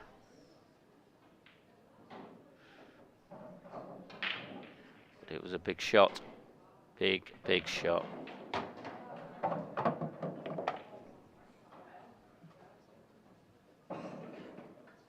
On table 15, Niven Adams and Andrew Marples.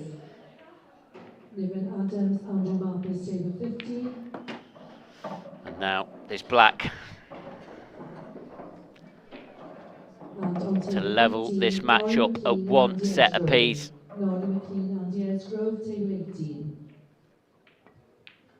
It is one set apiece. Wow, was nearly having a little bit of drama there. Oh, Boyle. Could have been 2-0 down. It wasn't for that in-off on that final break there from Stephen Ellis. So back to these latest scores. So as it looked, Ross Fernie, number 2 seed from Scotland, he's in trouble as well. 2-0 down against Craig Downtown Brown. Michael Tomlinson 2-2 in that 4th set against Ben Davis.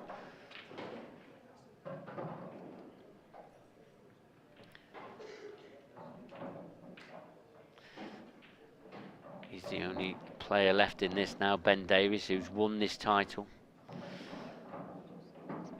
That Deb Birchall, Lucy Smith, last frame. Decider is still going off. Danielle Randall 2 frames away from getting into the quarterfinals. Still all happening here in Coventry for these IPA World Championships. This one here on the TV table is very evenly poised. Where's the cue ball gone? Very unlucky the way that's got kicked in off. I had to take a look at that. The power generates and it just pings that cue ball. Oh, he's unlucky there. Unlucky. Just gets pinged back into that corner pocket. Stephen Ellis back to the table.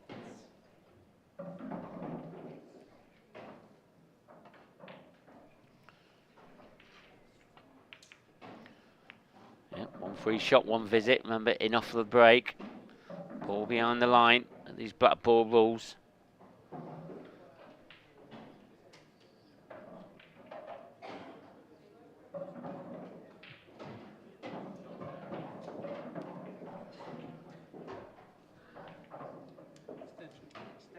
So, surely Stephen Ellis is going to take a 1-frame-0 lead. It's going to be a lead off the Mark Boyle break. He went in off. Not the start to set number 3 that Mark Boyle wanted.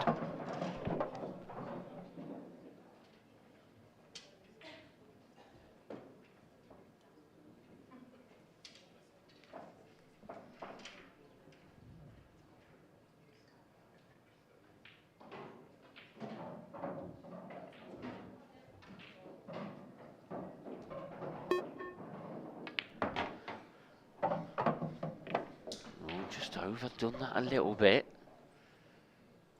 Should be okay. Gonna have to get plenty of side on this to come through the gaps of the them reds together. Played it nicely. Nice positional shot.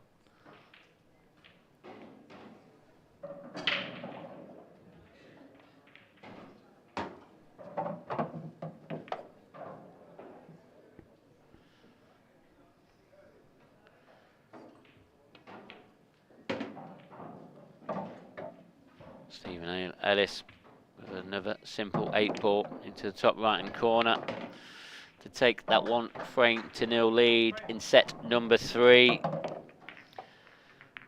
And he will be breaking in the next frame.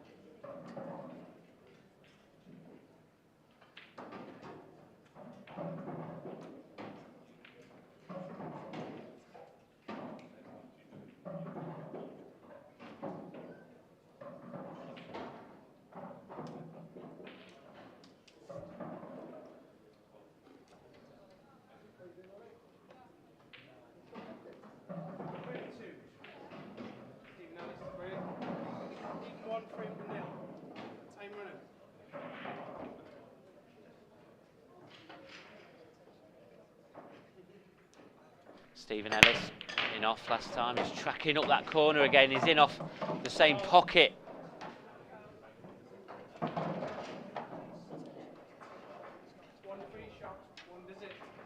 He's got to stop going in off this break, Stephen Ellis, if he does want to progress any further in this competition.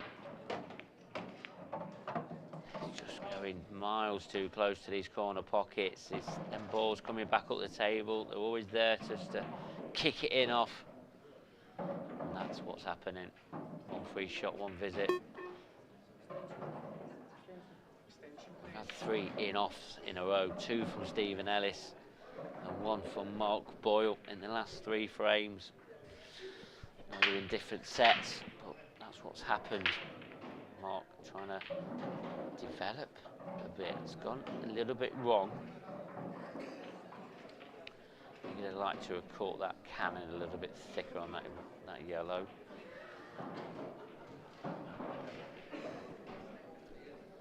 This match seems to be about the in-offs off the break.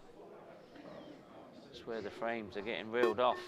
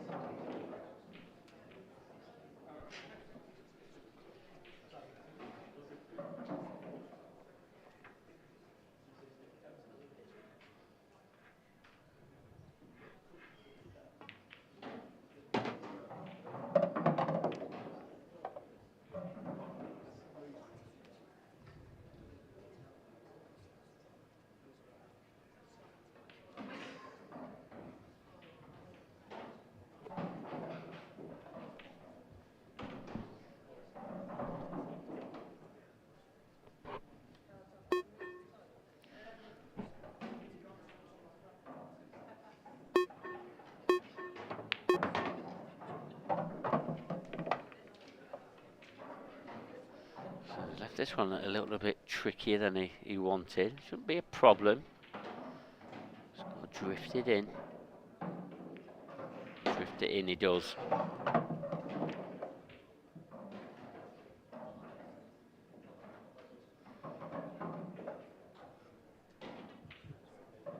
Second call for Andrew Marples, please. Andrew Marples to table 15.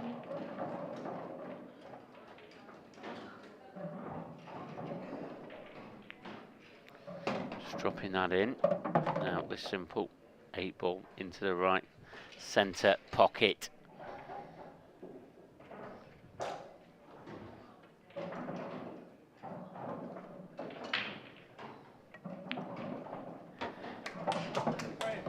There you see it. It has levelled it up once again.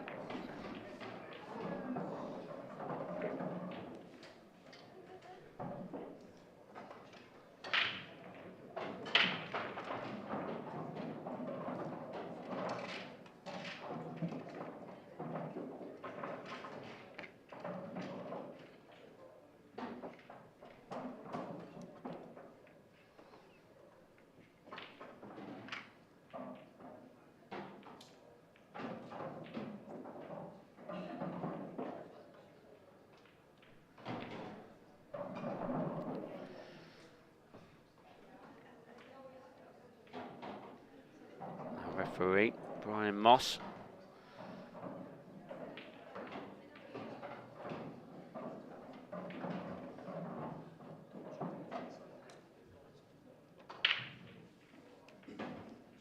Frame 3. Time 1, frame all. Boyle break. Time running.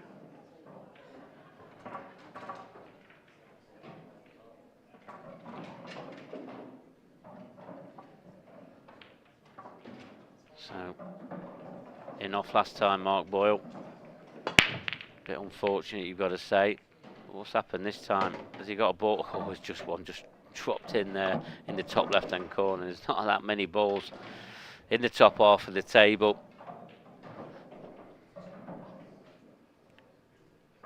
That cue ball just pinged across the table. Or getting pinged across the table, should I say. And that red, that tracked up towards the top corner. Luckily drops.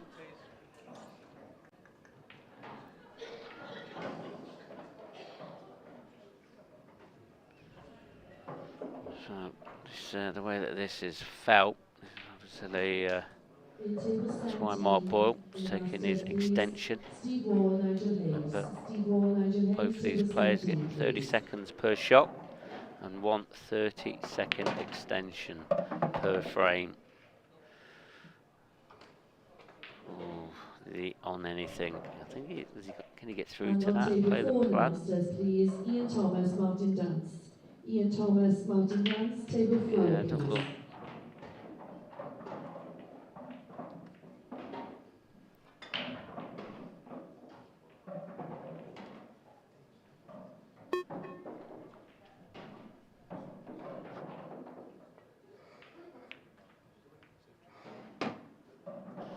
Yeah, lovely shot, nice little plant. It was tricky.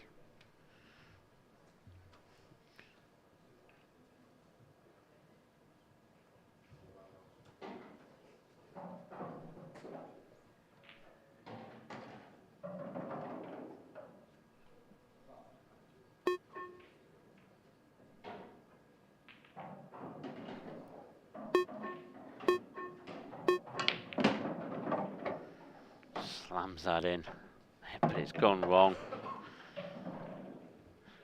It's gone wrong.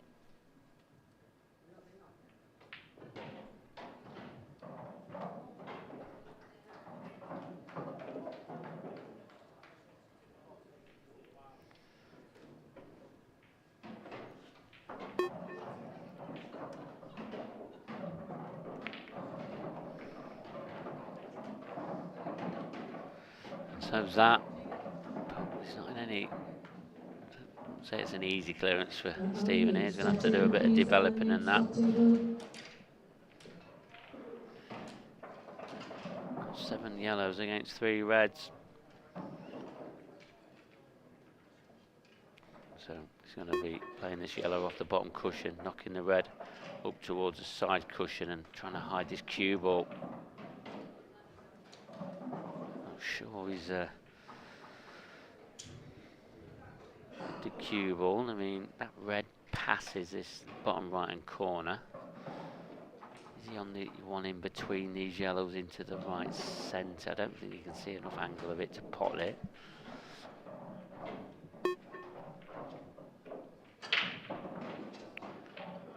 Playing the double.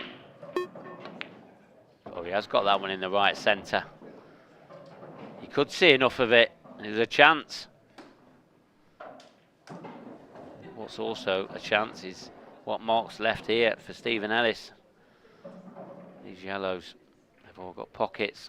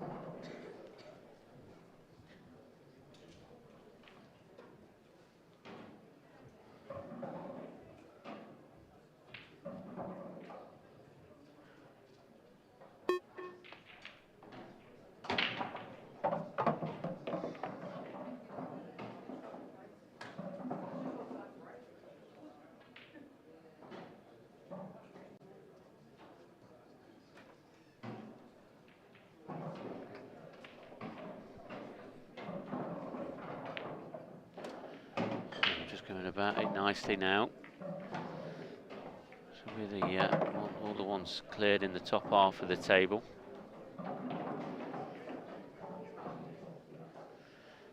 Drift down to the bottom half, clear them up.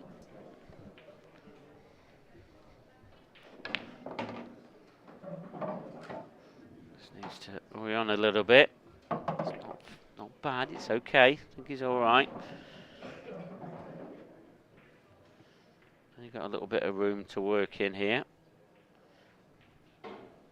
Imperative he gets back into position for the next shot.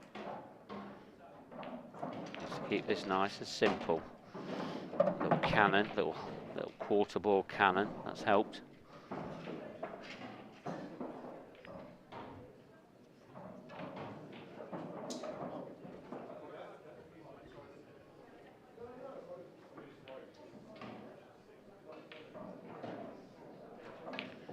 Away from it a little bit. Where's the cue ball gone? It's a bit of a disaster.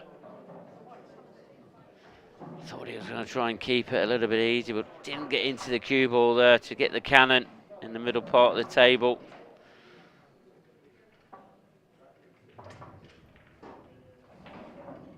So what was looking like a pretty easy finish here for Stephen Ellis has turned in a nightmare, and he's missed that by a long way.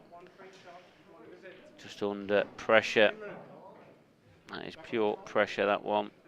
Shot clock. And pressure from just the bad shot that he played. And now it's given a gift here for Mark.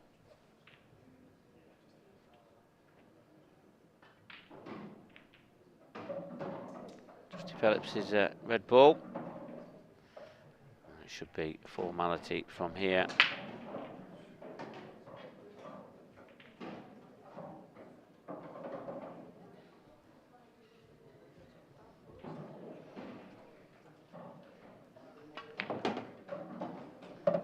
Cue ball going. You don't want this to stick to the red. Oh, we're seeing everything happen in this frame. Just like he's either got too much in it or not enough. Either really. What's he going to do now? He's got to try and hide this cue ball behind the black. Played it well. Played it very nicely. but he'll be disappointed. Should have been, well, both of these players have a chance, a good, easy chance to clear up in this.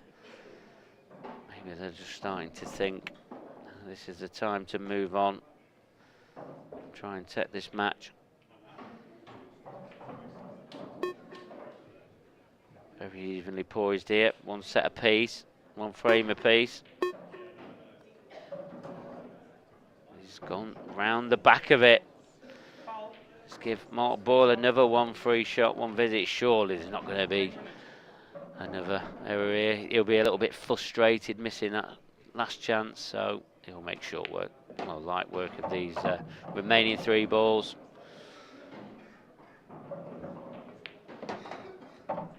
It's black then to go 2-1 ahead in set number 3.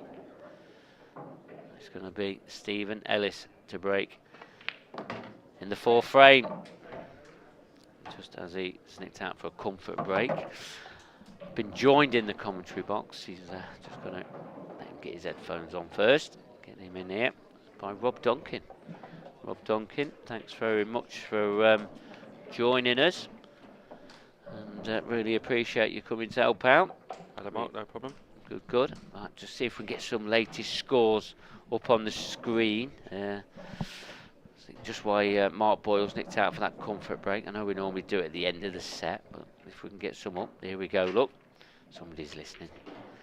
Look at this, look. Ben Davies 2, Michael Tomlinson 2. He was 2-1 up there, Michael Tomlinson. 2-1 up, though, in the deciding set for Michael Tomlinson. What a game that is. The only former IPA World Champion left in this competition now, Ben Davies. He's 2 frames from going out himself. Richard Swaffield pulled a set back to Clinton Ianson. Remember, he took the opening set, and it looks like they're just starting the 3rd set now. And down at the bottom, Ross Fernie in huge trouble. As I said, 2-0 down against Craig Brown, but he's 2-0 in the lead in set number 3. All happening here in Coventry, isn't it, Rob? You've been keeping a close eye on things? A little bit, yeah. It looks like it's going to be, well, apart from Ben Davies, looks like it's going to be a new winner, doesn't it? It's unless Ben can win it for the 2nd time, he's the only one with the opportunity to do so. Very open field now, isn't it? Yeah, it absolutely is. I mean, there's so many names there that can win it. Yeah, you know, are we going to have another new winner on the trophy? Or is Ben Davies going to be the first player to win it twice? Ben's got a really tough match there against Michael Tomlinson.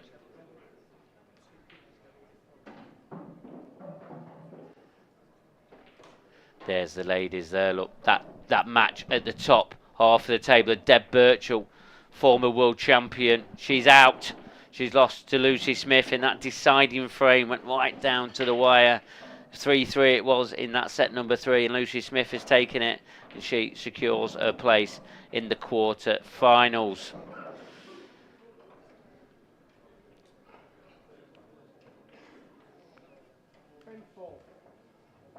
So Stephen Ellis to break. This break has not been working for Stephen. He's been in off. He probably should have been in off a few more times. He's diced with death in the top corner, but he's got that cue ball down the centre. Probably for the first time. Ooh. Any more power in that top left-hand corner. That white was getting kicked in there, but he'll be happy to see that the white's still on the table. And this is a good chance now to level this match up once again. First glance then, Robert. I'd say yellows. He's got a choice of either colour set here, hasn't he? I think he's got to go yellows, but like you say, reds are possible as well. Just taking his extension there just to steady himself a bit for the clearance ahead.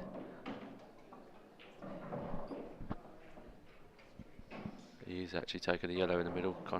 Try and come down for the yellow on the bottom rail there, probably. Get the only awkward ball out of the way first of all.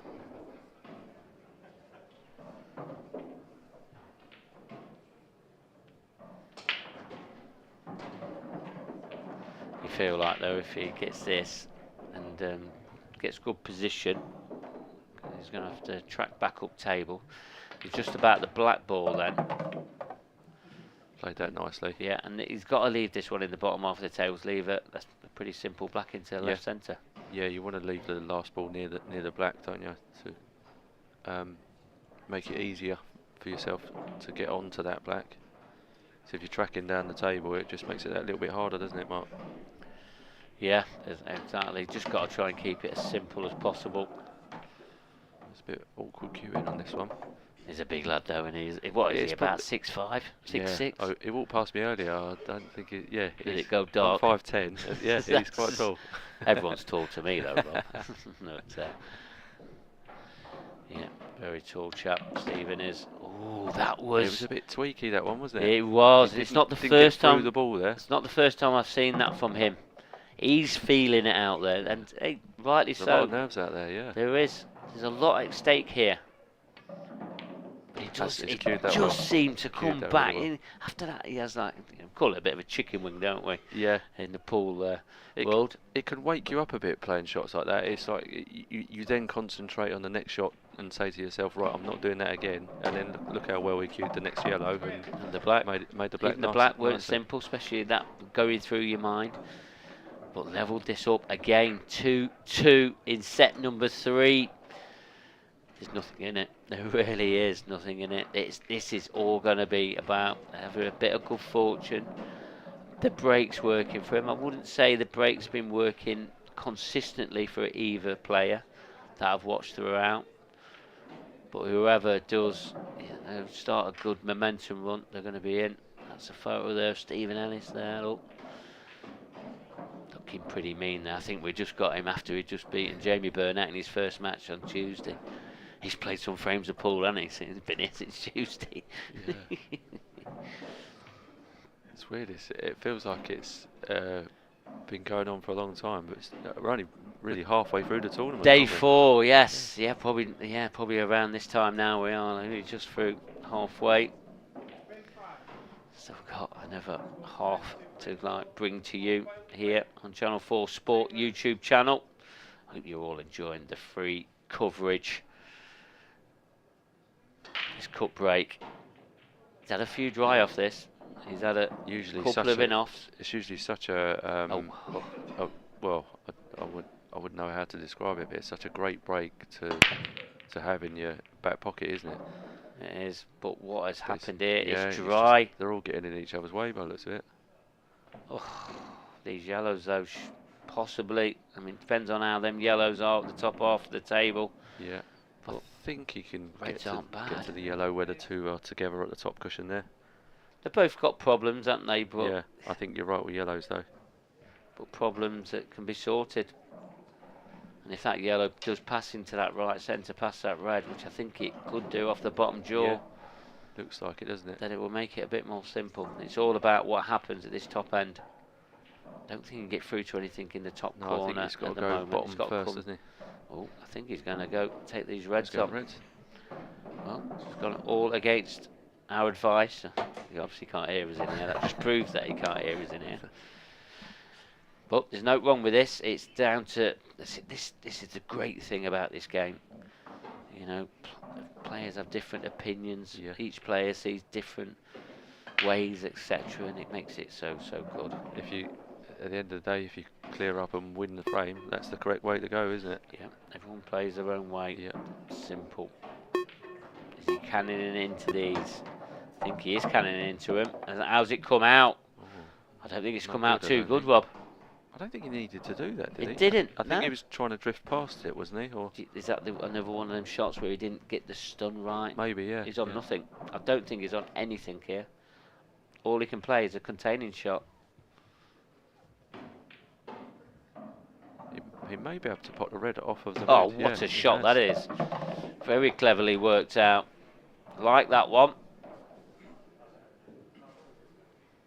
It's just pushed that red into a bit of an awkward position. It's just because the yellow's covering it for the corner pocket. He may try and get it out here. Just nudge it out whilst he's playing the shot, which is what he's tried, but he's just missed. But I think he's still got a shot at the other red in the middle now. But now that's going to be his problem after the next red. How does he get to that red in a position where he can get down for the black? Unless he tries to play on it now. Yeah, I mean, you know, if he does go on to win this frame, there's a clever little shot there, playing that bit like a off the cushion cannon. Yeah. And it still had to go past 2 balls as well. You know, how important could that shot be? He really wants to be on the right hand side of the table for this red and play it into the opposite middle, because I don't think he can play it at the pace he wants to play it to get out for the black, get the white out for the black. Yeah, I'm with you on that one. I mean, you can leave himself an angle, but then you obviously hitting that red into a blind pocket. Yeah. He may be able to take it into the top corner pocket. Oh, he's cutting in the middle. He is going to try and leave this shot on the blind pocket. He's left himself not a bad angle, I don't think. It's not bad, yeah, but these are shots you don't want to hit too hard, because it's just going to pop out of those middle pockets. Yeah. They look easy, these middle pockets, but they don't take any pace at an acute angle, do they? No, and you know, on this screen now, it looks like it's easy. And it's, you know, there's a lot of pressure here. He's played that really well, really well. Very, very good shot. It was all about getting the pace right, wasn't it? Just hard enough to get up for the black, but not hard enough for it to bounce out of the pocket. Yeah, we'll have a look at that little clever little shot off the cushion. And that black. Nice clearance. Nicely in. And you saw the, you know, he had a little bit of a fist pump, I think, there at the end. It just means so much to these players. Let's have a look at this shot again. Look, Rob. Nice shot. Nice shot indeed. Lovely shot. I mean, he still had work to do. Something that was very simple, but very effective. Very.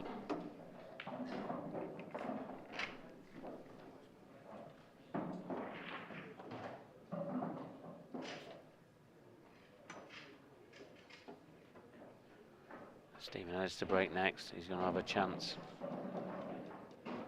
Taking this third set. Leading 3 frames to 2. Let's see if he can nail that white right down the middle of the table again. Try and stay away from them corner pockets. If he does, I mean, it's and if he gets some consistency with it, Mark Boyle could find himself under pressure, and we could have another upset on our hands. Stephen Ellis is the only amateur player left in this competition. He's flying the flag for the amateurs. I mean, he's a hell of a player for an amateur, isn't he? I didn't realise he was the last amateur left. I know there's been Jake Dylan Newlove. There was only 2 amateurs left in the last 16, and he got ousted out in the last frame decider against Curtis Lee. I think Curtis was 3-0 up, I think, in that last frame and last set as well. 3-1. There would have been some twitching going on there, I think. Oh, yeah. There's so much at stake, though, Rob. Yeah, you know, and definitely. Everyone wants that 15k. Yeah, it means so much. First prize, don't they? And the trophy. Yeah, small sum of £15,000. It's going to be in somebody's pocket come Saturday night. Who is going to take that prize? Who is going to take the title? The IPA World Champion.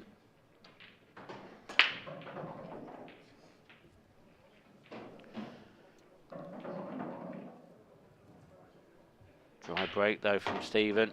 What a time to get a dry break. This set format is all about timing. Things either can go against you, or you get things at a good time. Yeah. When you get to that magical 3 number, you just want one more chance, and just you say to yourself, give me one more chance, and we'll finish the set.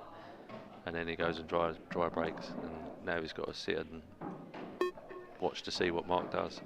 Yeah, because the best of 7s in set races, they are quite brutal, and they can turn out some quite brutal at times, can't they? Yeah. Does make it exciting though, is that even at 3-0 down, you've still got a chance to win it, and it's happened quite a few times this week, isn't it? Where, or like you say with Curtis's game, he managed to scrape through 4-3, but at 3-0 up, he must be sort of thinking, I can't lose this. But then all of a sudden it's 3-all, and it's a different story. Yeah, the balls get bigger, the pockets get smaller, everything's in the way, everything's a harder, problem. Yeah. We've all been there, Rob, haven't we? You know, and, too many times. And as a player, Rob, you just know the mental strength you've got to have to put up with all them.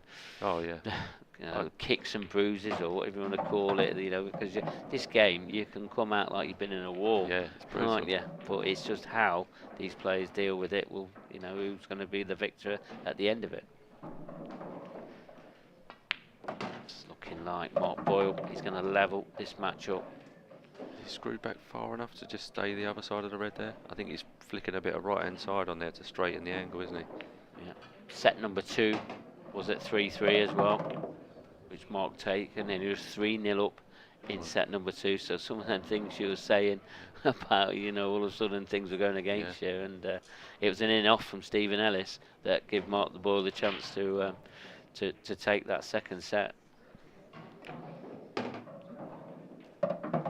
It's a dry break here. That's giving Mark Boyle a chance to even have a chance of taking this third set, because he will be breaking in the deciding frame. But this black,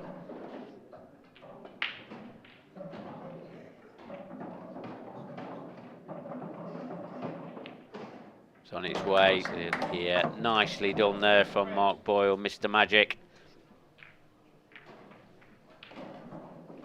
Decider once again.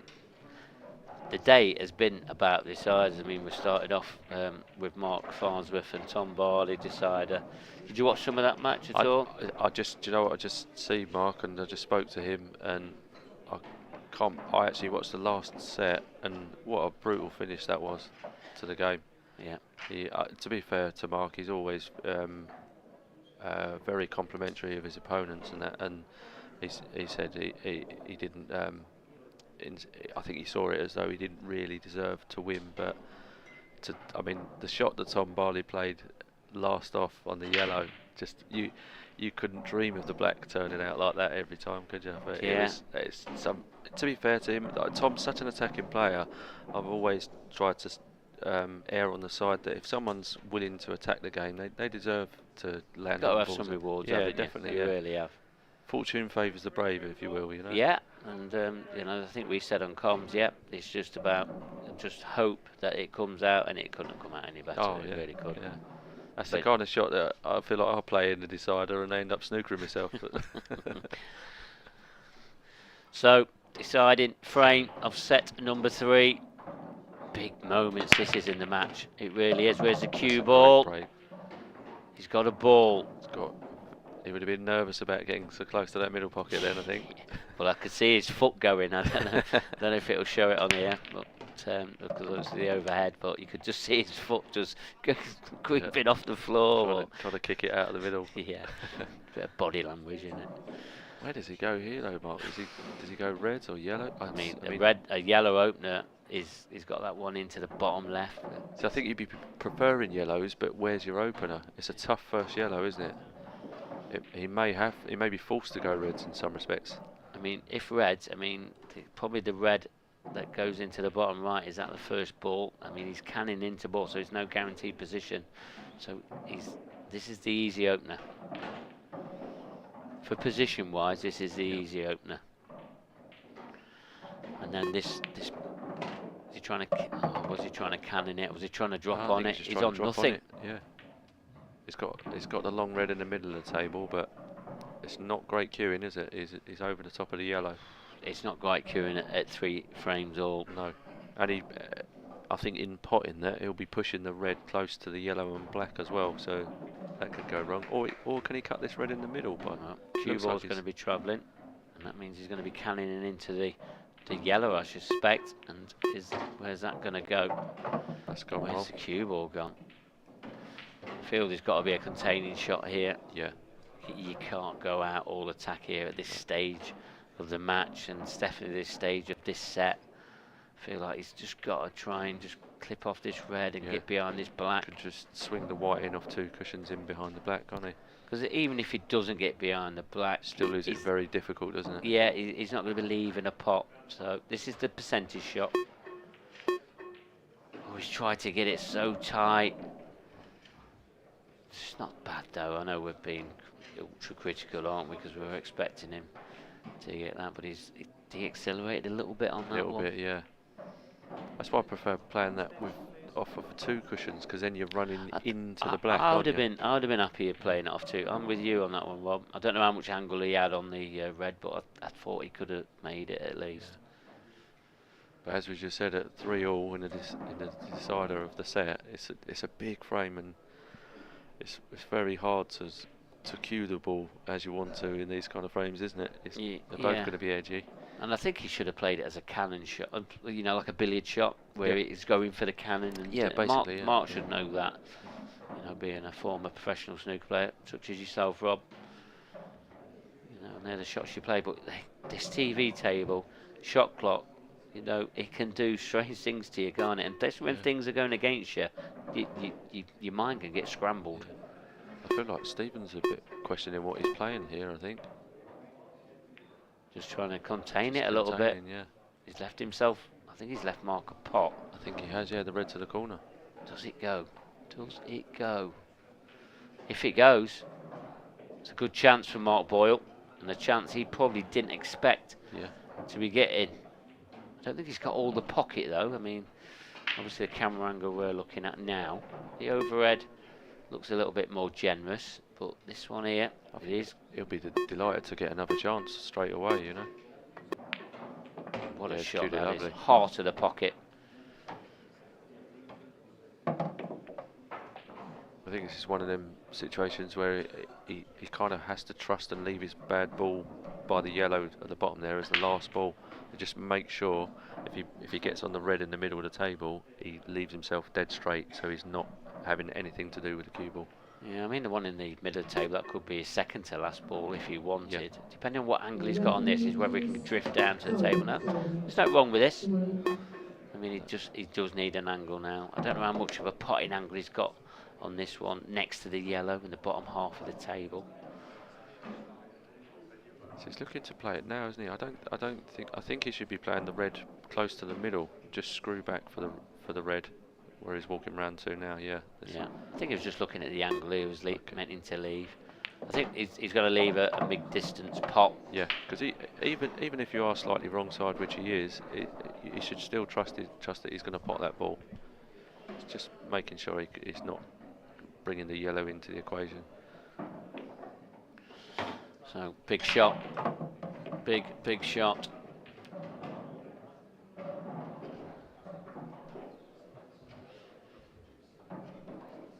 He's in prime position though. All he's got to do is just draw this back.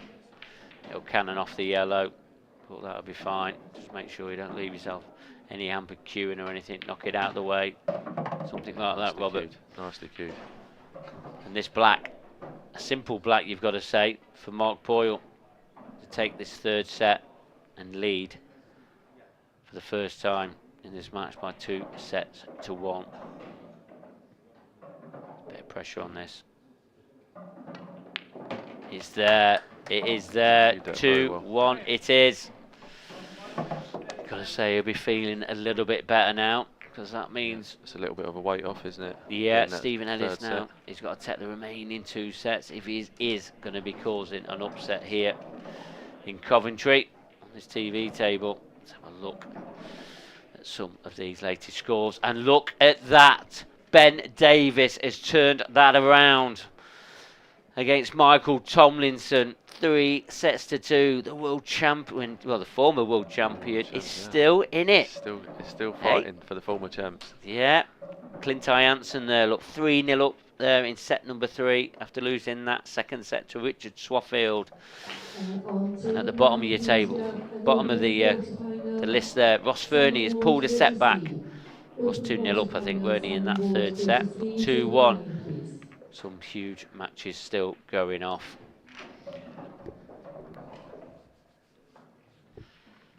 I think Ross was a little bit of an outsider chance for the World Championships. There's a lot of people quite fancied him doing well with this tournament. He's had a great season. Yeah, he's had a great season. Last 2 seasons, really. You know, he's won trophies, won IPA titles. He's turned himself into a class act now, hasn't he? He's a very, very good player. And you know yourself, Rob, you know, trying to get high in the seedings, you know, he's not got to number 2 seedings for no reasons. And there's a reason behind it, isn't there? Yeah, the seedings never lie, do they? Nope. They really don't.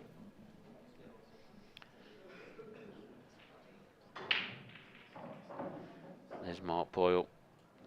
Looks a bit more comfortable now because he was under the cosh there. Yeah, it's just obviously the work's not done, only being 2-1 up, but it just takes that little bit of pressure off, doesn't it? He now knows that Stephen Ellis has got to win every set to beat him. He's in the commanding position now.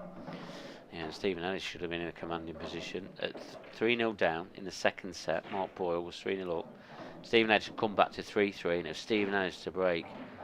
And as soon as Stephen Ellis broke and went in off, and I thought, wow, is this just a turning point now? And it has turned out to be a bit of a turning point with the way that the scoreline is at the moment. Stephen Ellis, though, he's still in it. He's not out of it yet. No. To break here, set number 4. If anything, got too much stunny top on it, and it's unusual to see top spin on a break, isn't it? Yeah, well, that's what takes the power out of the connection. He's just not cued it nice, has he? No, he's probably feeling a little bit more pressure now with Mark taking that last set.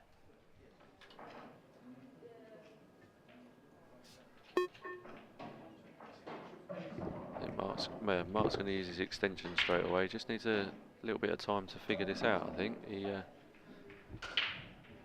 not certain whether he's going to go reds or yellows there, Mark. There's some work to do on both. Depends if the red goes down the rail behind that yellow, which I think it does actually. And I think that's why he's chosen the red into the middle.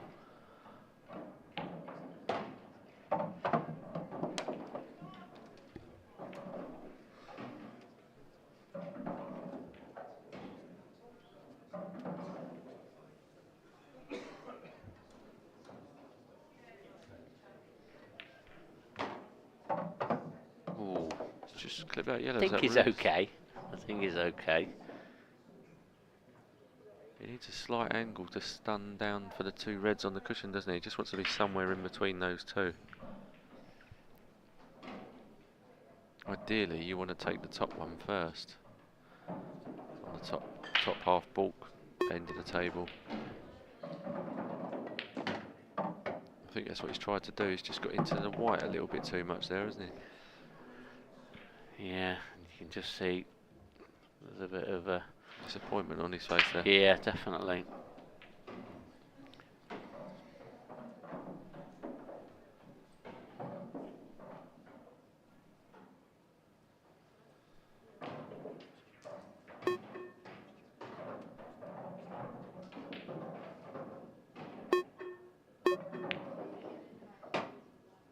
That's a good recovery shot there.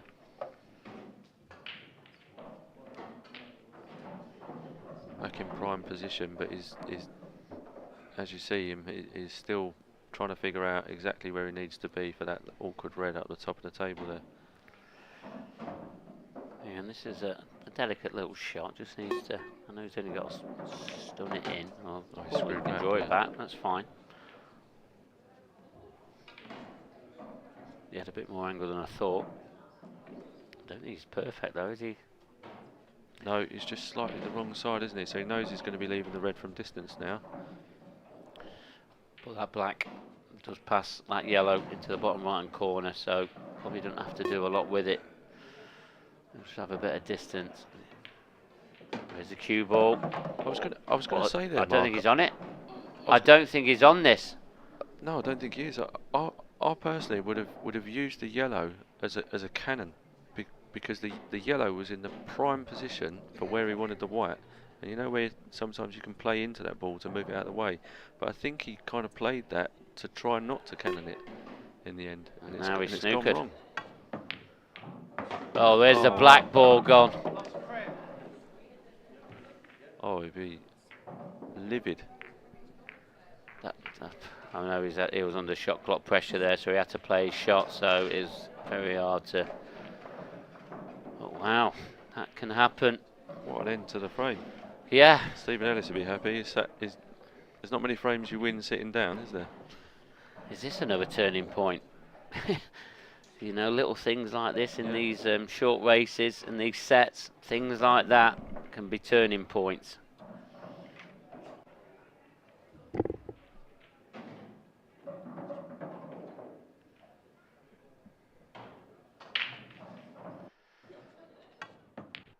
that black going in off again, look. And, well, the cue ball was in anyway, but for the black to go in as well. He's lost a frame.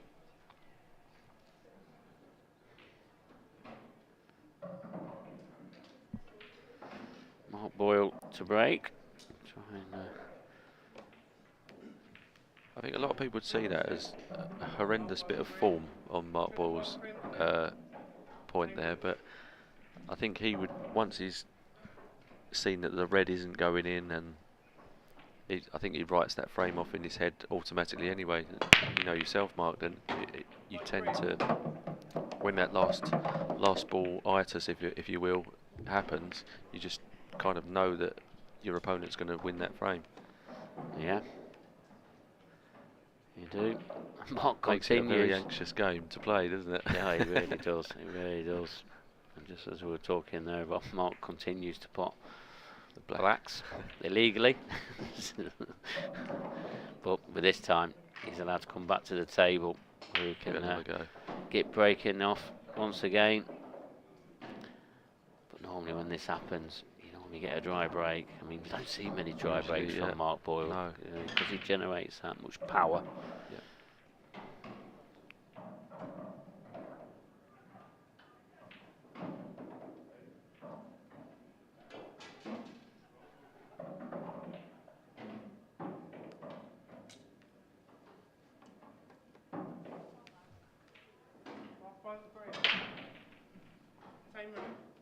Take two.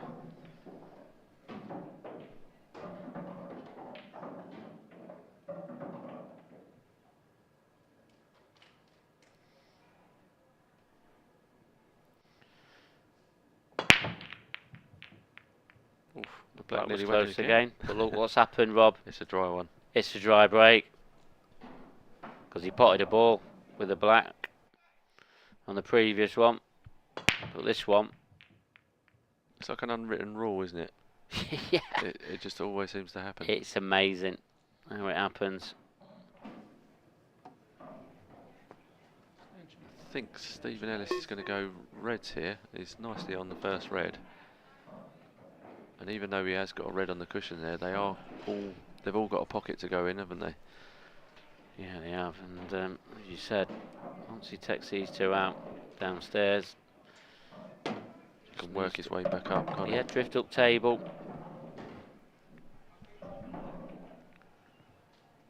Obviously the two reds it together just below them baulk line, blocking each other slightly maybe. Oh no, looking at the overhead, they're not. So they do go in that top left hand pocket, both of them clearly from where they are now. So once he clears that top left hand pocket, I mean both of them in the middle part of the table there below the baulk line, they both go.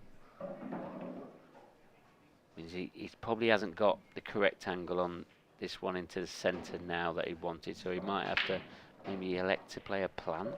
Maybe, yeah. Or can he draw this There's back? a lot of distance between those reds on the plant though. You wouldn't want to take it unless you really had to. Oh. But he looks like he has to. Yeah, he has. He's going that, and that red ball, it's a bit of a distance away from the pocket. Yeah, they're not as easy as they look, are they? Big moment this is. This is to go 2-0 up. This is a huge plan to put him in control of this set. And what a great little plant that is. Nice little shot.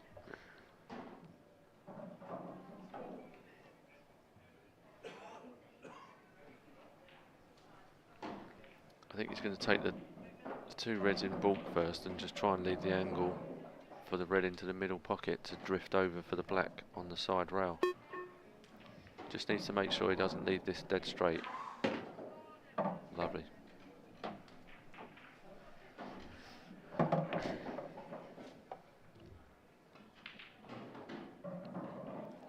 Looks to have the perfect angle just to drift away from the cushion, getting as close to the yellow as he can do comfortably without risking going in behind it. Perfect. Yeah, absolutely perfect. And that, I know he went out of position in this clearance, that one in the middle pocket, but he pulled it back lovely with that red onto red plant.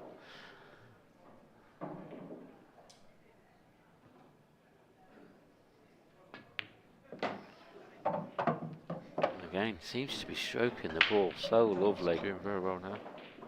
Weirdly, I think maybe losing that last set might have actually taken the pressure off him a little bit, and seems to be cueing a bit freer now, doesn't he? Yeah, it's triggered something. It really has.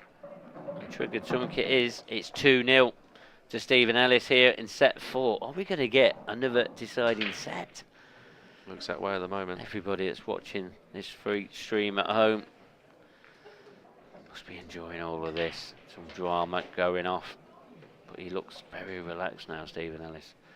Looks like he means business, and I think he just wants to have a chance, doesn't he, to winning this match. And the only way he can get a chance is by winning this set.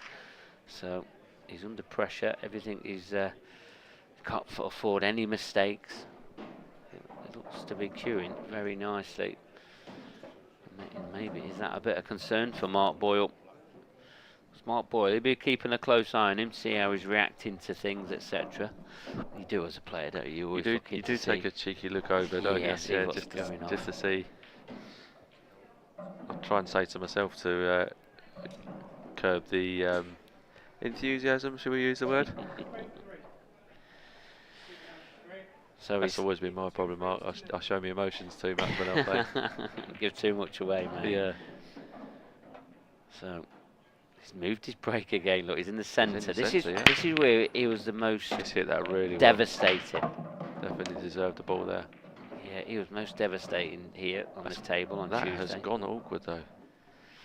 At first glance, I don't actually see, unless he can cut the yellow in at the top of the table. He may have to play a long yellow. The one down by the is it called the break-in tee now? I'm not sure what the class it has now with a line down the middle. Yeah, I don't think there is a terminology for it, because we obviously do it just to make sure everything's fair and consistent throughout all the play here at the IPA World Championships. He's having to take the long yellow by looks of it, first shot. Like you said, Rob, it's fell awkward. Yeah. It's horrible. Don't think he's got a red on. Can he get through to this one? Is he swerving around the red? He's played it with a bit of side, hasn't he? Yeah. Try and just straighten it up to pot it in the corner.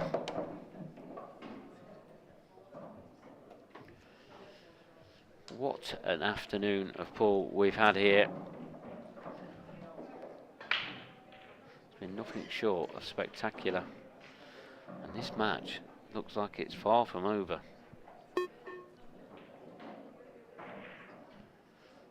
Definitely not been one-sided anyway. Oh, that's gone very awkward now.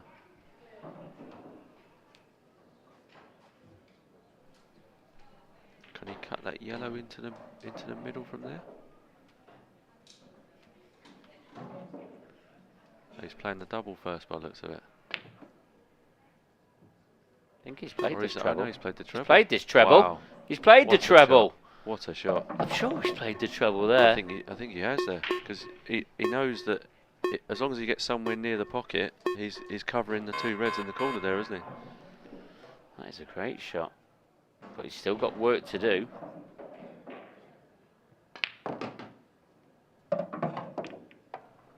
Lovely cue ball control there.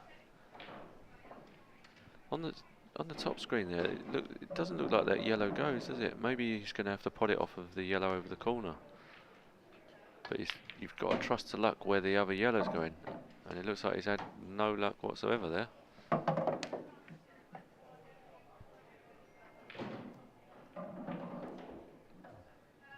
How does he pot this, Mark? I think he needs one of Mike Massey's trick shots to get this one.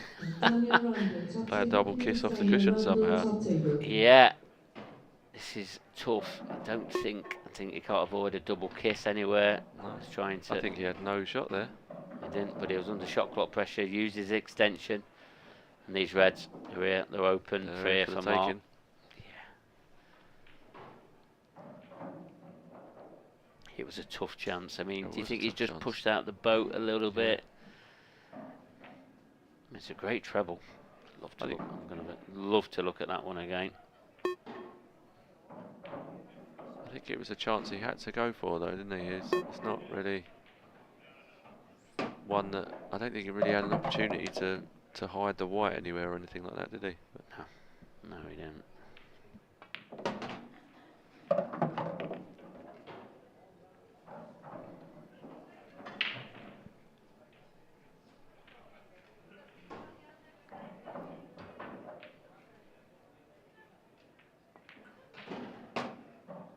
Oh, that wiped his feet there. Safely in the end.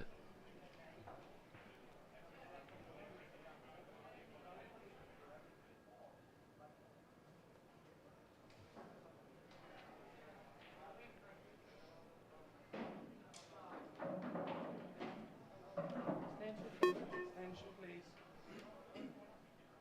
Mark Boyle just taking his extension there, just giving it a bit of thinking time. He's kind of right in between his work there, isn't he? He's just figuring out his route. He's probably got about 5 or 6 different patterns going on in his head right now, and just trying to pick the right one. Yeah, he seems to be going down table, then up table, and he's not comfortable with this one. I think he's leaving the red on the right side of the table, the same side as the black as his last ball, because then even if he lands straight on it, he's still going to have a shot that will be well within his capability to win the frame.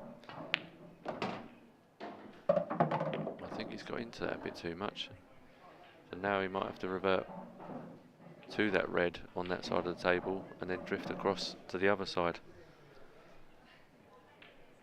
making the cue ball travel a bit more than what he would have wanted to, I think. It shouldn't be any problem. He should just be able to come on and off the cushion. And now with a similar shot to what he's just had there. These are normally bread and butter for Mark. 2-0 down here in set number 4. Okay, so on table 5, Not we the have a pocket. ladies quarter-final, please. Ladies quarter-final on table 5, Emma Reeves and Lucy Smith. Emma Reeves and Lucy Smith, table 5. You see it, 2-1 it is.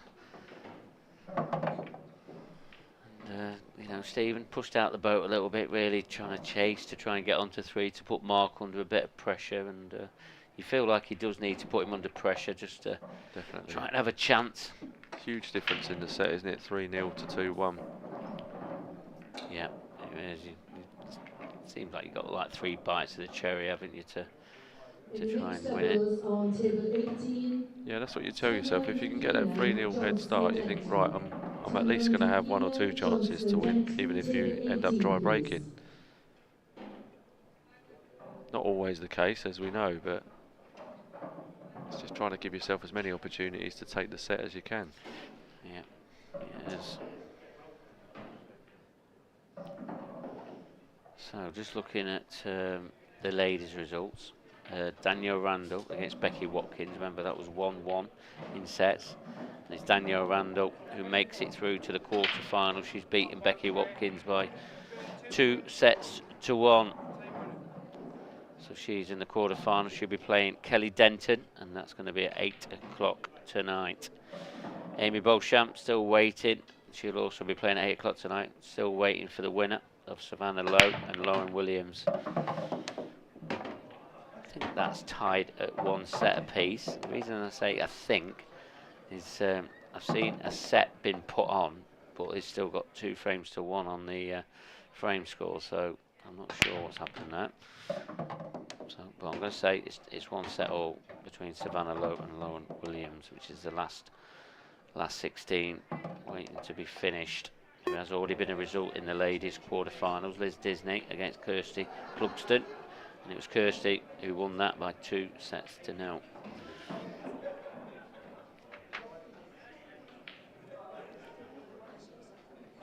Meanwhile, Mark Boyle's just pulled out an awesome break, taking 3 yellows off the table just for the break. Wow, it's unbelievable, isn't it?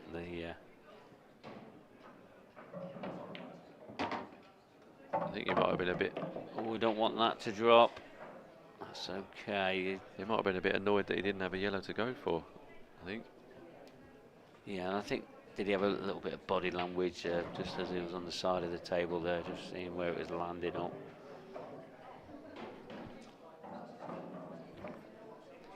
should be straightforward enough to just roll this red into the corner and then the opposite red in the middle and play the skill shot. Oh, he's actually come the other side. I didn't realise that red went past the yellow into the corner pocket. He can actually leave himself perfect on the skill shot now, because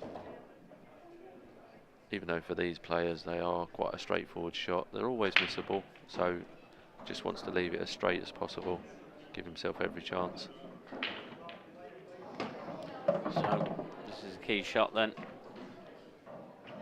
It's a musket.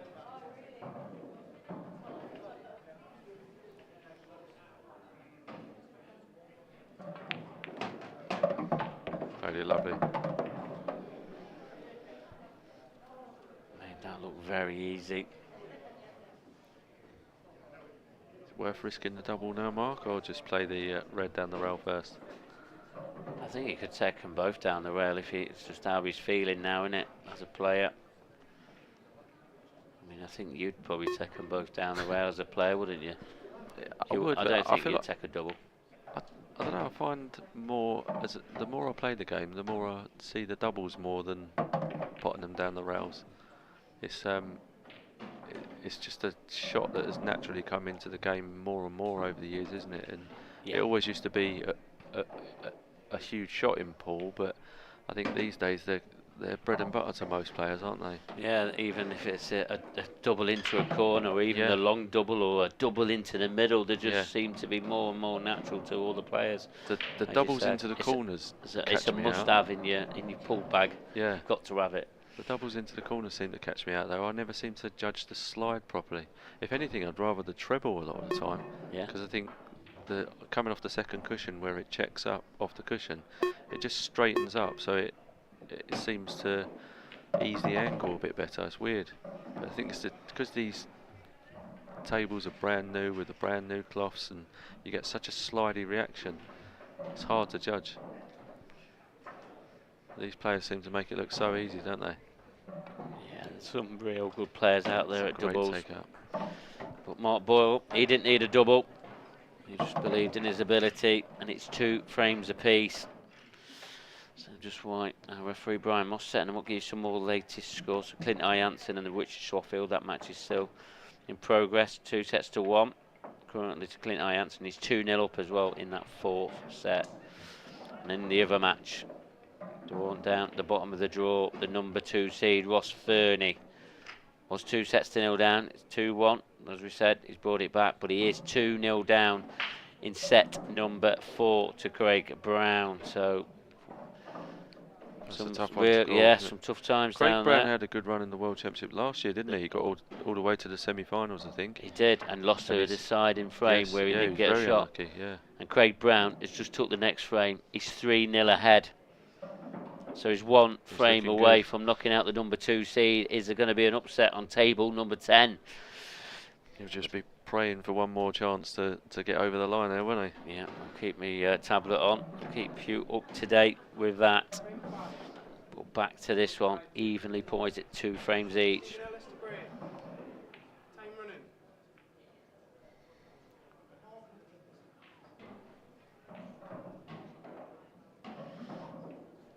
That clock though, ticking down. I don't know what he was checking there, just seeing where.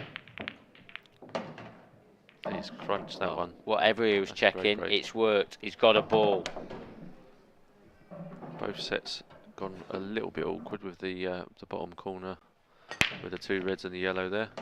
But I think he'll be going for yellows first.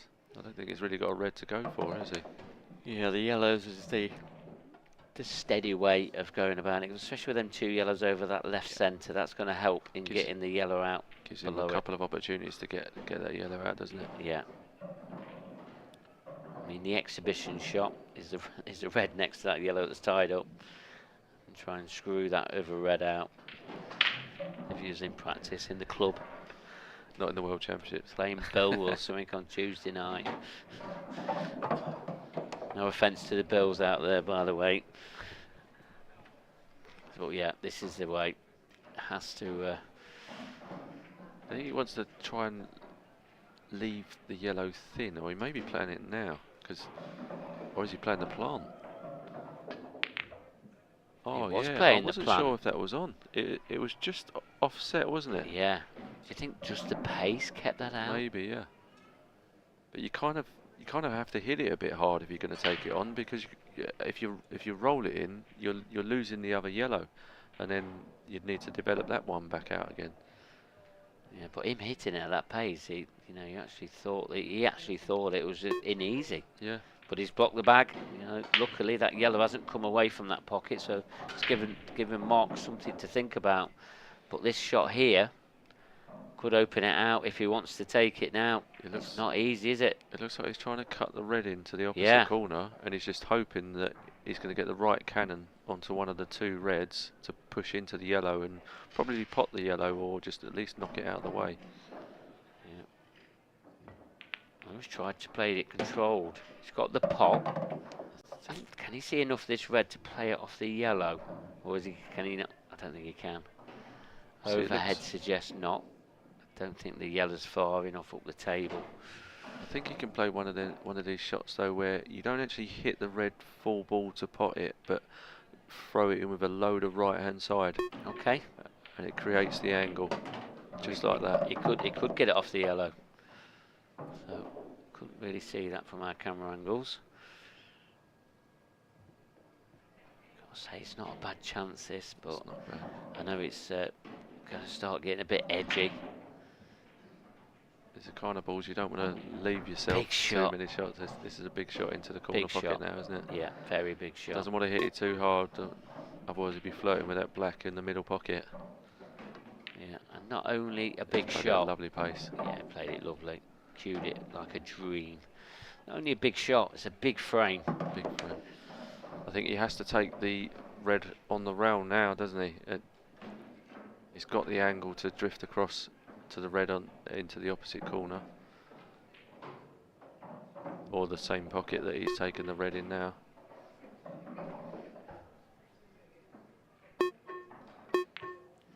That's a lovely little pot as well, but he's lost the It's cue lost ball. It's just where it's drifted off the cushion a little bit, isn't it?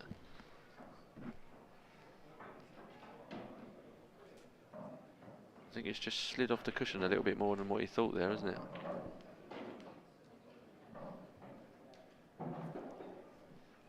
He's left it. It's actually left the cue ball in a very awkward position, because he can't. He can dig into it and miss the two yellows at the bottom there. I didn't think he could do that. Yeah, and he's going to leave. Oh, no, he couldn't. Does that red pass into the top right hand corner? If it does, I think it does. I think it does, yeah. This is a big shot. It's a big shot. Big shot. He's got another big shot of this frame. He's already struck one of these in nicely. That yellow just in front of it will be looking like a beach ball in the way of the pocket there. Yeah, I don't think he's got all the pocket.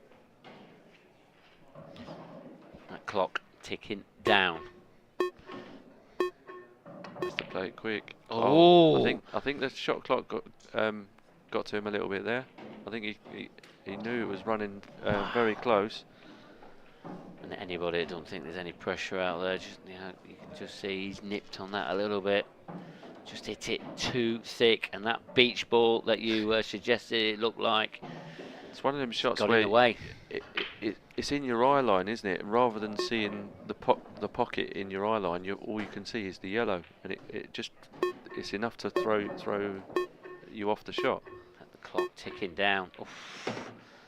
That was very to close. the last second. He's played it really well. Probably though. less than the last second, to be honest. And you saw his quick reaction with his cue. It's like his cue arm got stuck. It was. I was just going to say. I thought it was very unlucky there to land straight. It's kind of the worst angle he could have been. It was just off straight, the wrong side, wasn't it? But it looked like he rushed that a little bit. A little bit, yeah. He seems to be bushing round the table. This shot clock, I think it's panicking him a little bit now. Just needs to calm down. Right, what has he left mark here? Is there a treble on? Is there enough for that pocket to to pot it? I don't think so. It's a possible treble. It could be a quadruple. A quadruple. You don't see them many played many. He's not coming off the cushion, is he? defensive shot. Trying to play it off the black. Ooh, very clever shot. Yeah. Didn't see that one. And a clever shot, considering he only had 30 seconds to see it. So, but now Stephen Ellis, glorious chance. I'd be delighted he's got another chance. Just needs to steady himself and.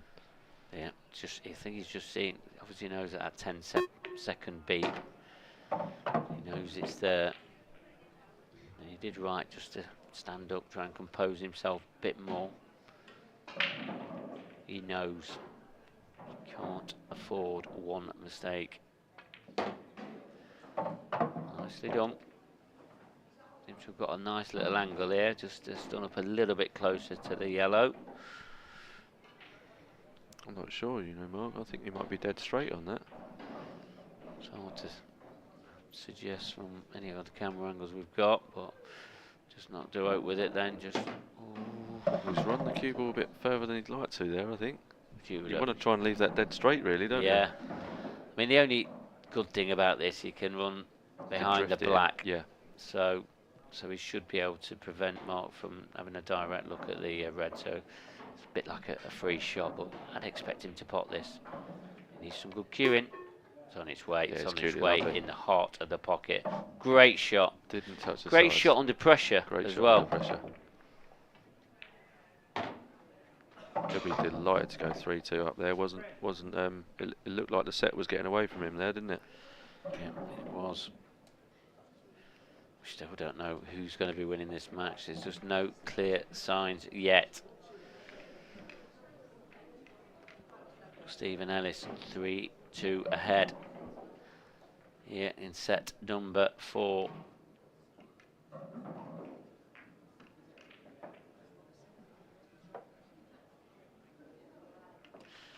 It's Mark Boyle to break, I think. He'd break into the decider, Stephen would. Is he confused or no? He hasn't just stood up.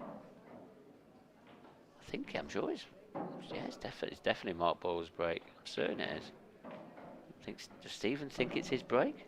No, I think I noticed in the last frame or two he's just decided kept to his stand up. up, Yeah, I think sometimes you get a bit tired of actually just sitting down, don't you? Keeping loose. Okay. Yeah. Get a bit stagnant in your chair. Sat down now, look. He must have heard us. Shh, shh, Bobby Canaries. Frame 6. Mark 1 3.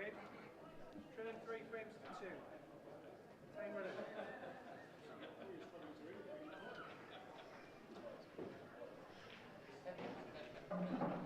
So, Mark Boyle. Be praying to the pool gods that he gets a good break on this one. He needs a good break, and then he needs a dry break from Stephen Ellis in the next frame, but he's had a dry break of his own. He hit that so well. So Stephen Ellis got a great chance now to level this match up in sets. 2 sets to each. Now, first glance, Rob. Yellows. Oh, I was thinking reds. I'm only thinking yellows because yellow on the left-hand side, it passes quite nicely into the left middle. And that red, it takes a bit more on it. The openers on either colour set isn't bad. Oh, he is going for the yellow first, yeah. So, and plus he can get his other yellow out here, and so he can play this in this left middle. That was the only reason, Rob. That was all. But yeah, there's definitely arguments for reds.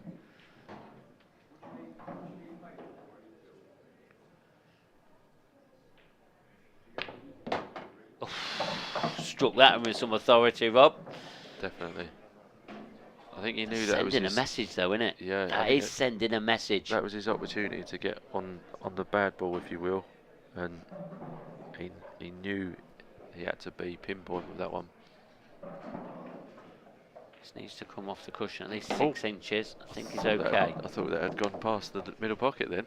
Yeah, well, he had to get it off at least about 6 to 8 inches, and he's done that. I don't think he's got the one over the pocket. I think he's going to have to play one of his customary plants He's been playing a few nice little plants. Was he going? Yeah, this is the right way. Always play your open pockets. You have to trust your cue in action, don't you? Striking the ball, lovely. Now just needs to keep it simple from here. I think does that yellow pass to the left middle. I think if it does, it makes this clearance a little bit easier. Just needs to stun this up the cushions. Be a bit of a nervy one. Just overdone it slightly, but shouldn't be a problem.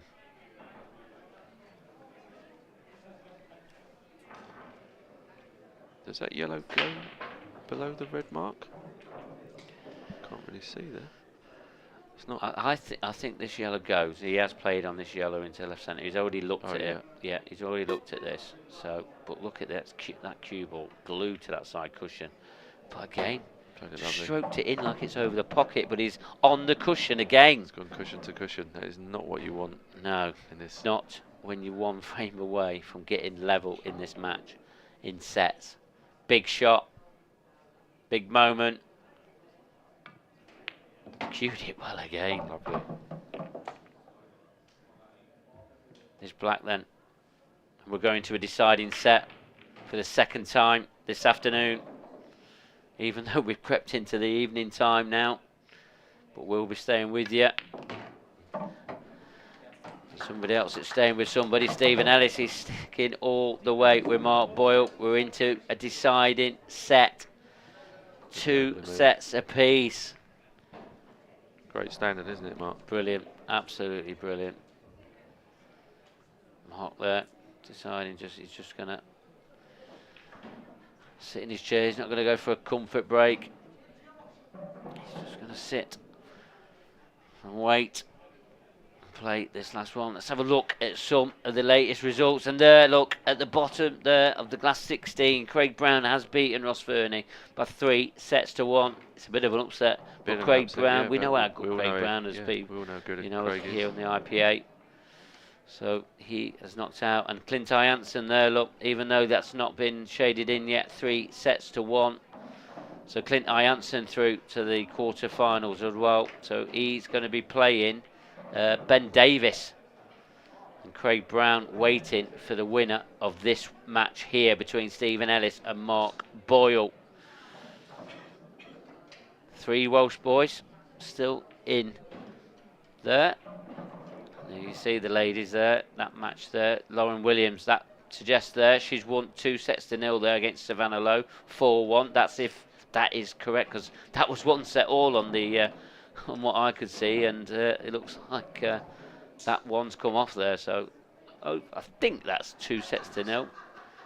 I'll come back to you on that one. It's definitely not been definitely not been scored right, I don't think. But that match there, Emma Reeves, Lucy Smith, that match has just got underway 20 minutes ago. Still 0-0.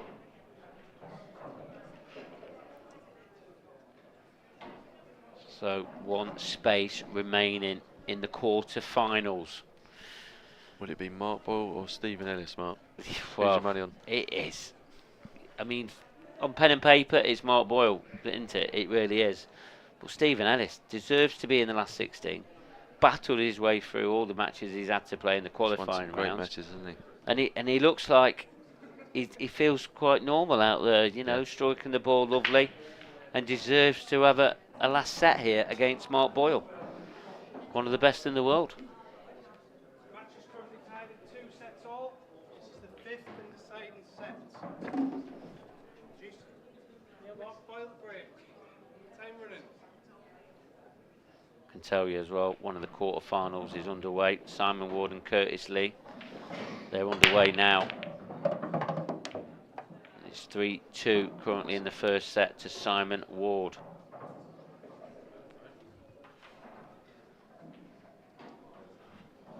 It's a lovely break from Mark Boyle again.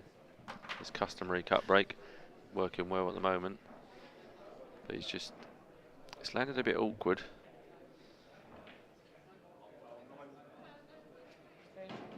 Extension, please. unless he wants to take a long yellow on, it looks like he may have to play the plant first of all and go reds, but then it is a bit of an awkward table to go at on reds, isn't it? Yeah, it is. It is awkward. It's not the start you need in this deciding set. You'd like them to be easy, don't you? Yes. You really do.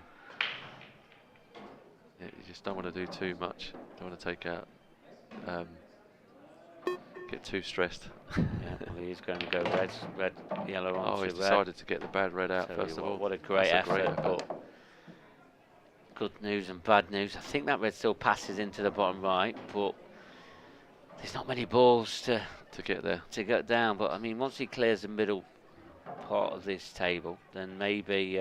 Just depends what angle he's got on this red into the corner pocket now, doesn't it? If he can drift up between the yellow and black, which I think he can. I think he can just top it through. If it's dead straight, it's actually ideal. Which it looks like it is. Lovely. And now he just needs to mind his work and just try and find an angle to drift down to that bad ball by the yellow there.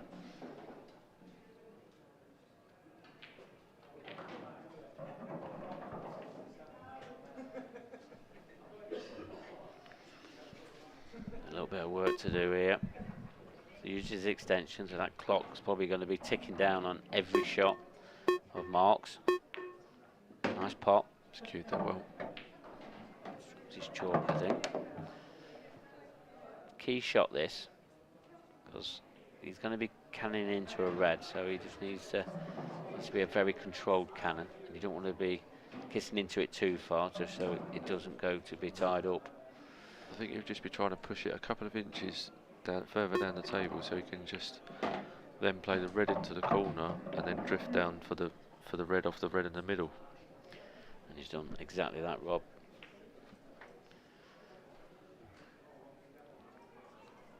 So It's just as long as he's straight enough on this red to get the angle he wants. Doesn't want to go too far, does he, Mark? Ideally, just needs a bit above the blue spot. That looks to be perfect.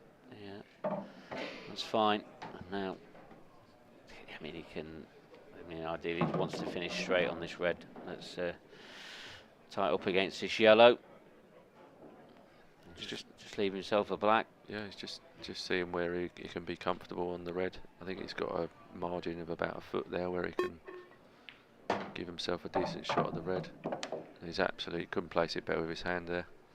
Yeah, I think if he had ball in hand, he'd have been putting it about there, wouldn't he?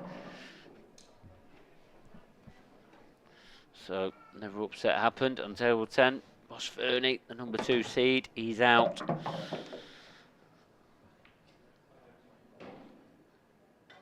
Is there going to be another upset on this table? The way that Mark Boyle's cleared them up, he's got other things on his mind. He don't want to be another casualty of these IPA World Championships.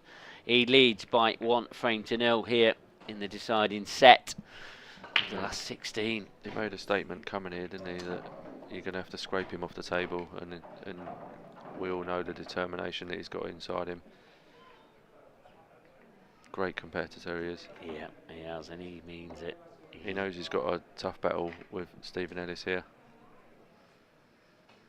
Yeah, and I think now all these matches from last 16 onwards, they're all going to be tough. These players have got the determination from Stephen Ellis, and he just don't give up himself, does he? No. To come through that many rounds as well, he's not going to want to give it up lightly, is he? No, it looks like he's just walked in from home. He looks fresh as anything, doesn't he? Looks relaxed. Yeah. I think I'd be sitting there sweating right now. Be drained, wouldn't we? Playing that many frames. Let me go home. Stephen Ellis then to break. Breaking clearance from Mark Boyle in the opening frame. Moving the white into the centre of the table again. Yeah. Let's hope it works. This well. is what's worked for him. So look at that. He's skewing it nice. Has he got a ball though? Yeah, is that going to drop? He has got a ball. He got a ball. He got a ball. I was concentrating so much on them ones in the top left, and then I heard the ball return just have a one. He must have got that early on. Oh, he got it in the middle. He's forced to go yellows here, isn't he? He is with them 2 yellows over the pocket. But that yellow, What that's yellow does he behind go him. first? Does he take the yellow in the middle of the table, be confident, or does he play the plant somehow? And just make sure he's on yellows. Yeah, but if in playing the plant, you're risking the red getting involved with the yellow over the pocket, aren't you? And can go wrong playing shots like that. Ideally, I'd like to have both, have a choice of reds or yellows. I think if he can just play this yellow in the middle of the table, just trust his cue action. He's a great cueist, as we've seen. It's one of them that you don't want to play, though, isn't it? I mean, we've already said it. You just want things easy, and this is going to be some. The way that this deciding set has started off, you know, Mark Boyle, he had challenges, and you want these finishes to be nice and easy, and all of a sudden, Stephen's got a challenge, and this is going to be some last set. It really is. Do not go away. We're going to be with you all the way through this one. We're not having a break until this one is finished. Is he playing the plant here, Mark? Yeah, I don't think he's got any. Oh, he's gone wrong, is it? Is he okay? I think he's all right. I think he's got the one into the right centre. But how does he get that one in the top left-hand corner again? Very difficult positional shot, isn't it, to get back up on that yellow? He'll probably have a margin of about 3 or 4 inches in the bulk area to land on that yellow. So this one in the centre, struck it lovely. Beautiful again. I think this is a room behind. There's a gap in between the two reds if you go high in the bulk area. But there's not a lot of room for error, is there? Could he not possibly play the yellow off the yellow now and just kick it out? But I'm not sure if it's too close to the corner pocket to do that, and then you end up hitting the knuckle with it, don't you? Yeah, I mean he's got choices, but I think what he's going to do is leave himself an angle on the yellow into left centre and then try and drift up. Yeah. Because then if he can leave an angle and even just get a cannon on the red that's on the top cushion, then he's in prime position. Well, he's decided what he's doing. He don't want to come too far. No, I think he's okay. He's got a bit of an angle. So I think there's a gap just in the top half of the bulk area. But he hasn't got a lot of room for error if that's what he's looking at. He's got to be very precise, isn't he? Yeah, that needs to bounce, and it's bounced perfectly. Is he on it? I think he is. Think he is. Yeah, he's straight down. He's definitely on it. Great positional shot that to keep in. And we've had, you know, if he gets these, where's the cue ball gone? Black still goes top left, I think. But how hard is it? Why has he hit it so hard? I don't think he could get the white out. I don't think he had the angle to come off the cushion. I think he landed too straight on it. It's black, top left, must get, and he has got it. Where's the cue ball? Oh. His heart would have been in his mouth then. Yeah, I tried to. You don't realise how the white ball can go in from such acute angles, bit where it's smaller than the rest of the set of balls, isn't it? It seems to fall in from crazy angles when you wouldn't be able to pop them from that angle. No, absolutely. But wow. One frame apiece in the deciding set. Both had a break and clearance. Actually, these guys, they must be made of some stern stuff, aren't they? It'd be nice if this standard keeps up, Mark, won't it? Yeah. Is this going to be the standard for this final set? Mark Boyle to break. Barley in there. He can't sit down. He's as edgy as what we are. Hope everyone is at home feeling it as much as we are here.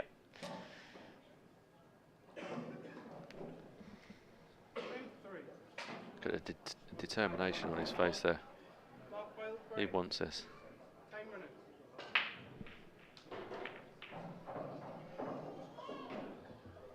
Just be praying that he can hit it as well as the last one.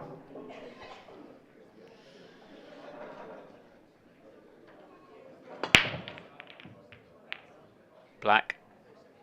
Oh. Right. He'd have loved to see the black go down then.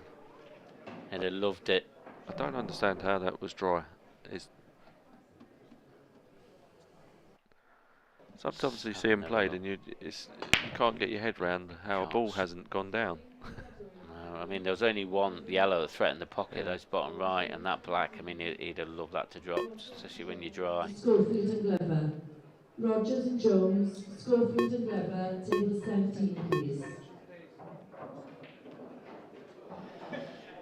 On table 19 in the doubles, Could he Chippendale play and this Bateman, red Newlove and Roberts. into the middle? Oh, he's playing the other Chippendale one. and As I say, he could have Bateman, screwed Newlove over and onto the Roberts, bad red table 90. onto the rail. Yeah, maybe he's leaving that bad red till the end as a double. Maybe. Still got a bit of work to do here. And trust me, these pressure levels, they're going to be turned up.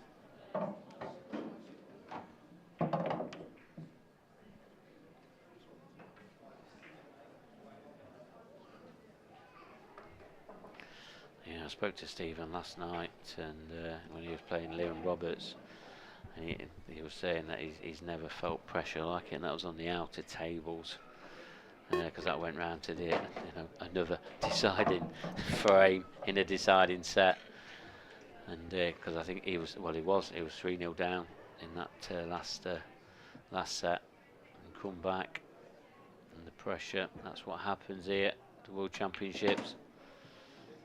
Referee table 4, please.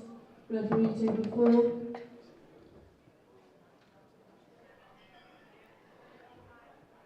I think he is going to do what you suggested earlier, Mark. I think he's going to be playing the red in the corner, the red in the middle, and then just try and leave himself some sort of double on the bad red. Yeah, that's... Although he has, leaving it straight like that, he has actually put himself back in the position that he was at the start. He could screw back onto the cushion and leave himself a pot into the corner. It's a delicate one, but see where he's putting his cue there? Yeah. I mean, that's more of an obvious shot. Look, that clock ticking down soon got that little beep. See, he's played it. I think it's a safer way of playing it, isn't it? Giving yourself the double. Yeah. There's a bit more room for error with a positional shot there. Got some hampered cueing as well. Just, there's going to be some nerves. Don't want to get any unwanted side on it or anything. Just trying just to drop it in. It's near knuckle.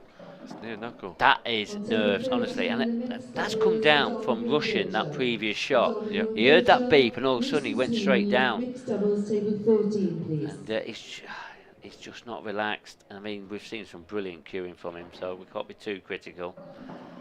Major moments, but a moment that Mark Boyle is pleased to see, and he's welded it on that yellow. I think we all knew what shot was coming there. Oh yeah. There was no value in going for the clearance there. He's tried to make it as awkward as possible just to try and gain the free shot, because he's going to want to try and develop the yellow. For me, it goes a bit more towards the black ball here and tries and comes that way, 2 cushions, but I think he's trying 3 cushions here. Great shot, great effort. What a shot. I think he's gone that way because he hopefully had a chance of putting it in the middle. Chance of putting it, yeah. I mean, it's gone safe, but it's given Mark a little bit of trouble pushing that red into there, but you just know that he's not going to be able to see. I think it might have forced Mark's hand a little bit now, though. He can actually play the double now, can't he? Yeah, he's got a shot to nothing. Oh, he's not just playing containing. As a player, do you like letting your opponent come back to the table? No. If you no, you don't, do you? Definitely not. I know you don't. We've had this discussion before. I think people think that. Don't get me wrong. I'm very renowned for being too attacking. Ultra attacking, you've been known as. I find if you give these players a chance, they'll clear up. So I think at least I can try and take it out myself. But it doesn't seem to be working at the moment, Mark. So perhaps I should play more safely. Yeah. Well, and you know now that he's just going to be playing a containing shot. Yeah, it's things like that. It's just. I mean, how's the cue ball stayed on that red could have got anywhere. How's the cue ball stayed on the table? Yeah. Don't think there's any more safety in this, is there? No. I think he's going for this now. Just when I thought he was going to play a containing shot, he can get through to this one in the left centre. So yeah, and I think Mark's obviously urged it. Oh no, he's okay though. He's okay, yeah. He's okay. That was the good thing about having the yellow right over the corner pocket there. You know, as long as you don't snooker yourself on that, you're always going to have that as your backup ball. Kevin Ray, please. I think he'll probably be leaving the yellow up the top there as his last ball mark, won't it? Because if he can get in onto it nicely, then all he's got to do is drop it in, and with the black waiting over the corner pocket.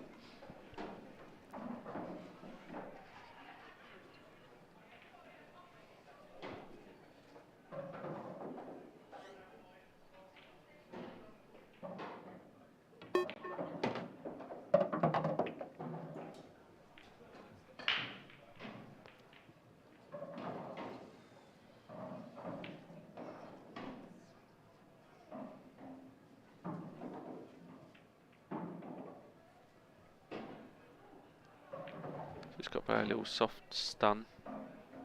Just kick the white off the cushion nicely for the yellow in the middle. Now he'll be looking to try and get the perfect angle to make his way up to the yellow on the bulk line.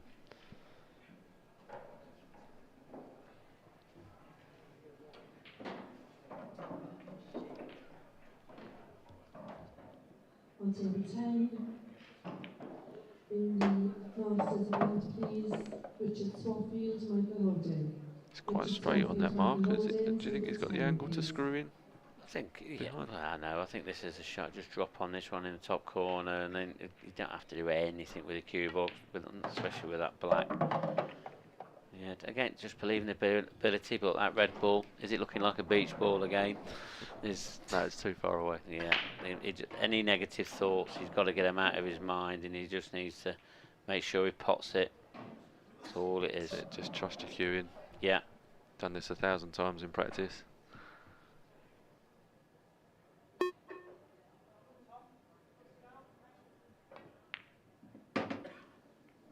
No. Ooh, it was. He was nearly right there, Mark. A slightly thicker contact on that red, and he would have been snookering himself.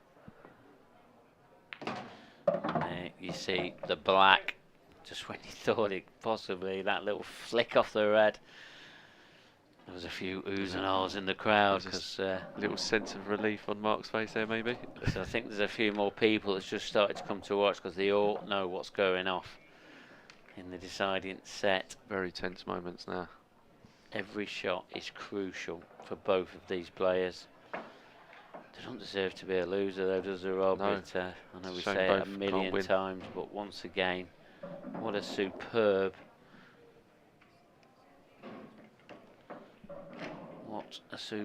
match this has been.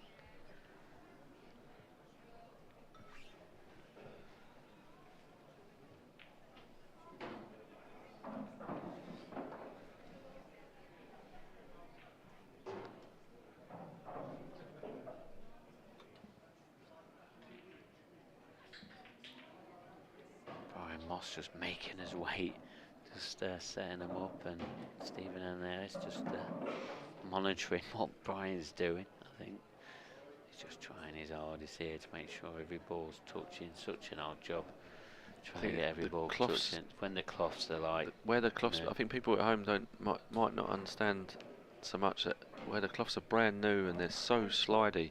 It's just the slightest little movement and they fall away, don't they? But yeah. Brian Moss looks like he's doing a superb job as usual. Yep, certainly is. Has all of that with the referees. Fantastic. Doing a great job. And what a break. He's hitting that centre ball break very well at the moment, isn't he? That yellow just tripping up towards them reds is just landed a bit awkward, isn't it? Yes, they stopped a straightforward clearance, and we're seeing some of that in this deciding set. They're not like falling very easy. There's definitely a challenge or two.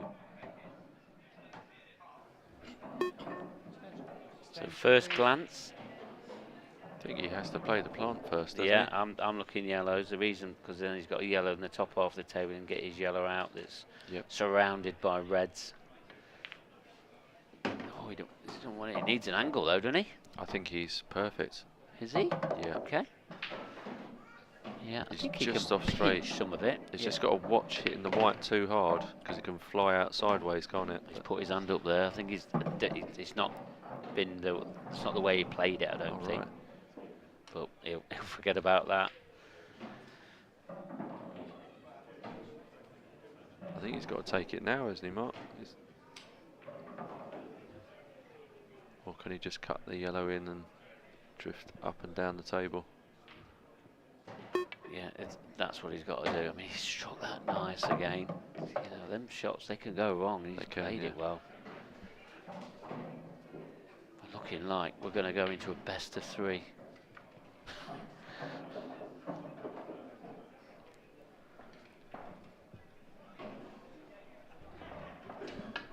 Gripping action, this is. Oh, he's got hold of that This, cue ball there. but this is just showing how well this guy is cueing. Yeah, it's like he's cued it too well there, isn't he? Does he go upstairs first? I think he has to now, doesn't he? I do. Just wants to leave the slightest of angles, doesn't he? So he can play that second from last yellow to drift down to the yellow on the cushion. As long as he's not straight, he's perfect. But even if he is straight, he can still drift the white down into the opposite corner pocket, the same corner pocket that he's playing the yellow into now. That's what he's decided to do. He's going to have an easy black. Don't think it's going to be an easy black. I think he's landed straight. He's just off straight by the looks of it. Can he pinch? Can it's he get it going to be off? close to the cushion though, I think, and you know as well as I do, you don't want to be too close to the cushion with these blacks. Big black this is. Huge black. I think he just wanted to run it a little bit further forward than that, but at least he's on it. It's just he's got the shot to win the frame. What a Cued shot. it lovely. So used to it. What a clearance that is. A Great breaking exhibition of clearance. cueing that one. There's been 3 breaking clearances in this deciding set, and Stephen Ellis has had 2 of them. Unbelievable. Can't pick a winner at the moment. The only reason Mark Boyle didn't have a clearance is because it was dry. 2-2. Best of 3. It is Robert Donkin. What is to come next? It's got to be some drama, isn't there? Hey, is there a twist? Is there? What's going to happen? Or is it just going to be faultless pull? Could be faultless pull, and then it just goes with the goes serve. with the breaker, which go is with Mark Boyle. Looks very relaxed there, Mr. Magic. Mark Boyle. He'll be. They don't. Definitely be feeling it out there. Sorry about the blurredness there in our picture. Don't normally happen like that. Obviously, somebody's got some controls they shouldn't have. So. Coming up to 10-7, Rob, and we're in to a best of 3. Cut break for Mark Boyle. Struck him nice. Where's the cue ball? Cue ball, and he's putting a ball. Where was that ball potted from? I didn't see it. I didn't, but has he got an opening pot? I don't think he has, unless he wants to take a long red on. That cue ball, dangerously close to the top here, look. There's a yellow in the middle. That yellow just trickled in there off the top jaw. Has he got an opening shot? What does he do here, Rob Donkin? He's going to have to take his extension. First things first. I think it's not fell easy, has it? It hasn't, no. It's not even a containing shot. I think he has to go all out and go for the long red. He's looking at something else though. I'm not entirely sure. Oh no, he was looking at the angle of the red. Long red, because that red on this right hand cushion lets him. It's eggs in one basket time. Yeah, that red on the baulk line, the one that's blocked by the black. He'll be able to get that off that red on the side cushion. Big shot, big moment for Mark Boyle. Oh. He's missed it though. He has missed this red. How costly could that be? Had to go for it though, Mark, didn't he? He did. Put this pressure out there. I know I keep saying it, but there is. Now Stephen Ellis has now got Mark Boyle's chance. He'll be delighted to get back to the table straight away. And these yellows, they don't look bad. I mean, he can take reds if he wants. I think he's going reds. He's got here. choices, hasn't he? I mean, the 2 yellows on the side cushions, I think that's the reason why he'll take the reds.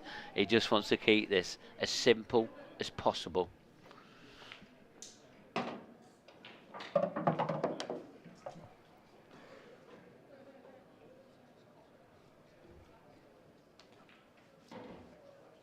He's got to take these out in the correct routine. So the one above the baulk line, he's got to take that out, so that'll release then the red that's blocked by the black in the top right. That'll then let that red pot into the top left. So he needs to take them in the correct order. So he's now coming to a couple of key shots. I think he's got the angle to play for that red now. I think it makes sense to play for that now. That's if he does it that way. I mean, he's obviously got his own way. No, he's decided to go. He's only got a choice of one red here, really. I mean, the red in the top left is hampered queuing. I think he's played for this one in the top right. So this is his hardest red, but I thought he'd have left that so he'd play on the red that's blocked by the black. To drop that in. But he's seen it differently, and who are we to criticise Stephen Ellis? There's no wrong with that.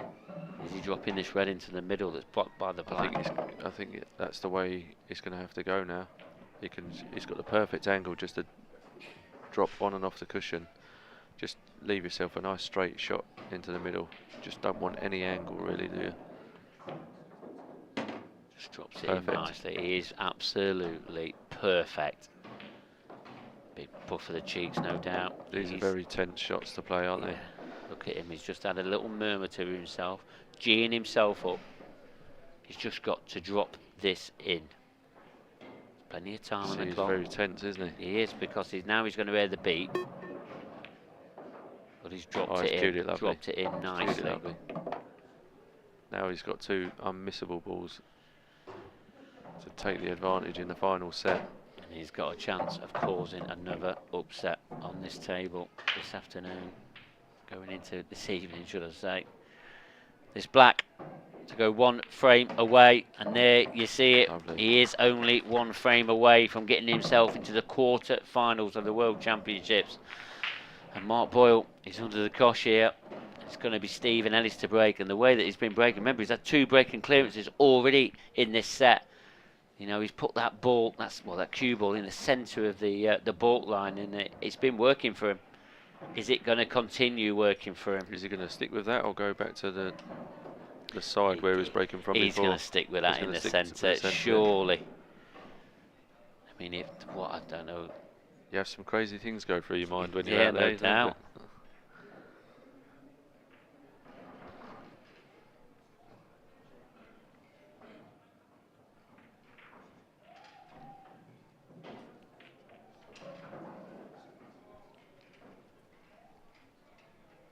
Looks like he's breathing a bit heavy. I think he's going to be nervous here, but he's just got to trust his game. It's held up so far, isn't it?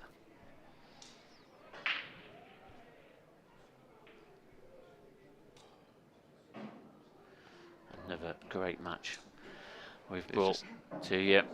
New TV screens. Stephen Ellis, big moments. It's got to be one of his biggest. Looks very nervous, doesn't he? Biggest matches of his life. He's trying to G himself up. Has he got a ball? He's got a ball. Lovely. Cue ball's been kicked, but it's not been kicked too bad. But oh, look at the yellows. If he plays the yellow in the middle pocket first off, big shot. But even all the reds have got pockets. So, but yeah, yellows. 2 yellows have gone already. He's 5 yellows away.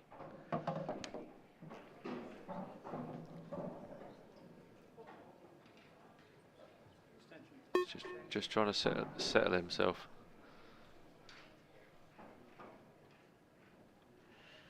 Is this the winning break? I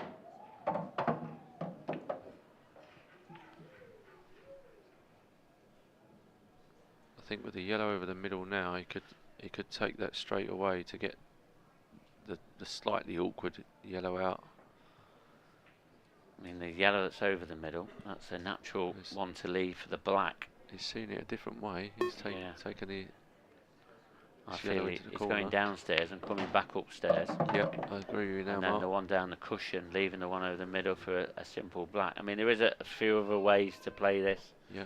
It's just how he sees it, and he needs to keep this as simple as possible. And this be a huge upset, but Stephen Ellis would be. Oh, he's got into that, hasn't he? He has got into that, but to be honest, it's probably not a bad thing. It may take the more awkward yellow now. Well, that's what I'm always thinking. He's leaving the one over the yeah. centre for a simple black. Just got to draw this back, and he's going to have a chance. Oh, I see that. Lovely. He's absolutely prime position now. Just this needs Stephen to Ellis break. Put a quick one in here and just stun the white nicely for the black in the corner. And this is it. I think he knows he's over the line now. What a great match this has been. Awesome standard. And there Brilliant. it is. Brilliant. Stephen Ellis has beaten Mr. Magic, Mark Boyle.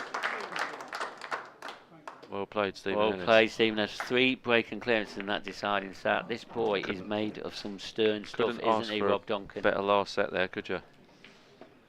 No, you really couldn't. And, wow. Really under the cosh there and just produced the goods. Brilliant stuff. I mean, it's interesting you say that you know you could see that he was under pressure, murmuring to himself. But some of these shots that he did play, I mean, Stephen Ellis, he deserved to be, the winner, and here he is in the quarterfinals. He'll be delighted. Yeah, he is delighted, and well, thanks very much, Rob, for helping me here in the commentary box. And, no problem, hopefully, we're going to have. I think we're definitely going to be having a break. I mean, I've been sat in here, so I don't know what's actually been going off, but we'll try and find out, or we'll talk about it in the studio. So, and talking about the studio, Kevin Barton's in there, and he's talking to our winner and quarter-finalist, Stephen Ellis.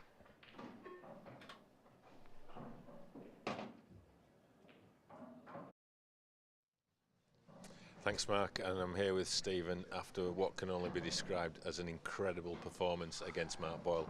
Stephen, just tell us your thoughts at this moment. I don't know really. I've worked so hard for this. Mark was probably the only person I didn't really want to beat, but I've worked too hard, and yeah, it means a lot. I'm surprised how calm I was out there. I'm shaking now and I'm a mess, but on the table, I just was completely relaxed. I was there to enjoy, and I think, that's the skill set I've learned over the last year. Is I've been taught how to just be calm in that environment, and I managed to pull it off. I need some interview techniques help first, so I think. But yeah, I feel I'm not there yet. I'm on the journey. I'm here to win it, so the job's not done. And I wasn't ready to say I've drawn one of the top seeds and I'm going to go home. I'm not here for that. Well, you certainly don't need any help on the table, because that was an incredible performance. I mean, you were both firing rockets at each other in that match. It was you were trading dishes. I mean, your break is absolutely phenomenal. You should be delighted that that's giving you the opportunities. Yeah, I just couldn't believe how many times I went in off in the first set. I don't know whether it's hard to rack them exactly on the spot. So some refs may put them slightly below, some refs may put them slightly above, and it just where the last match I played on the stream, it was working for me. It just seemed to naturally going off from the break I've been working on time after time after time, and that's pool. You just got to take what you can't get all caught up about these things, because they'll stop you taking your opportunity next time you get one, and I certainly took my opportunity next time I come around. So that's all I could do, is focus on what chances I had to make the most of them, and it was enough. He's a fantastic character, great guy, and a great player. So you know, it's a huge achievement. I keep thinking, you know, I've made a new career best achievement, and then until the next one comes around. So yeah, we're on to the next. I don't know who I've got, but I don't care really. So I'm feeling good, and I can't believe I'm still going. Let's go on. You started out on Tuesday when we started here on day one. I don't know if that seems a long time ago. It certainly does for us. But is the most pleasing aspect that you've been able to maintain that level throughout the tournament? Yeah, I'm pleased with the way I've played. You know, I've shown a lot of heart in some of the games. The standard is phenomenal. I've never seen anything like it, and you can't. It's one chance pool, and I've been dead and buried a few times already against Adam. I've played about 5 matches. I think I've won 5 or 6 matches now because I had a prelim as well. But every single one of them has been grueling, and I've been, you know, behind it. I think I was behind in the last set so many times, and last night I was 3-0 down, dead and buried, and it's just my time to keep winning, I think, at the moment. But you know, it'll be what it'll be, and I'm really enjoying playing, and I'm looking forward to the seasons ahead, regardless of what happens today, this week. So yeah. Well, we're certainly enjoying watching you. Fantastic performance, Stephen. Well played, and good luck for the quarterfinal tonight. Thank you, appreciate that. Thank you. Stephen Ellis takes his place in the quarter-final, and Mark Pickworth moves into the studio. He withstood everything that Mark Boyle threw at him, and came back with interest. Yeah, got to take your hat off him for one. That break is devastating. When he couldn't work out his break at the very start of that match, but when he moved it into the middle, as we saw him against JB Burnett on Tuesday, when he put it in the middle, he is devastating with it. And to have 3 breaking clearances and deciding set against one of the best players in the world, Mark Boyle, and to produce that standard on there, you know, when you are playing against Mark, is phenomenal. And wow, this boy is a wonderful player, and an amateur player. Let me tell you, he is still an amateur player. Not for long. No, he won't be, definitely not. And but yeah, he's into the last day of the World Championships. So what 2 matches that we've had on here today have seen the top 2 seeds be defeated? I mean, it just shows that the standard, no one can take anything for granted. You know, on paper is one thing, but in that arena, it's a completely different animal. Yeah, it really is. I mean, we've had some fantastic action all afternoon. I mean, we've also lost the number 2 seed today. So the number 1 seed's gone, the number 2 seed's gone, and the number 4 seed's gone, along with plenty of other seeds. We've still got the number 3 seed left, Clint Jansen. You might be feeling a little bit lonely out there, being in the top 4 and that, but. You know, and then on pen and paper, Mark Boyle, he should have been favourite for that match, but the way Stephen Ellis plays, he's probably all of a sudden he's going to be a few eyes open and saying, you know, he could possibly go on to win this title. It's going to take a big effort to beat him, and we can see there the quarter-final lineup. And coming up at 7:30 will be the first of those quarter-finals, Tom Barley and Robert Stephen, and that'll be followed by Clint Jansen and Ben Davis. So lots more fantastic pool to look forward to tonight. We'll just give you a quick update. Curtis Lee and Simon Ward have started their quarter-final on one of the outer tables, and Curtis Lee has taken the first set there, so potentially another surprise result on the cards. But anyway, we'll be back at 7:30 for the conclusion of the quarter-finals. We'll see you then.